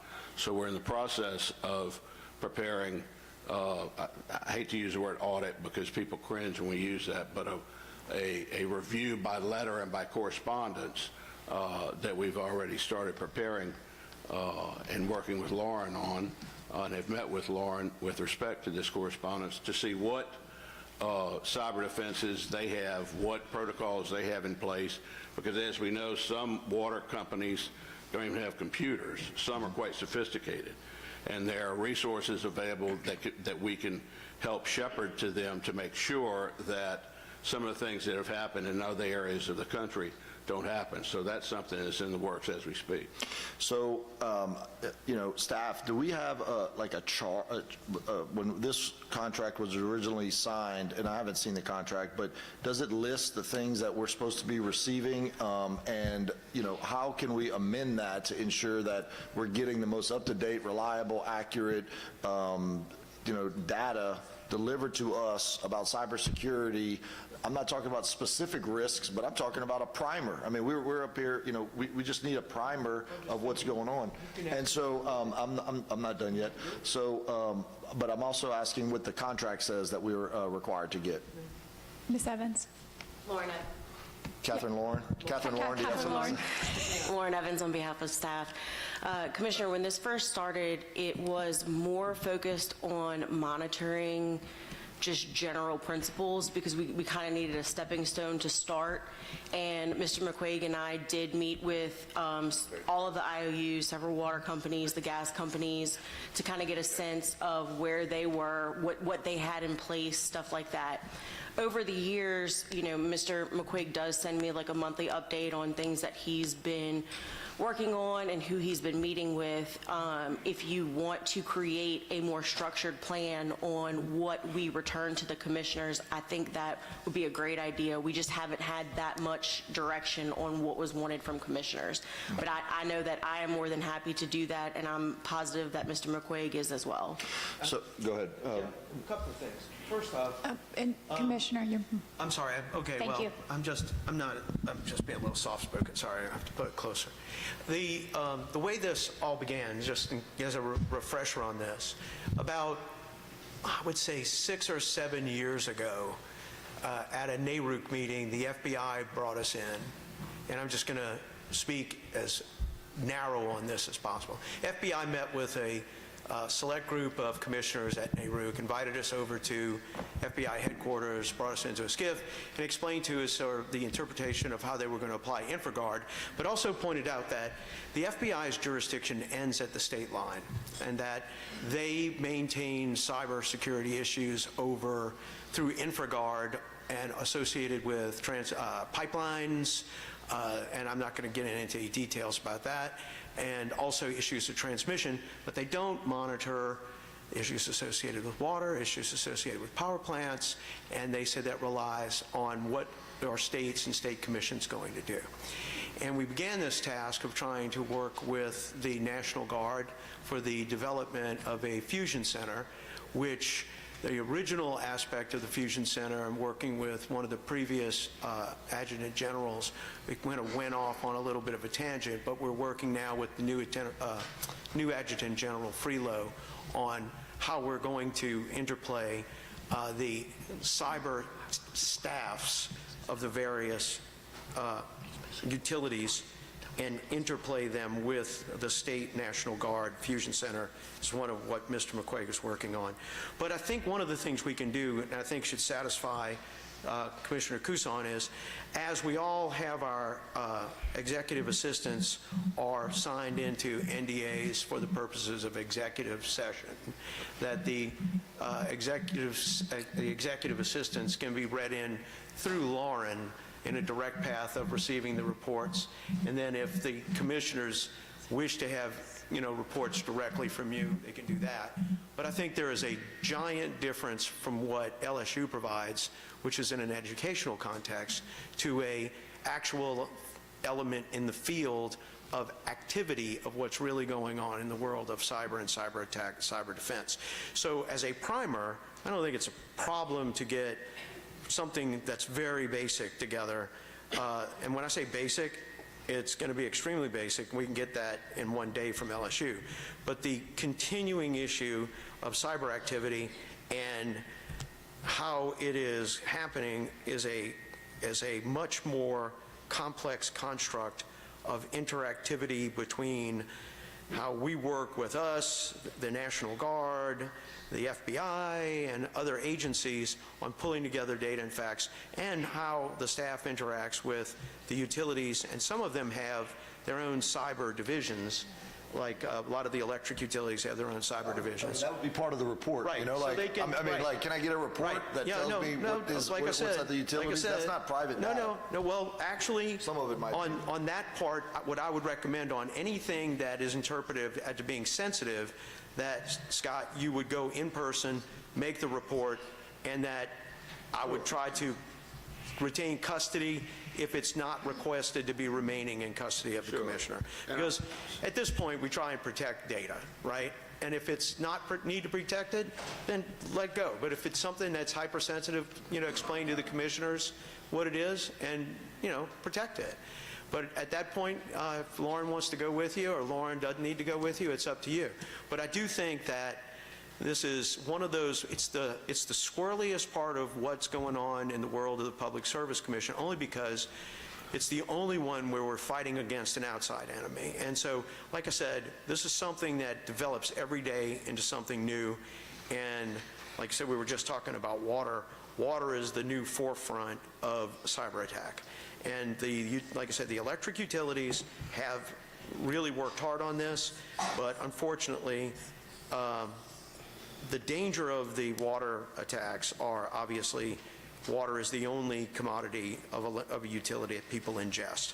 So we have to be hypersensitive to this type of stuff. But anyway, I think that what Commissioner Kusan is asking for is something that's easily accommodated, but at the same time, we have responsibility as a state under what the FBI has attached to us through InfraGard, et cetera, to accommodate our own action on this. So I think what he's asking is not impossible, and I think you can accommodate the ask now without having to modify the contract. You just commit to doing it under oath. Certainly. And Commissioner Kusan, I would welcome that direction and welcome that effort, I assure you. Thank you. Commissioner Lewis? Thank you.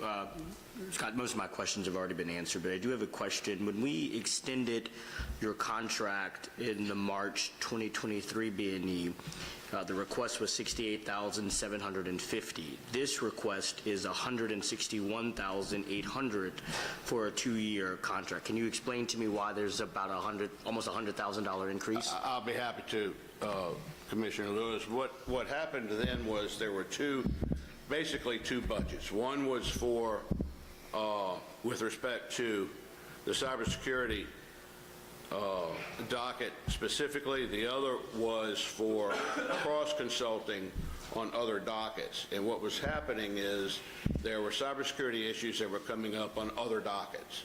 And that was consulting that, quite frankly, when the budgeting had taken place, we were trying to do a projected budget for the cybersecurity docket in and of itself. With that projected scope of work, we were being asked to do work over here on this docket that we didn't anticipate. Gotcha. So there were two budgets which combined totaled approximately what this budget is. This one is slightly larger, but when those two budgets 2 years ago were combined, it approximately equaled this budget. Now, what we did here in consultation with council and staff is one of those named dockets is no longer open.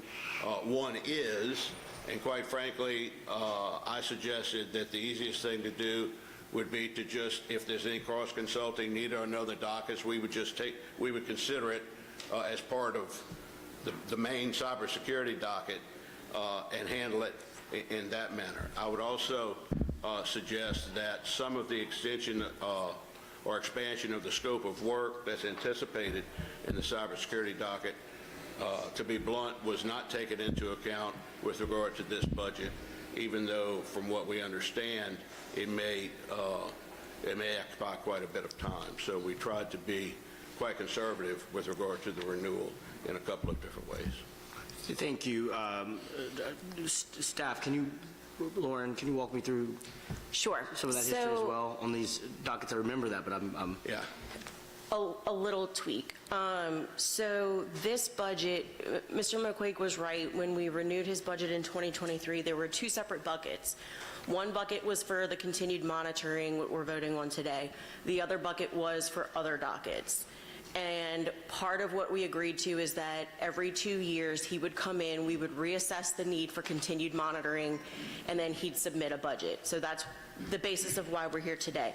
So the budget included today also includes what the commission not voted on, but allowed last month in there was a March directive to look into the potential effects of data centers can have on utility infrastructure, and if deemed necessary, directed to open a rulemaking. So I think that the increase in the budget this year is to also include a potential rulemaking, which hasn't been included in past years. So question,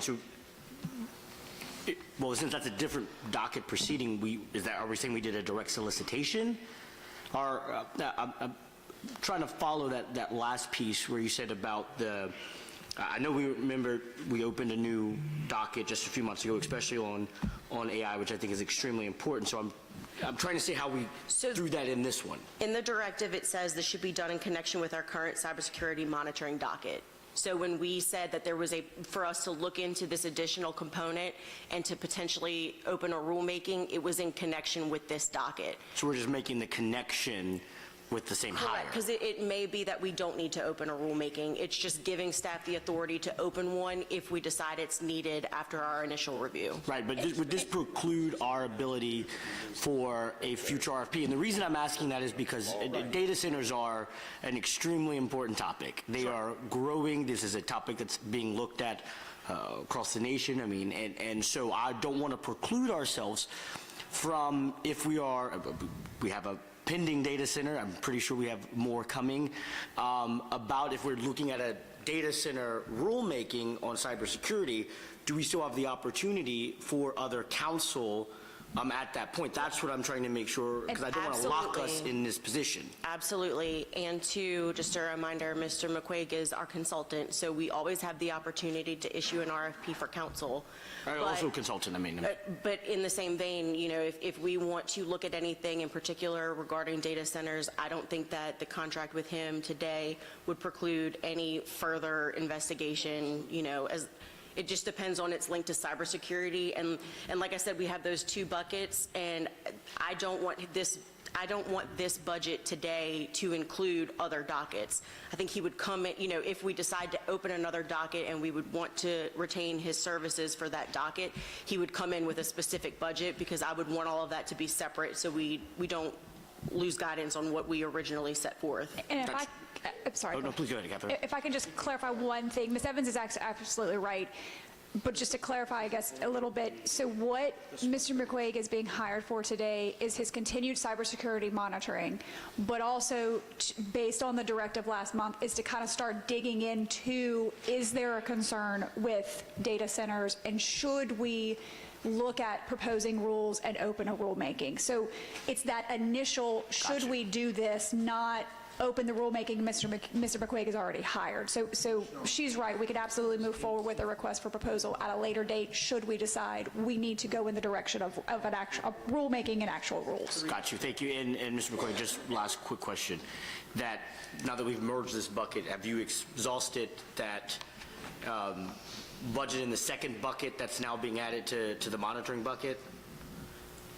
I'm sorry. Let me rephrase that. So there was from my understanding and appreciation, that the monitoring budget has expired. You've run your course with what's allocated. There was a secondary budget for the other dockets proceeding. We are now under this contract merging those two. But my question is, for the other monitoring, has that budget also been exhausted? I think there is some budget left in the former. Well, I don't remember what came first. I'm sorry. I think there's some budget remaining from the last 2-year budget in monitoring. I don't know how much. I don't think there's, I just don't know how much. Okay.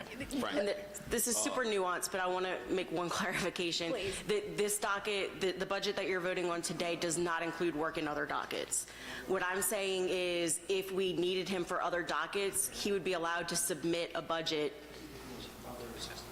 For commission approval at a later because time. we'd know what that docket would entail. I mean, I thought that was the justification for the increase. No. So that's the nuance. Okay. Please help me. I'm missing the point. I'm trying.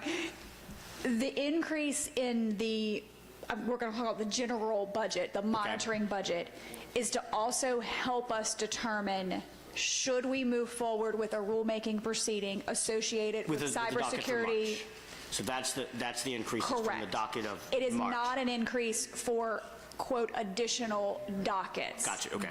That is, we decided, because we do not know what additional dockets are needed at this time, it would be very difficult to put a proposed budget together for you guys to vote on, because we don't know the scope, we don't know the issues, except just the potential of cybersecurity. At the time we did it in the past, it was 2 specific dockets already opened that we knew the general scope of, both being rulemaking dockets and both having a tangential relationship to cybersecurity, being one was the electric vehicles and one was the resiliency rulemaking. Gotcha, okay.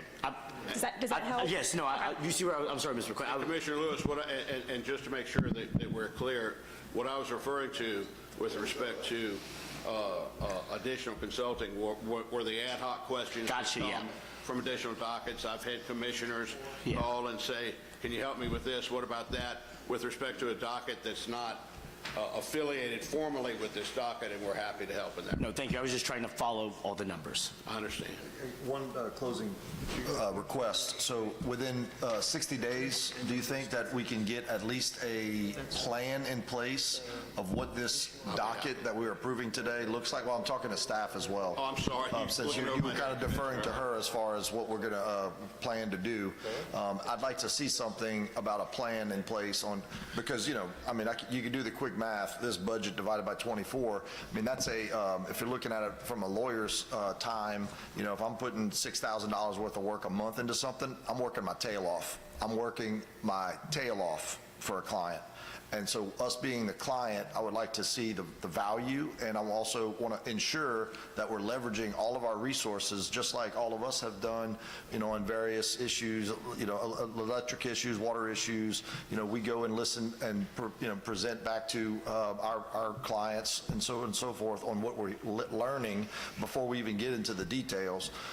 And so I'd like to make sure that we get that in place. So in short, I am going to support the motion for this budget, but my expectations are a lot higher than what I'm seeing for the last couple of years based upon what I'm learning.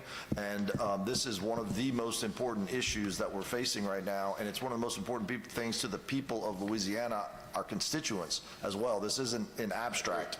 And so with that, you know, I'll entertain the motions that are being considered. One final quick question for Lauren, Ms. Evans. So it's an open approval for $160,000.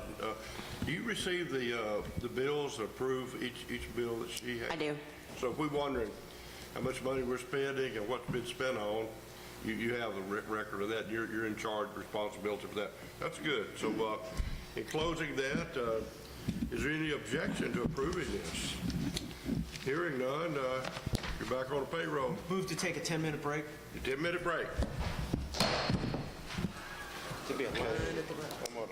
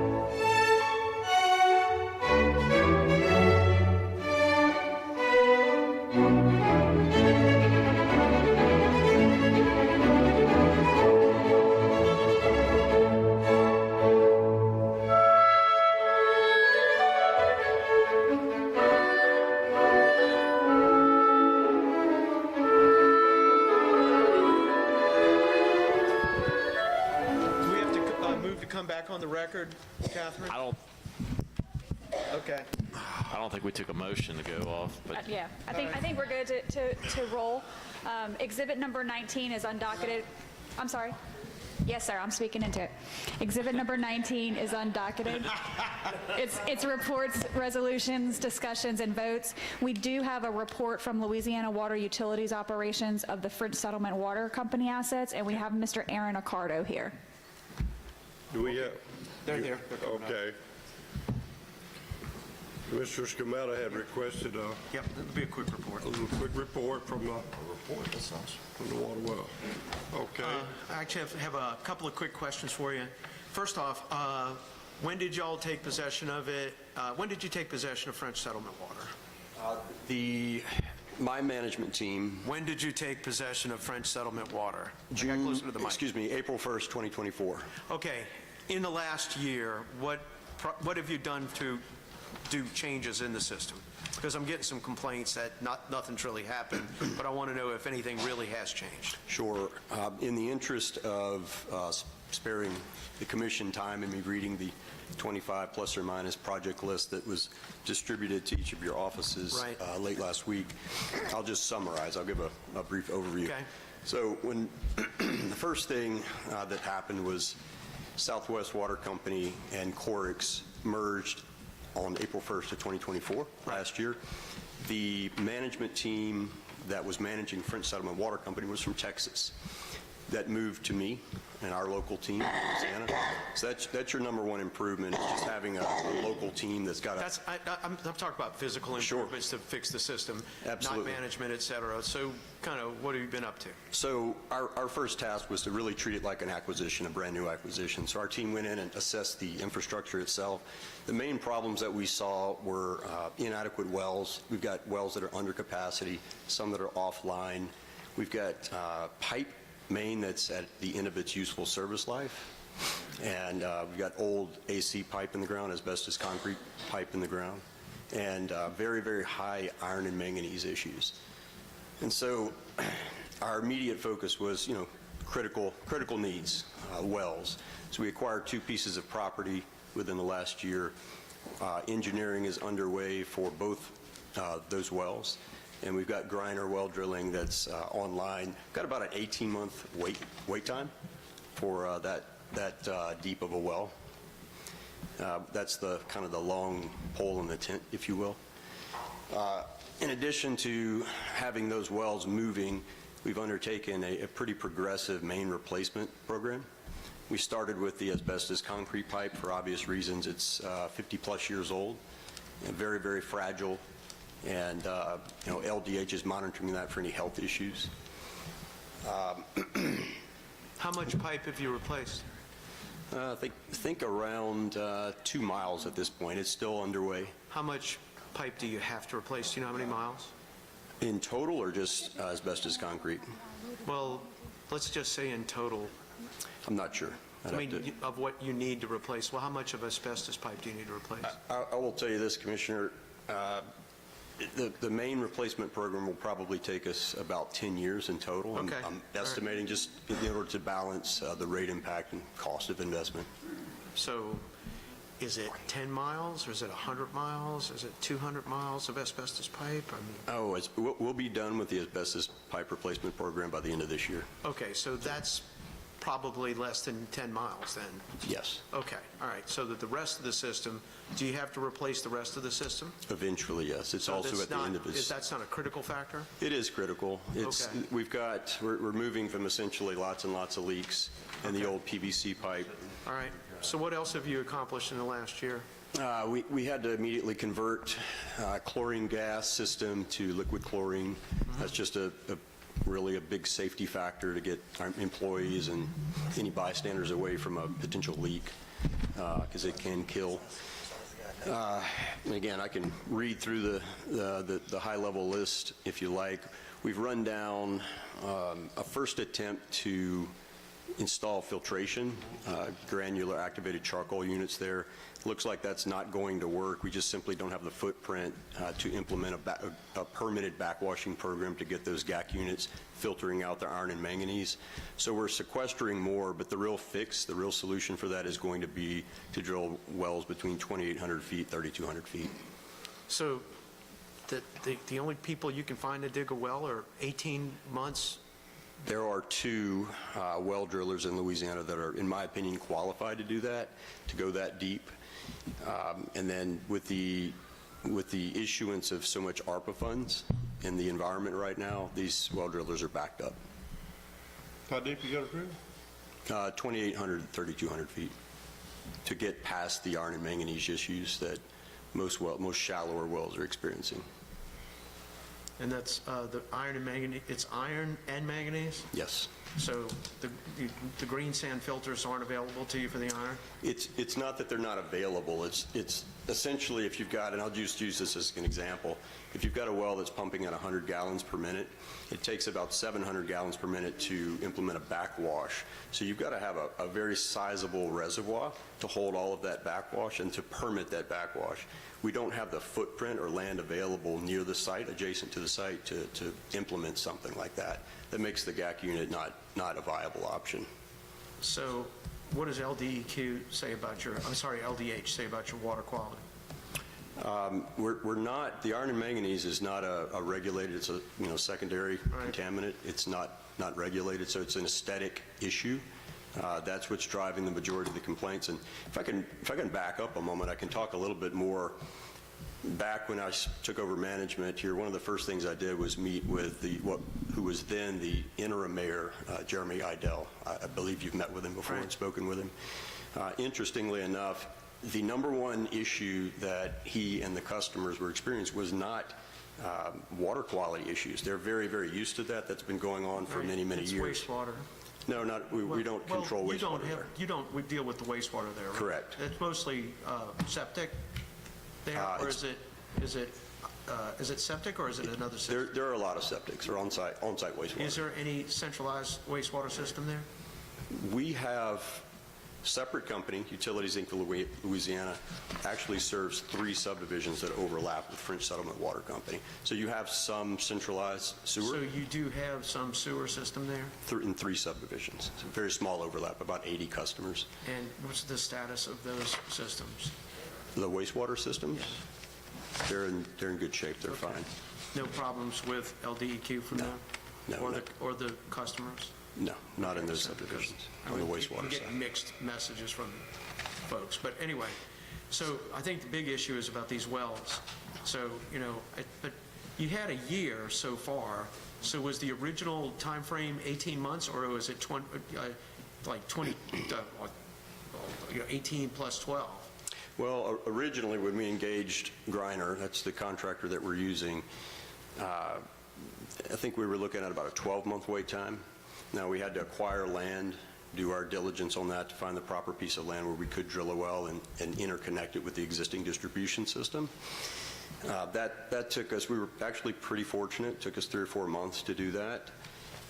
Once we did that, of course, we've got to engineer it. In this entire time, we're talking with Griner. Griner's doing work for us currently, meaning we've been on their wait list for many of our systems. So they're doing work for us presently in different systems, not related to French Settlement Water. But that wait time, that 12-month wait time extended out to 18 months and even 24 months in some cases. Again, it's mostly due to the demand for the influx of ARPA funds. Well, I'm just going to tell you that that's an awful long time for people to wait for water. And, I think you should start reaching out far and wide to find better opportunities for drillers. And I have done that. I think this is... I have done that. A little... we're let's say, getting close to dilatory, so I'd like to see if y'all can step into that and get something better going. I've reached out as far as California, just different references I have within the industry and in the southeast region as well, and every well driller is in the same boat, really. And of course, they're staying local because they've got enough work to keep them busy for a long time. Again, ARPA funds. It sounds like somebody's got an opportunity to open a new business. That's my opinion as well. Well, thank you very much. What's the cost of a well? I'm sorry, go ahead. You didn't finish your statement about what was the most important thing that the mayor had mentioned. Absolutely. I'm glad you asked. It was not infrastructure related. It was actually communication, customer service, which, we talk about improvements. I understand, Commissioner Scarmetto, you were interested in infrastructure improvements, but The communication that was lacking was just real-time communication about projects that are getting underway, what the impact to the water quality may or may not be due to that project. And so we've implemented a host of different communication methods, more robust communication methods, everything from, text, voice reach, Facebook, using Facebook as a kind of a board for people to check, and then of course the website. It's got all of our project start dates, end dates, on a street level basis to where customers can understand when they may be impacted by the projects. Well, right, because I remember before, when you took it over, there was zero communication. It was very, very poor in my opinion, I yes. understand, so it was all uphill from there, so I appreciate that. But at the same time, it gave people an opportunity to complain and find someone to complain to about it, which is now we're at that point. So, we're getting more actually landed complaints about this. That's accurate. Anytime you're receptive, you got an open door policy, you're going to get more feedback, which is good. It keeps us kind of honed in on where we need to be working. Well, I appreciate if y'all could find a way to step your game up, that's all. Absolutely. What's the cost to drill one of those wells? I'm sorry? What's the cost to drill a well? So I'll give you a pre-ARPA cost and post-ARPA fund cost. I don't need that. Just what's it cost? 1.8. What's the GPM on the well like that? We're looking at around 800, I believe. We've got we got 2 of them going in front of Settlement Water Company. So I'll have to do some homework and get you the exact figures, but. Okay, that's good. That's good. Thank you. Thank you for the report. Thank you all. Sure. Thank you. So still on exhibit number 19, we have a discussion and possible vote to ratify the vote taken by Vice Chairman Skrmetta acting as the Commission's representative on the Board of Directors of our Organization of MISO States. OMS prepared comments for filing in FERC docket number ER 251674, which is MISO's Expedited Resource Additional Study filing. This is a proposed temporary solution to a queue backlog caused by existing backlogged generator interconnection process, and the OMS comments supported the ARA's proposal. Staff recommends that the Commission ratify Vice Chairman Skrmetta's vote taken on March 31st of 2025 as the Commission's representative on the Board of Directors of the Organization of MISO States. I'd like to have him testify. Who would you like to testify? Let her rip. Skrmetta abstains from the vote. You want to make a comment on it real No. quick? Okay. I'll make a motion to accept staff's recommendation. Stuff is as confusing Second as the Chinese motion. algebra. And so roll call vote here. Commissioner Lewis, do you approve Wait, that vote? do we have an opposition? I don't think anybody objected. He just has to abstain. I did. I said I abstained. No, I don't think anybody objected. Oh, okay. So we don't need roll call vote, so it's passed. Vote positive vote for it. Okay? I second. Okay, and then we have one more intervention. It's a discussion and possible vote to ratify the interventions of the Commission and RTO-related or other FERC proceedings. So this is, there were 3 interventions that Stone Pigment and UPC, with the consultation of the Executive Secretary and myself, had, and they staff recommends that we ratify the interventions taken in FERC dockets EL 25-44, RM 25-3, and ER 25-1674. Move to ratify. Moved ratified by Commissioner Skrmetta. The chair would second that. Mr. Chairman, if I may, I just, Dana, if it's possible, I'm very interested in the IBR's docket, and I've been following your comments, and I know it's not a final proceeding, but I would love to stay in consult with you on this proceeding at FERC as it moves through. So nothing for you to say. I just want to say I want to talk with you about it. Okay, that's good. Then we also have one directive under exhibit number 19.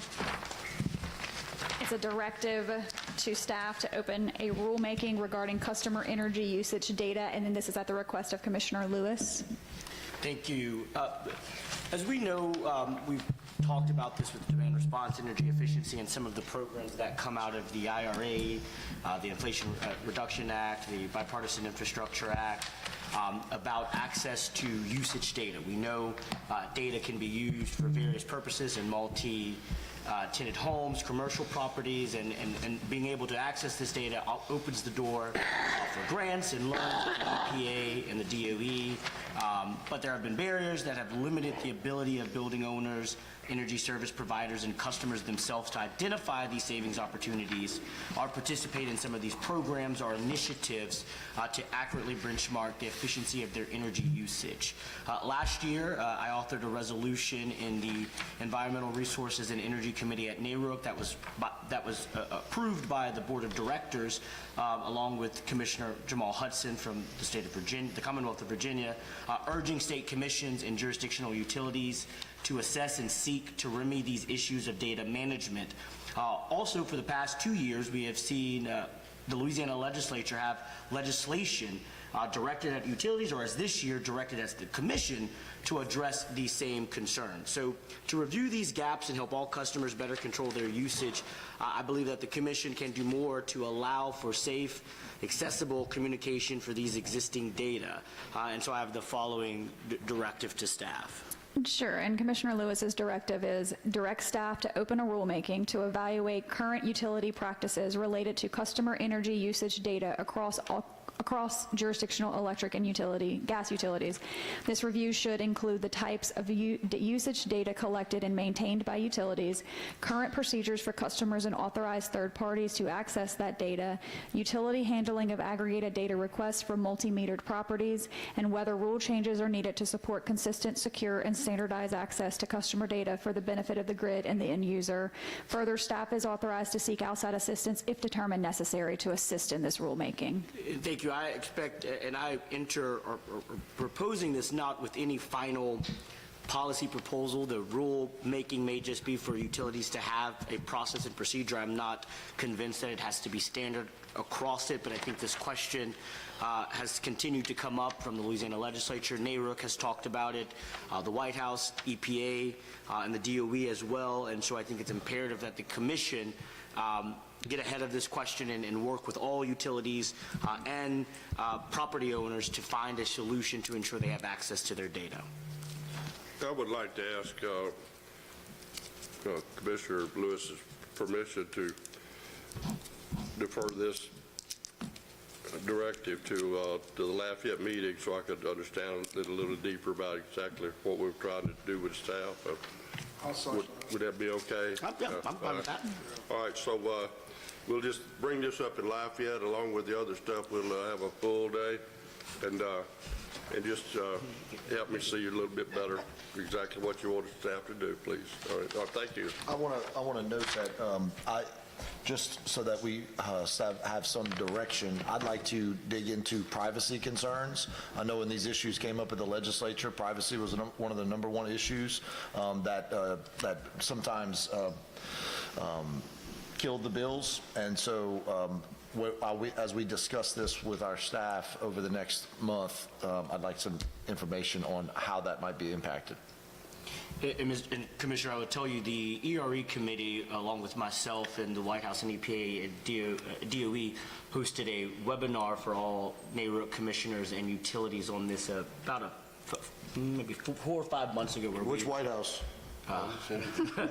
There wasn't an election yet, but we're still engaging. We actually had a NARUC second vice chair, Commissioner Jamal Hudson of the Commonwealth of Virginia, and I had a conversation about this, and we are actually engaging this White House for another webinar for all NARUC members. So this has been a very much ongoing conversation among our association, and privacy has been the #1 concern from the ERE committee. So I would love to ensure that we get you that former information, but also loop you in some of those conversations that commissioners across the country have been having on this topic. Thank you. To be continued. Okay. So moving to exhibit. Yes, sir. Because I know everybody's going to be out of here like a light, I'd want to have the staff look at October for a meeting in my district. Okay. Okay, we can talk later, but I just wanted to put it on the calendar for a meeting in my district. French settlement. No, we were thinking of something further south that allows for a launching of a boat. Bureau. Okay. Okay, where are we at, number 20? Yes, sir. Exhibit number 20 is docket number U37067. This is the Commission's evaluation of SWEPCO's decision to retire Perky Power Plant pursuant to Commission Order number U36385-A. It's a discussion and possible vote on an uncontested stipulated settlement at the request of Commissioner Campbell. On December 16th of 23, this matter was opened pursuant to a notice of proceeding by staff.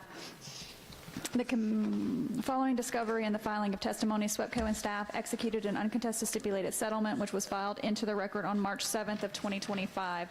The major terms of the settlement are as follows. The retirement of Perky was reasonable and prudent. In accordance with Commission Order Number U35441, SWEPCO will continue to recover the appropriate cost of Perky through the Commission-approved retirement rider at SWEPCO's weighted average cost of capital. Neither party to the settlement agrees on the prudence or imprudence of SWEPCO's offering Perky into SPP market from 19 to 23. However, as a settlement position, SWEPCO shall credit through its fuel adjustment clause $2 million. Staff recommends that the Commission approve the uncontested stipulated settlement filed into the record on March 7th of 2025. I'll just put a motion on the floor to approve. If anyone wants to second it. Yes, I'll second it. So. Go ahead. Go ahead and say something. I received your feedback, Commissioner Campbell, that I should say less, so I will. Who told you that? A birdie. Well, I want you to talk now. How about that? Yes, sir. Go ahead. Explain the situation.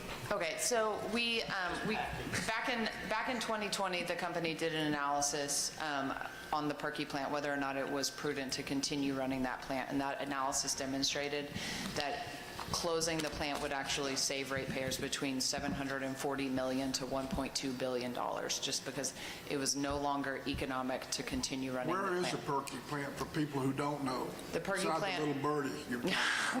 The Perky plant is located in northeast Texas, near Hallsville. And how old is it?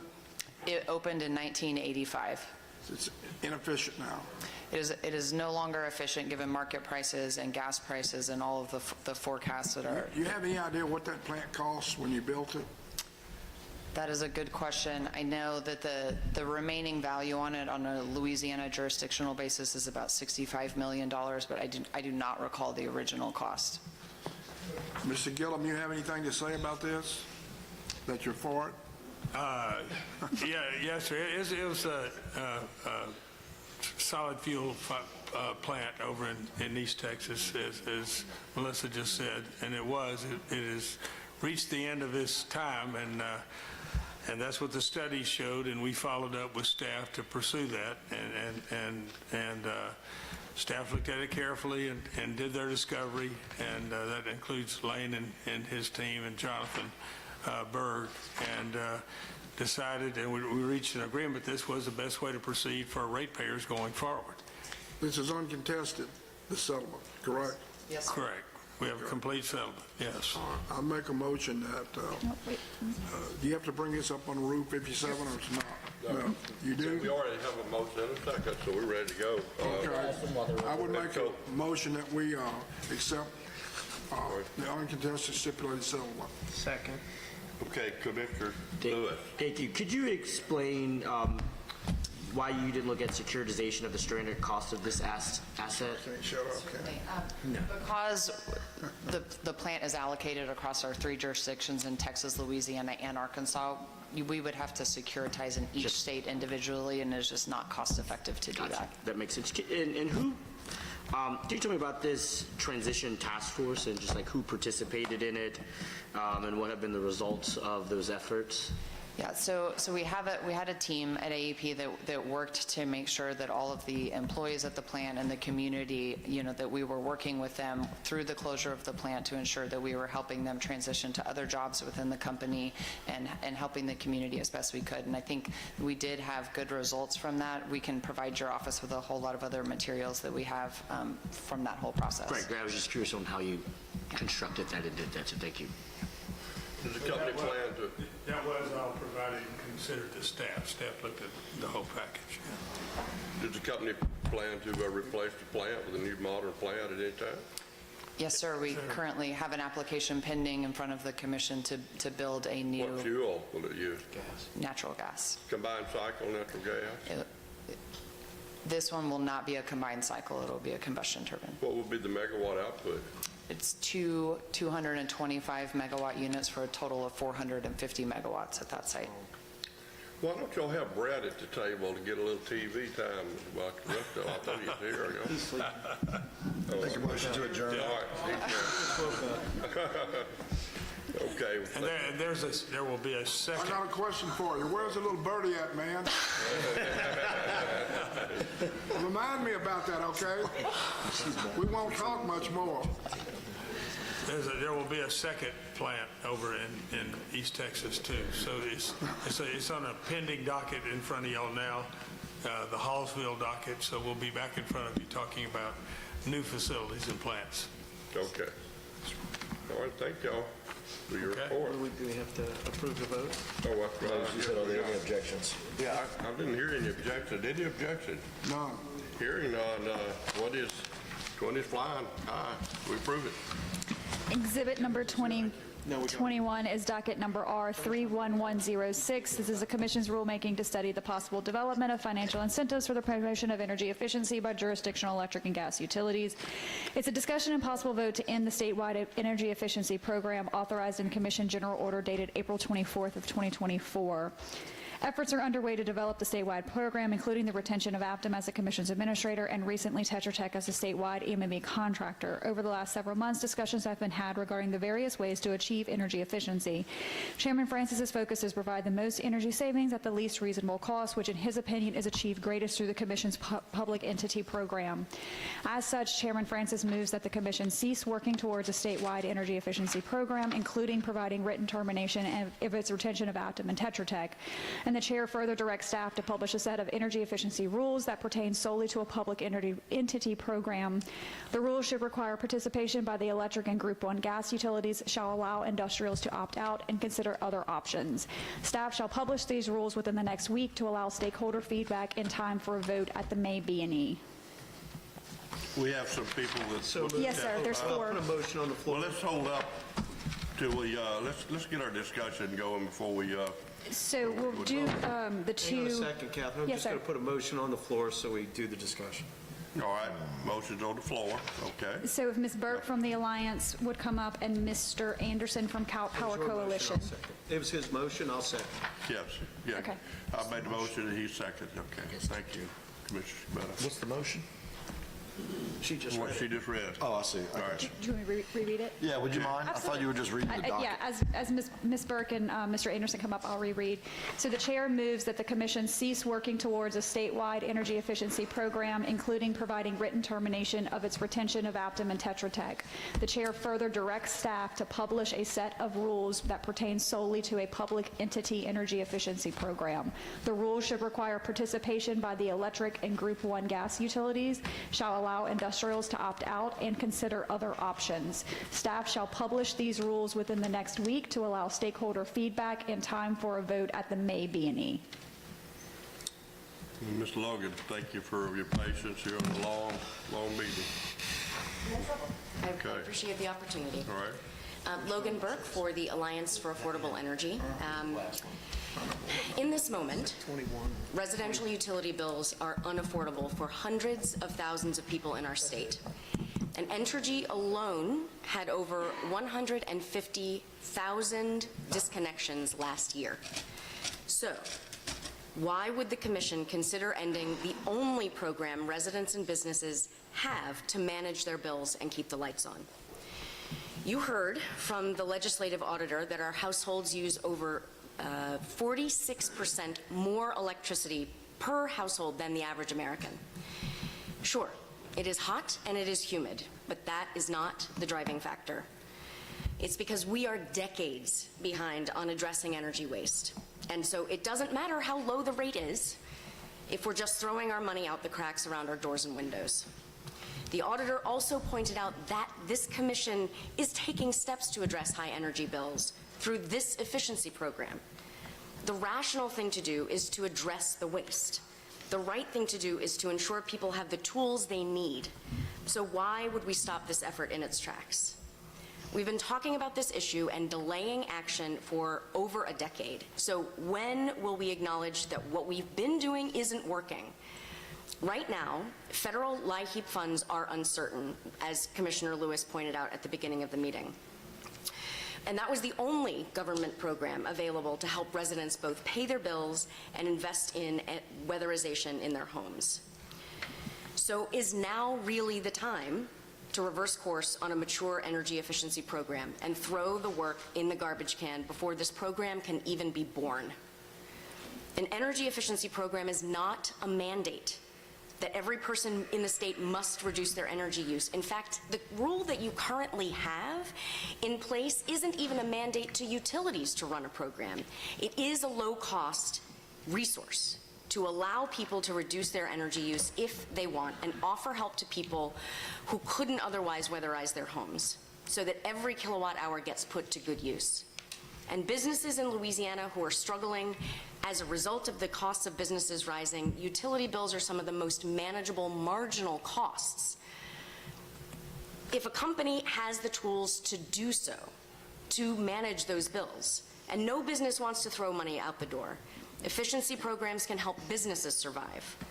Churches and other nonprofits are seeing this economic crunch, and reducing their energy bills can allow them to continue their mission. What is a more conservative value than eliminating waste and giving people options? As for administrative costs, which I understand is your concern, everything requires administration. Whether you see those costs detailed on a spreadsheet or not, every business pays for operations and admin. And nothing actually runs at 1% overhead. And also, I agree. Let's find ways to minimize administrative costs. The great news is that a third-party administrator, thanks to economies of scale and efficiencies in management, is the most cost-effective use of every ratepayer dollar. And it's expected to save money well below the cost of a kilowatt hour on the market or a new gas-fired power plant. A TPA will be more cost-effective than the public entities program and is projected to save roughly 6 times the amount of energy at nearly half the price per kWh. If anything, having a third-party administrator that this commission oversees is the very best way to limit those costs. So if bills are going to climb, as everybody in this room understands, and other household costs get even more expensive, how does this commission plan to address that problem? I guarantee you the cheapest answer is going to be energy efficiency, and I appreciate the opportunity to speak with you. Thank you, ma'am. Yes, sir? Who do you represent? Billy Anderson. Excuse me for 1 second. Who do you represent? The Alliance for Affordable Energy. That's good. The Power Coalition for Equity and Justice. Power Coalition for Equity and Justice. Okay.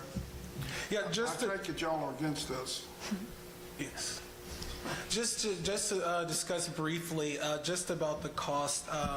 Last year, the Power Coalition was able to relocate several hundred residents who had been ousted by their apartment complexes in Shreveport. And what we saw was that there's a lot of people who are living basically paycheck to paycheck, who can't really afford to have any type of increase, who can really benefit from these efficiency programs that are currently in place. What we want to do is make sure that folks are aware that anytime a meeting like this happens, that they are able to come to the Public Service Commission and speak about it. One of the things that we saw was this was put on the docket very last minute, not allowing a lot of people to actually come give their opinion on this matter at hand. So I won't speak very long about it today. We've been here for quite a while, but I just want to make sure that the people of Louisiana are being heard in this matter, and it won't go forward without more public input. You think this is worthwhile? It helps a lot of poor people. Yes, people that live in paycheck to paycheck that are struggling with utilities. And if you cut this out, they would be left out. That's correct. Yes, sir. Okay, I got a motion. Well, we still have some others to discuss. There's 2 more at least. You got some more cards? We do. Can I ask questions for these 2 other? Oh, I'm sorry. Go ahead. No, thank you. Thank you both for your thoughts. Logan, you talked about, I mean, as this directive states about administrative costs in public entities, when we have looked at energy efficiency programs across the nation, according to the ACEEE standard, what's the model of the states in the top 10? The very best models are those that reduce administrative costs by having economies of scale that have a single statewide program. And so watching what's happening in states that have already high utility rates, are leaning toward these kinds of statewide comprehensive programs. That is the best way to get the best savings. Right, and we haven't even seen the proposal that our TPA administrator can propose. Is that correct? That's right. As I understand it, the third-party administrator is expected to file that May 1st. So, if the commission moves to make a decision in May, as we had expected, you will have all the information that you need to look at 3 different policy proposals here. So we hired an administrator, we hired a E&V contractor, and we have a proposal due to us on May 1st to look at these administrative costs that we keep talking about, but we're not even going to go that far. We're just going to end the program, say, well, we're going to switch models before we even see the data. Is that a fair assessment of what you think we're doing here today? That appears to be what is happening. I hope that is not what happens. Thank you. You know, when we started this program, not this particular program, but we had the commercial program, I'm proud to say that our office did a good job. And I asked everybody to take bids. We bid out everything. If it had to do with construction or lights or whatever, we used the top 3 guys in town, whoever they were, and when we followed through and we made sure, and it's worked perfectly. We have stopped a lot of problems. We've given out lights for schools and things like that, and we go back and check it, and we hadn't seen any fraud that we heard about. But it's incumbent on the commissioners that if you give these jobs out or you give these projects out, you have to check them. And not just take people's word for it. You have to really check and say, is this thing producing? One thing that we had, the HVAC system, we checked that out and actually used more air conditioning after the guy did that. It was absolutely a failure. But anyway, I don't want to just. There's so many people in the state of Louisiana.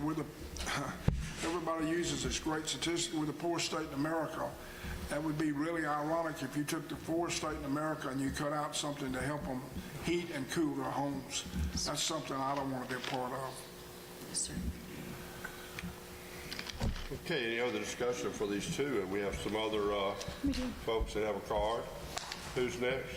So we have 2 individuals, but we also have a late entry of a card for another, for an actual utility. So I'm going to ask Mr. Kleehammer to come up first, and then we'll do the 2 individuals speaking on their own behalfs last.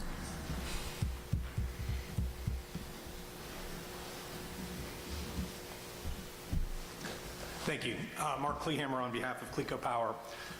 Just a couple comments. I wanted to comment on what Ms. Burke mentioned, which was that you were halting a mature program before it was born. When we have looked at the third-party administrator across the country, we have found that the cost per kilowatt-hour savings on those third-party administrators are significantly higher than the programs that are currently in place under the utility-led programs in Louisiana.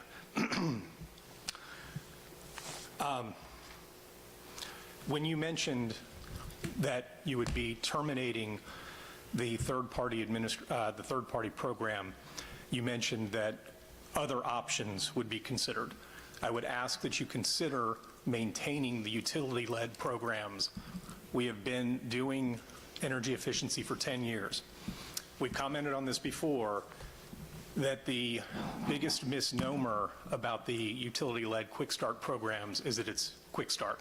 We're in year 10 of these programs, and since we've started for Cleco Power only, our budget has increased by 119%.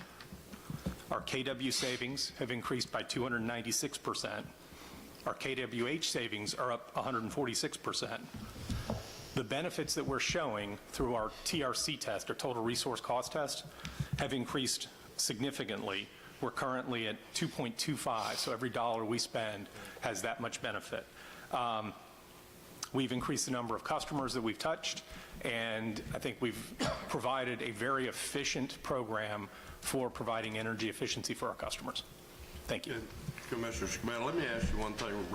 Jump ahead of Commissioner Schmidt. You had formerly worked at Entergy, so you're familiar with 2 of the investor-owns, and you're advocating in-house management from the IOU. So why does Entergy outsource theirs?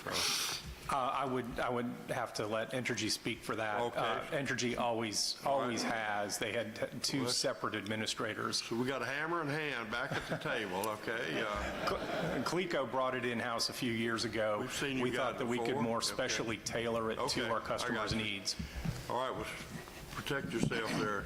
Good afternoon, Commissioners. Larry. Hang on a minute. Oh, okay, yeah. Hold I'm on. sorry. Hold So on. now it's turn for Kamala. Just a quick question, and actually, since it's you at the table, but this is for really all of the utilities who are going to participate in this if they continue to participate in it.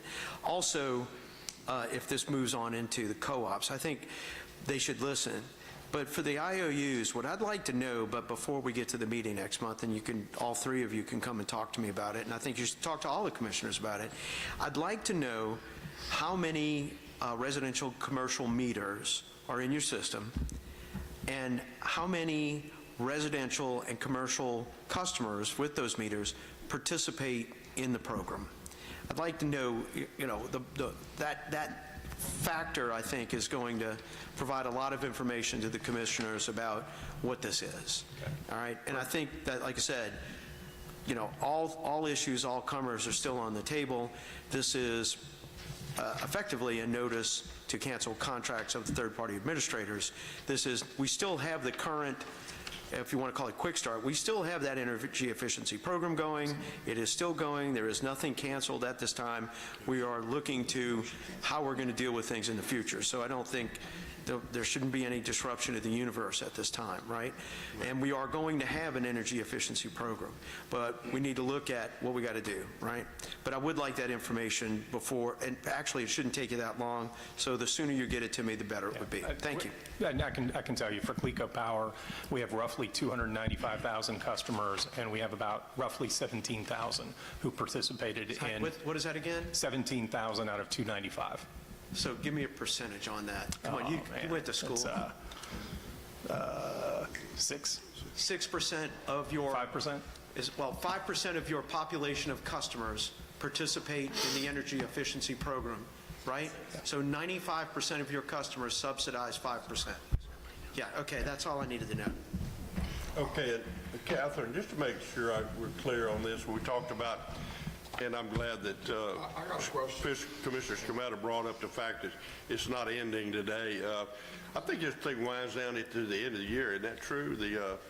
What we have. The current Quick Start programs are through the end of 2024. Yeah, Right, 2025, okay. excuse me. Just make sure this is not a sudden stop, but it's we're working on it. So the question becomes operating costs. You do yours in-house. SWEPCO, if you're here, you want to talk about, you have an in-house program too. Entergy outsources theirs, and my whole focus here is what's the operating cost for your energy efficiency program, okay? Real simple. I guess I call it a redneck question, you know, I want answered. And we have to answer that. It's a simple fact of dollars. Doesn't have anything to do with how many customers you have. It's how many dollars we going to spend. What does it cost to operate the darn thing? So, okay, Mr. Hand, all right. Good afternoon, Commissioner. Larry Hand on behalf of Entergy Louisiana. A couple of things. One is on the decision to use a third-party administrator, not statewide, but we use a third-party administrator and have for a number of years. CLECO has decided to insource that with employees, and they developed a program, and it's been running, getting more mature. It's just a different way of doing it. I have one manager of energy efficiency. I have one person whose job it is to coordinate that. We rely on the outside contractor. Aptum is who we use for our program. But when you look at the total resource cost, the benefit of the measure, that includes both the incentive, call it a light bulb, if you will, not the best example, but it also includes the time and expense of the administrator to design and implement the programs. That total resource cost tells you how beneficial it is or not.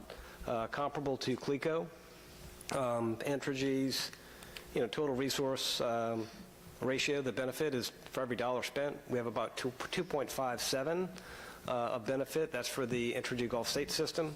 And likewise for Entergy Louisiana Legacy, we have 2.69.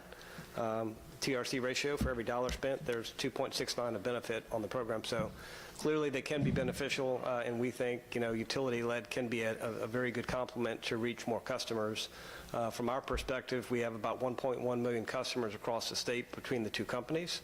The number of that pay into the system, the number of customers who have accessed the energy efficiency measures over the years ebbs and flows a little bit, but it's been between 40,000 and 80,000 customers. So 4 to 8%, depending on, roughly. So 90% of the population and I get subsidizes 10%. But there's two primary benefits, in my opinion, from a lot of these energy efficiency measures.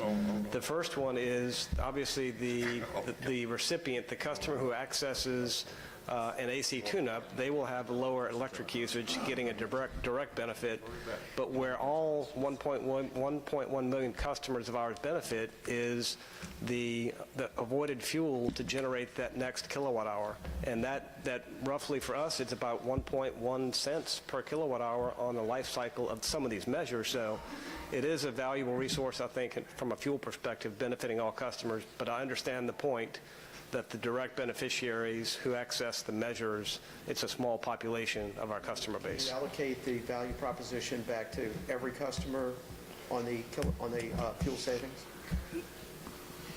In terms of how much of that fuel saving is realized per customer? Yeah. I cannot do that math in my head, but it is calculable. I've heard different.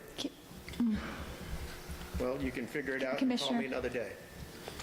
Well, about a year ago, we hired Chris Justin to help the staff and work with all the commissioners to crunch the numbers on operating costs and just cut through drill down to the bottom line. And that's where my staff and Chris, a lot of hard work over the last year. The operating cost was somewhere between 20 and almost 40% of the budget to administer the program. And that's on the private entity. But on the public entity side, which we all take care of, each commissioner, our operating cost is like 1% of the money that we're allocated to spend on management. In other words, and it's not going to be a perfect one, it could be 2%, but I'd say 98% of the money is going directly to reduce electricity costs and develop energy efficiency. And when you look at the staggering numbers that you've been spending on staff to administer this program, we need to take another look at it. And that's why I'm suggesting today that the goal is, can you match that 1 or 2% that the public entity is doing? And do you understand who the public is being served? We're talking about schools, we're talking about hospitals, we're talking about the courthouse crowd, the police jury barns, all those things. They serve every one of the community. Everyone is served by these services. So we're not leaving out anyone in their services. And I think I'm going to challenge all the IOUs that are operating their systems. You got to cut some costs. You got to get in line here and figure out how can you do that. Can I ask some questions? Commissioner Lewis. Thank you, Mr. Chairman. And I'm going to come to some other questions, but I'm going to start on the point where the chairman just left off about this 1 to 2%. As your understanding, that's for the engineer to assist each district office. Is that correct? Yeah. But when we look into each application, as Heather at, I only work with Heather, sorry Mark, because I only have Entergy territory in the public entities program. I went through each application and when you dig into the contract agreements, which are the projects, the actual administrative costs went up to 35% because they built in the administrative costs for management of those projects within those contracts. And Mr. Hand, correct me if I'm wrong, Ms. LeBlanc reviews those and looks at those and have made questions to our staff and to us about some costs that she felt were not going directly to people. Is that your impression of some of her discussions with us?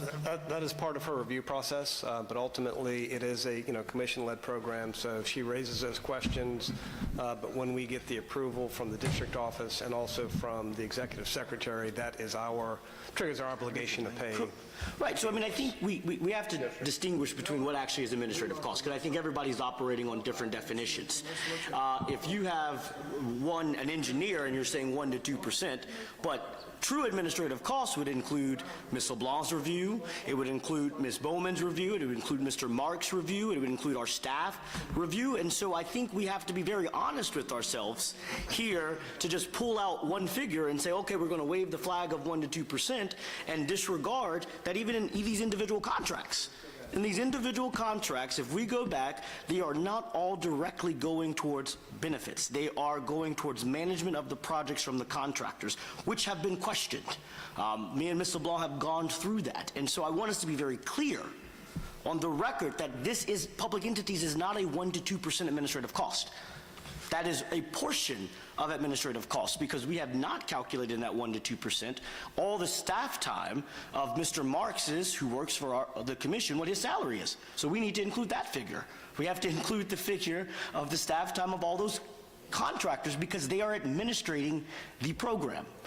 And so I think we're going to have to set some definitions here, because I believe we are fudging the record in a way that doesn't show. Now, while everyone has an opportunity to enter a public building, I'm going to contradict this point that, well, all your customers are paying. Well, all customers are paying for public buildings they may not attend, or they may not even live in that jurisdiction. And when we get to why people haven't participated in the program, I think this goes back to the reason why a statewide program makes sense. Because people then can talk to their neighbors, they can talk to their friends. If they live in Shreveport or if they live in Lake Charles, they can have the same program and not have to go through minutia. If you're a contractor, you have one system. And so I think we have to really redefine this debate and be true and make sure we're all working on the same definitions. Because that is, but the last question I have for you both, under this directive, is it not, it's my impression that the utility-led program also does not exist. Is that your appreciation of the language that was read? I don't know. It said consider other options, and what we would ask is that one of the options to be considered is maintaining the utility-led program, because again, we voluntarily have participated in energy efficiency for 10 years, and we think by all metrics that are used throughout the country, whether it's the TRC test Mr. Hand mentioned, whether it's the cost per kilowatt hour or kilowatt savings, we think we've provided significant value to our customers, and we'd like to be able to maintain those programs without interruption. And the question for both of you, in the current creation of the public entities program, is this something that your company supports? If you had your way, with public entities as it exists right now, and that's the rule we adopted, would that be a program that CLECO would say we think is a great energy efficiency program? I think we have a great utility-led program. That's not the question I asked Mr. Klehammer. I'm the not public entities program. I'm not going to opine on the public entities program. I'm asking about the public entities program. Is that, as a utility, a energy efficiency program that you would support and recommend nationwide? I think you'd have to look at various metrics and see how it compares. You've been participating in it in 10 years right now. Do you like it? He's asked the question. He's already answered it. Can we move on? Okay, I appreciate it. Well, That's all right, but go ahead. All right. I know. I mean, we've debated a lot of stuff. This is an important issue to me, and I understand the night is late, but this is what we get when we add an agenda item 48 hours before that's extremely important. So, I mean, if that's the way we're going to start doing business around here, it's going to be a different game. Because I have issues just like everyone else has issues, and I'm not going to be disrespected because I have questions. Okay, good. We've heard the same answer. Ms. Bowman, You talk all the time, Commissioner Scamatta, so let's not start that. No, I'm not talking to you. I'm talking to Klehammer. You guys are dismissed. We're through with you. Call up the other two. Actually, thank you for your consideration. Yeah, so we have Mr. Hyatt, I believe is how you pronounce the last name. If you would come up. All right. And Ms. Francis, if you can come up as well. Mr. Hyatt can start if he's still here. Yeah. Mr. Hyatt first. Yeah. Yeah, there you go.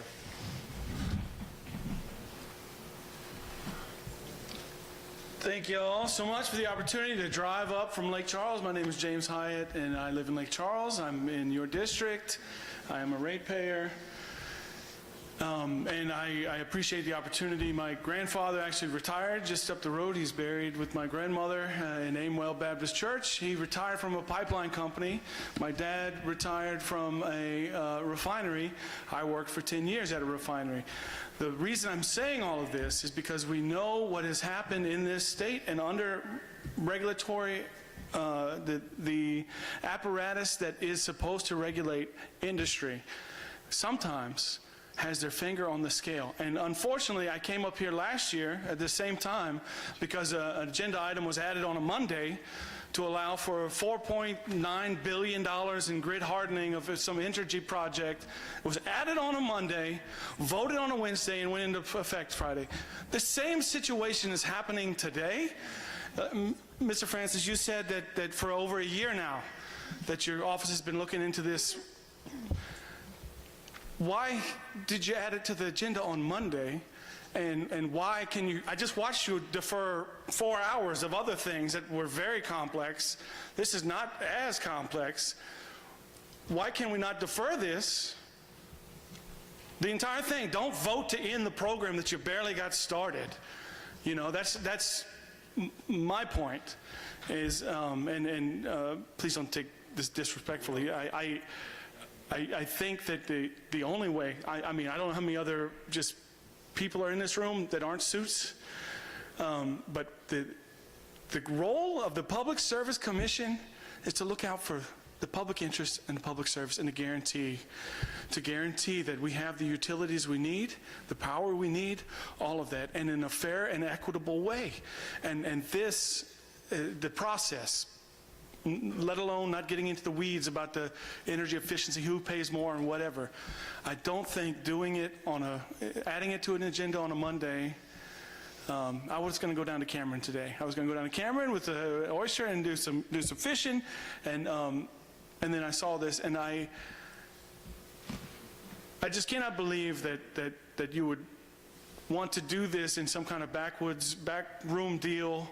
The good old boy system is not the one that we want to have operate. We want people to be informed. We want the public to know exactly. People don't know what the PSC is anyway, right? And without going on and on, because it's been a long day already, I just ask you to defer. Don't vote on this at all. Don't vote to end the thing you barely got started. Wait until you got more people, more public participation, more understanding of exactly what's going on, and so it doesn't look like a Monday, what happened last year, where Entergy got a who's arguing against grid hardening anyway? We'll stop with that. Your suggestion under consideration. Thank you. Okay, thank you. You know, I was elected to this office 8 years ago, and I was became knowledgeable about the energy efficiency program. And I was particularly interested in the public entity program, and found out about a job that had been awarded to a hospital in Saw Parish. And so I didn't have anything to do with about giving out the business or anything else, but it was a chance to learn. So my staff and I went up to the hospital to see what kind of a job they had done and what they thought about the process. And was able to get the CEO to come and give us a brief description of what kind of impact did this hospital get because of this energy efficiency program.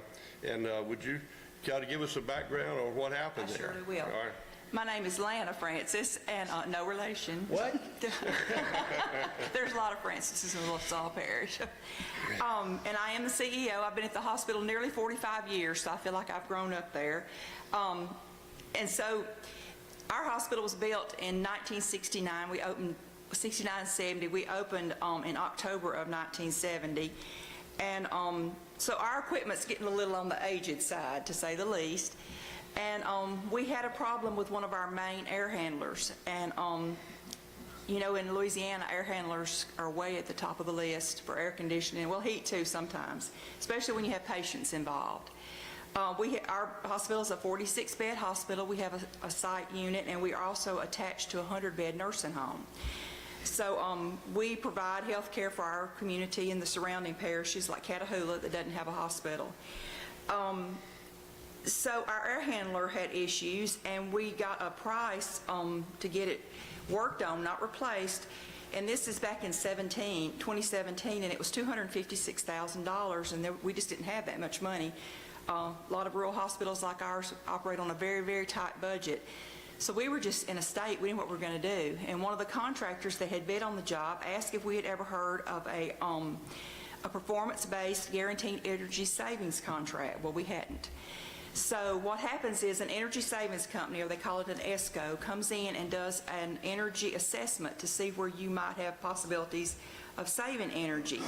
And they found out that we were paying on our utility spend was about $5.33 per square foot, and it should have been about $2.50 to $3 per square foot. So they recommended these changes and for us to do. And how the energy savings program works, it's almost a no-brainer. They come in and tell you where you can save, and then you make a loan to buy whatever equipment that you need to, correct the problems. And then, they give you an estimated savings from that pays the note on your, the energy savings, you pay the note. And if it doesn't pay the note, they guarantee they'll make up the difference.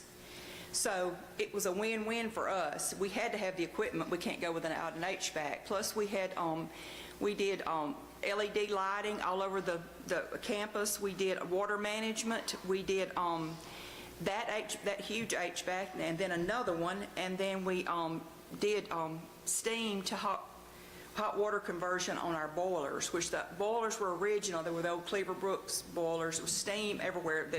It was escaping. Very, very inefficient. To the point that the first month we were on the program, the town who we buy gas from called to find out what was wrong because our bill was so low that they must have read the thing wrong. So that's how much we saved that on that. We also did some meter consolidation, and we also did some patient room individual units so you could control the temperatures per room. And it ended up being a $2.6 million project. So we've been on it for 5 years now, and nearly 6. We'll get another report in June. And they have exceeded the energy savings by 25% the whole time. It's just been excellent. We would not be open today if not for that, and that is the honest truth. And the Public Service Commission, actually we got a grant from y'all, and we can't tell you how much we appreciate it. We're a large employer in the parish. The hospital employs about 275, and the nursing home about 100. That's a lot of families, that's a lot of kids in school, that's a lot of businesses. And, the hospital is just essential for the community. When you don't have a hospital, it doesn't take long for it to go down, your parish, because industry leaves you. They won't come there. There's nowhere to take care of their injured people. The school systems go down. It just decimates your parish when you don't have a health care center. So, I can't say enough good about the energy savings thing. It's just been a lifesaver for us. Is your service to all the public? Oh, yes, because we're a hospital service district. So and how many employees are involved with your operation? Well, about 275 at the hospital and about 100 at the nursing home. Would you say that the Public Service Commission public entity savings was worthwhile? Oh, yes, definitely. Definitely. We work with Siemens. Now, there's other companies that do it, but they were the ones that did ours, and it was turnkey. We didn't do anything. They came in, they arranged all the installation and all that, and we worried about the nursing home that our little residents wouldn't be too excited about people coming in their rooms. They were thrilled to death, made new buddies, and had somebody to visit with them and go get them coffee, so that went really well. And it wasn't any trouble. The hospital operations really weren't interrupted but they did an excellent job. They had a man on site every day they worked, and we knew exactly what they were fixing to do next, what it would entail, what would be shut down, what would be brought up. They worked like off at night to keep from interrupting so much. I just couldn't say enough good about them. And I've told many other hospitals that I've spoke to.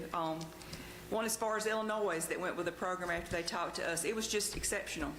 And without y'all's help in it, we got to do more because y'all helped us. And good. It was great.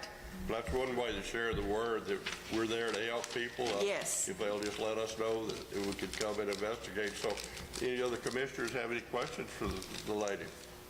I had the same experience. I really worked with mine up there. We've pretty much gave out all the money we've had. We bid it out, gave it to public entities. Yes. And high schools. Yes. Elementary schools, you name it. It's been exceptional. But the secret is checking on, once you let somebody have the grant, make sure you have somebody going by there and checking, making sure it's working. Yes, it is. Because a lot of people say, oh, it works great, but Yeah. you need to say, well, show me how it's working. Yeah, they send us a report. I've got one if y'all want it. And we're fixing to get another one because this one's June of last year. So we'll get one, June of 25. But it's just graph after graph and numbers. And, we supply the energy bills to them every month so they can keep up with all that. Yes, So, y'all are welcome to this if you want it. Mike, let me make a suggestion. All right. We got a, If we could put off the private part till next week, next month. okay. I don't feel comfortable cutting out consumers, private consumers, and giving money to businesses. But there's got to be a way that that we can modify that some way. So my suggestion is, and I'm hearing your consideration of that. This is not private. This is public entity. My whole argument here is services that help the public, schools, hospitals, the courthouse, law enforcement. Everyone uses these facilities. 100% of the public is getting a value from public entities. The operating cost is 1 to 2%. The other program that I have a complaint against is we got 20 to 30% operating costs. That's money that ought to be going to lower the electric bill. It is not.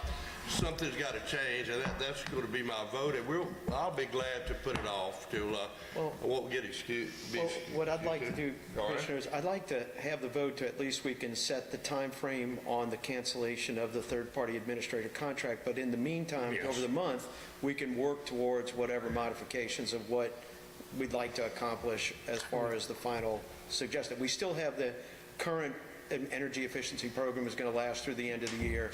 So we've got time for modifying this. So I'd like to go ahead and call for a roll call vote. I'm confused what the vote is. That's a substitute motion for a revision of the program to, why don't you do it as a substitute motion? Well, I don't want to do a substitute. I think... Well, he has a motion pending. Well, he can modify it as we go down the... Well, I think the wording is a little confusing. well, I want to go ahead and vote on this, and then as we get towards the... that puts... All this is done is setting the cancellation period for the third-party administrator of the new form of energy efficiency. We still have the current program through the end of the year, and if we have to modify this, we can modify it later, even if we have to go further than the May meeting. Well, So- it's my motion. I'd like to ask some counsel from Colby and Ms. Boozman. You might want to ask Brandon. Well, we could, okay, we got it.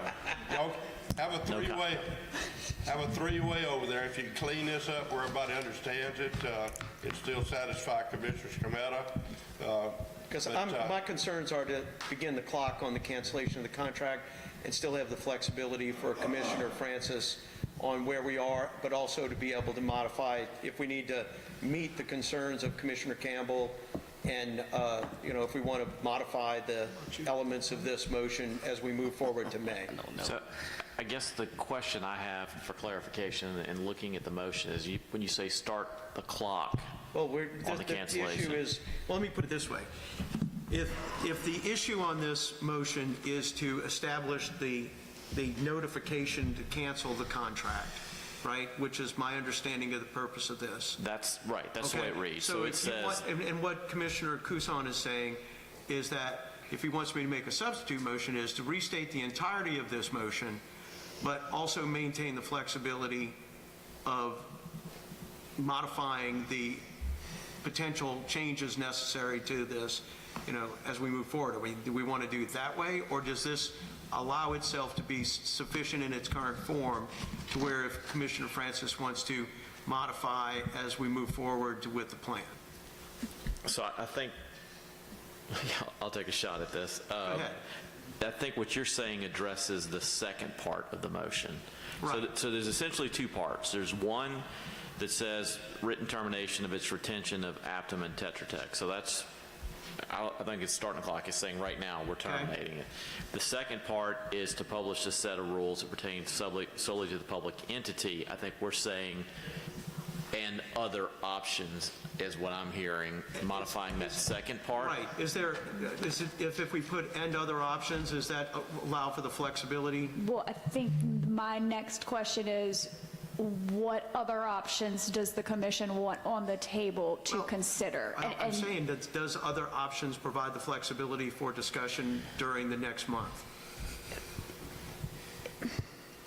I mean, other options is pretty broad. Correct, but other options could include... It could include maintaining the system as it is. It could include under the, like the Quick Start program as it is. It could include...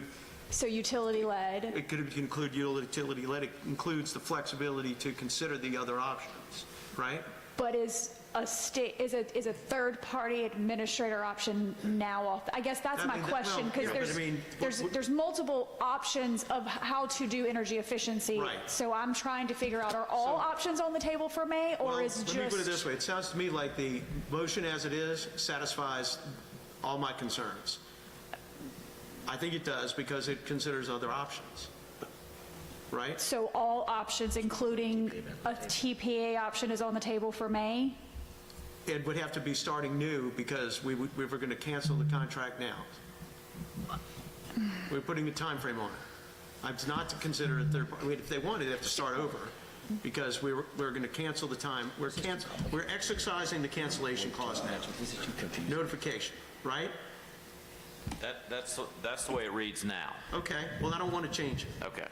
But what I'm saying is the second element of the motion, what it is for other options, leaves the flexibility of us to determine what other options there are, if any.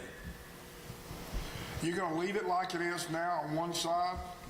No, well, he's got other options. That's what it says. So I guess here's... What we discussed last month and what we were moving towards, which I know is now being open for discussion and different, was to look at all options. The original motion that I read into the record was to no longer look at a statewide third-party administrator option. Right. But then you said you want to keep all options on the table. So I just, restate the motion. Okay. So the motion is that the commission cease working towards a statewide energy efficiency program, including providing written termination of its retention of Aptum and Tetra Tech. Okay. So that's what's the rest of it? The rest is a direction to staff to publish a set of energy efficiency rules that pertain solely to a public entity program. Are you cutting out public entities? No. She's actually stating that moving towards a sole public entity program. Let me ask you something. Why don't we just put this off for next month and everybody come back with what they think's right, and then let's look at it. This is a gobbledygook. No. You don't know what you're doing? Well, hang on a second. Come on, let's just put Let me it ask you a off. question. What if we take the first half of it to set the clock and then move to the second part next month? That's what you're asking, but you're going to have two different... I'm sorry, I didn't fully hear. Can we do this in the form of 2 votes? Well, one is a Split the motion? directive. You just have to make a substitute motion. No, that's what I'm saying is, I'll offer a substitute motion Okay. to split those 2 paragraphs, okay? So read one for me in the first motion. So substitute motion is to terminate, go ahead, first one. Well, so Colby's indicating, and I believe he's right, you don't need a substitute motion. It's really just breaking up the motion and the directive.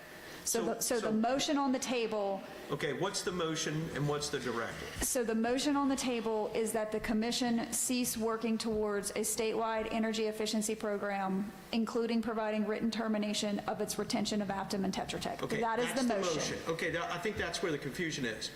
And I'm going to move to approve that motion. Well, it's our second motion. There was already, But it was a if that's the motion. motion, Yes. we were confused that it was all, what you also kept writing was part of the motion. Okay, so I want to make sure that that's the motion. That is the motion that's Okay. on the table by the chair. Okay, then the answer is, I would like to move to approve that motion. I object. Okay.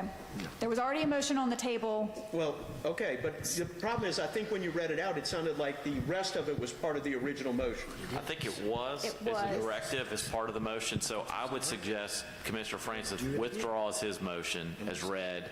You make the motion you just made, and then we go forward from It's there. up to Commissioner Francis if he wants to do it. I will. I'll withdraw. Okay.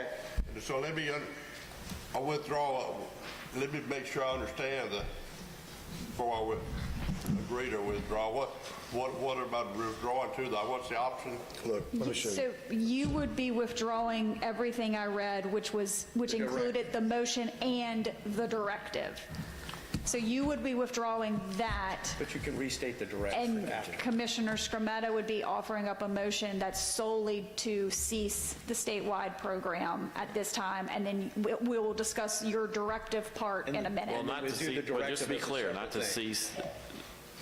Okay, yeah, you're right. Right. So, and we'd still have a directive after that.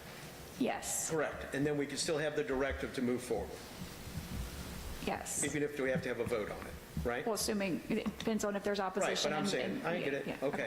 So I would, if All right. you're going to. In order for me to withdraw, let me understand. The voting public, all those public that's interested in this, was still aware of what's in hand. And at the next meeting, we're going to bring this to a close, right? Yes. Okay. We're gonna vote to see if we can. No. Still starts the clock. Well, It's still the same. it just ends the statewide contract. It ends the statewide. Yeah, if you guys Contract. have a motion that we just discussed Right. and a second, and that passes, Right. that will stop work on the third-party administrator Right. statewide Right. program. But would it change the fundamental general order? So the way I'm understanding this is that it would just stop Aptum and Tetra Tech's contract, but would it also fundamentally stop the order of a third-party program? I read it as stopping the order because Okay, that's what I wanted, to be clear, that's not where the conversation was going. It maintains Quick Start, but it stops everything. Well, Quick Starts are registered until 26, and you... Right, anyway. exactly. So it maintains Quick Start, stops everything else. So technically, the order that Commissioner Lewis is asking, that everything is stopping, includes Quick Start going through 2026. That's what I'm saying. that Confusing would here. need to be a clarification. We would stop everything because the general order included Quick Start until January 1st of 2026. Let's clarify this now. Well, let's clarify it now. Well, let's just Simply- postpone hang on, it so no, everybody can participate. Hang on a second. Mike. Let's clarify it now. This is So the ridiculous. motion, as stated, could also say, at the end of the motion says, while maintaining Quick Start through 2026. Okay? And all right? Then that takes care of that.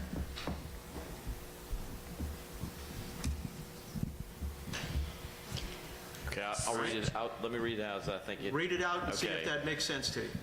Commissioner Scrametta moves the commission cease working towards a statewide energy efficiency program, including providing written termination of its retention of Aptum and Tetra Tech while maintaining the current Quick Start program through the end of calendar year 2026. The end of Correct. calendar year 2025. Well, whatever it is. 2025, sorry. 2025. Yes. Yeah, that's all right. I make that motion. Then I'll withdraw my motions. And I need a second. What? And you want to second mine? No, I'll second his. Okay. And I'll object. Okay, roll call vote, please. So, Commissioner Crusoe, how do you vote? Can you repeat the motion? I'm just No, joking. no, keep going. We'll keep going. We can keep it going. I'll vote with the chairman. Okay. Commissioner Campbell, you vote with the I chairman? vote yes. I want to hear the motion. I really wish that this is just the way I feel. I really wish we would come back next week, start again. You got this thing. I ain't coming back next week. Well, I'm talking next month. Okay. With whatever we got and get a clear look at it. 4 o'clock in the afternoon and everybody's arguing about this, that, and the other. and I don't want to vote for something I don't fully understand. So I can't vote for this at this particular Okay, time. well, we're going to be all right. So that's a no. She's a no. So Campbell's a no. Scremetta's yes. Scremetta's a yes, Chairman's a yes. Commissioner Kutzon? He already voted yes. Unless he's changing. All right. Kutzon voted yes. Yeah. Okay, so the motion to cease this... Well, you opposed, I'm sorry. You objected, so I assumed it was a no. That's fair. Okay. Commissioner Lewis? Lewis votes no. No or abstain, pick one. So, and then now do the directive. Okay, good. Now do the commissioner's directive. Okay, so the directive is that staff is to publish a set of energy efficiency rules that pertain solely to a public entity program. The rules should require participation by the electric and Group 1 gas utilities, shall allow industrials to opt out, and consider other options. No opposition. Object. Okay, roll call vote. Okay, Commissioner Scremetta, how you vote? Vote yes. Commissioner Campbell, how you vote? No. Commissioner Kutzon, how you vote? Can I qualify my vote? I'm voting that we discuss this directive with the staff over the next month instead of making a directive right now. I think the directive itself has problems, so I think we can come up with a directive for the next... I think the directive's got flexibility in it. Yes, to work I don't like the language, so I'm a no. Commissioner Kutzon? Commissioner Lewis? No. We'll have to redo the directive with Commissioner Kutzon for next month. Thank you. Yes, so the directive fails. So directive fails. Motion to adjourn. Motion to adjourn. Is there a second? Second.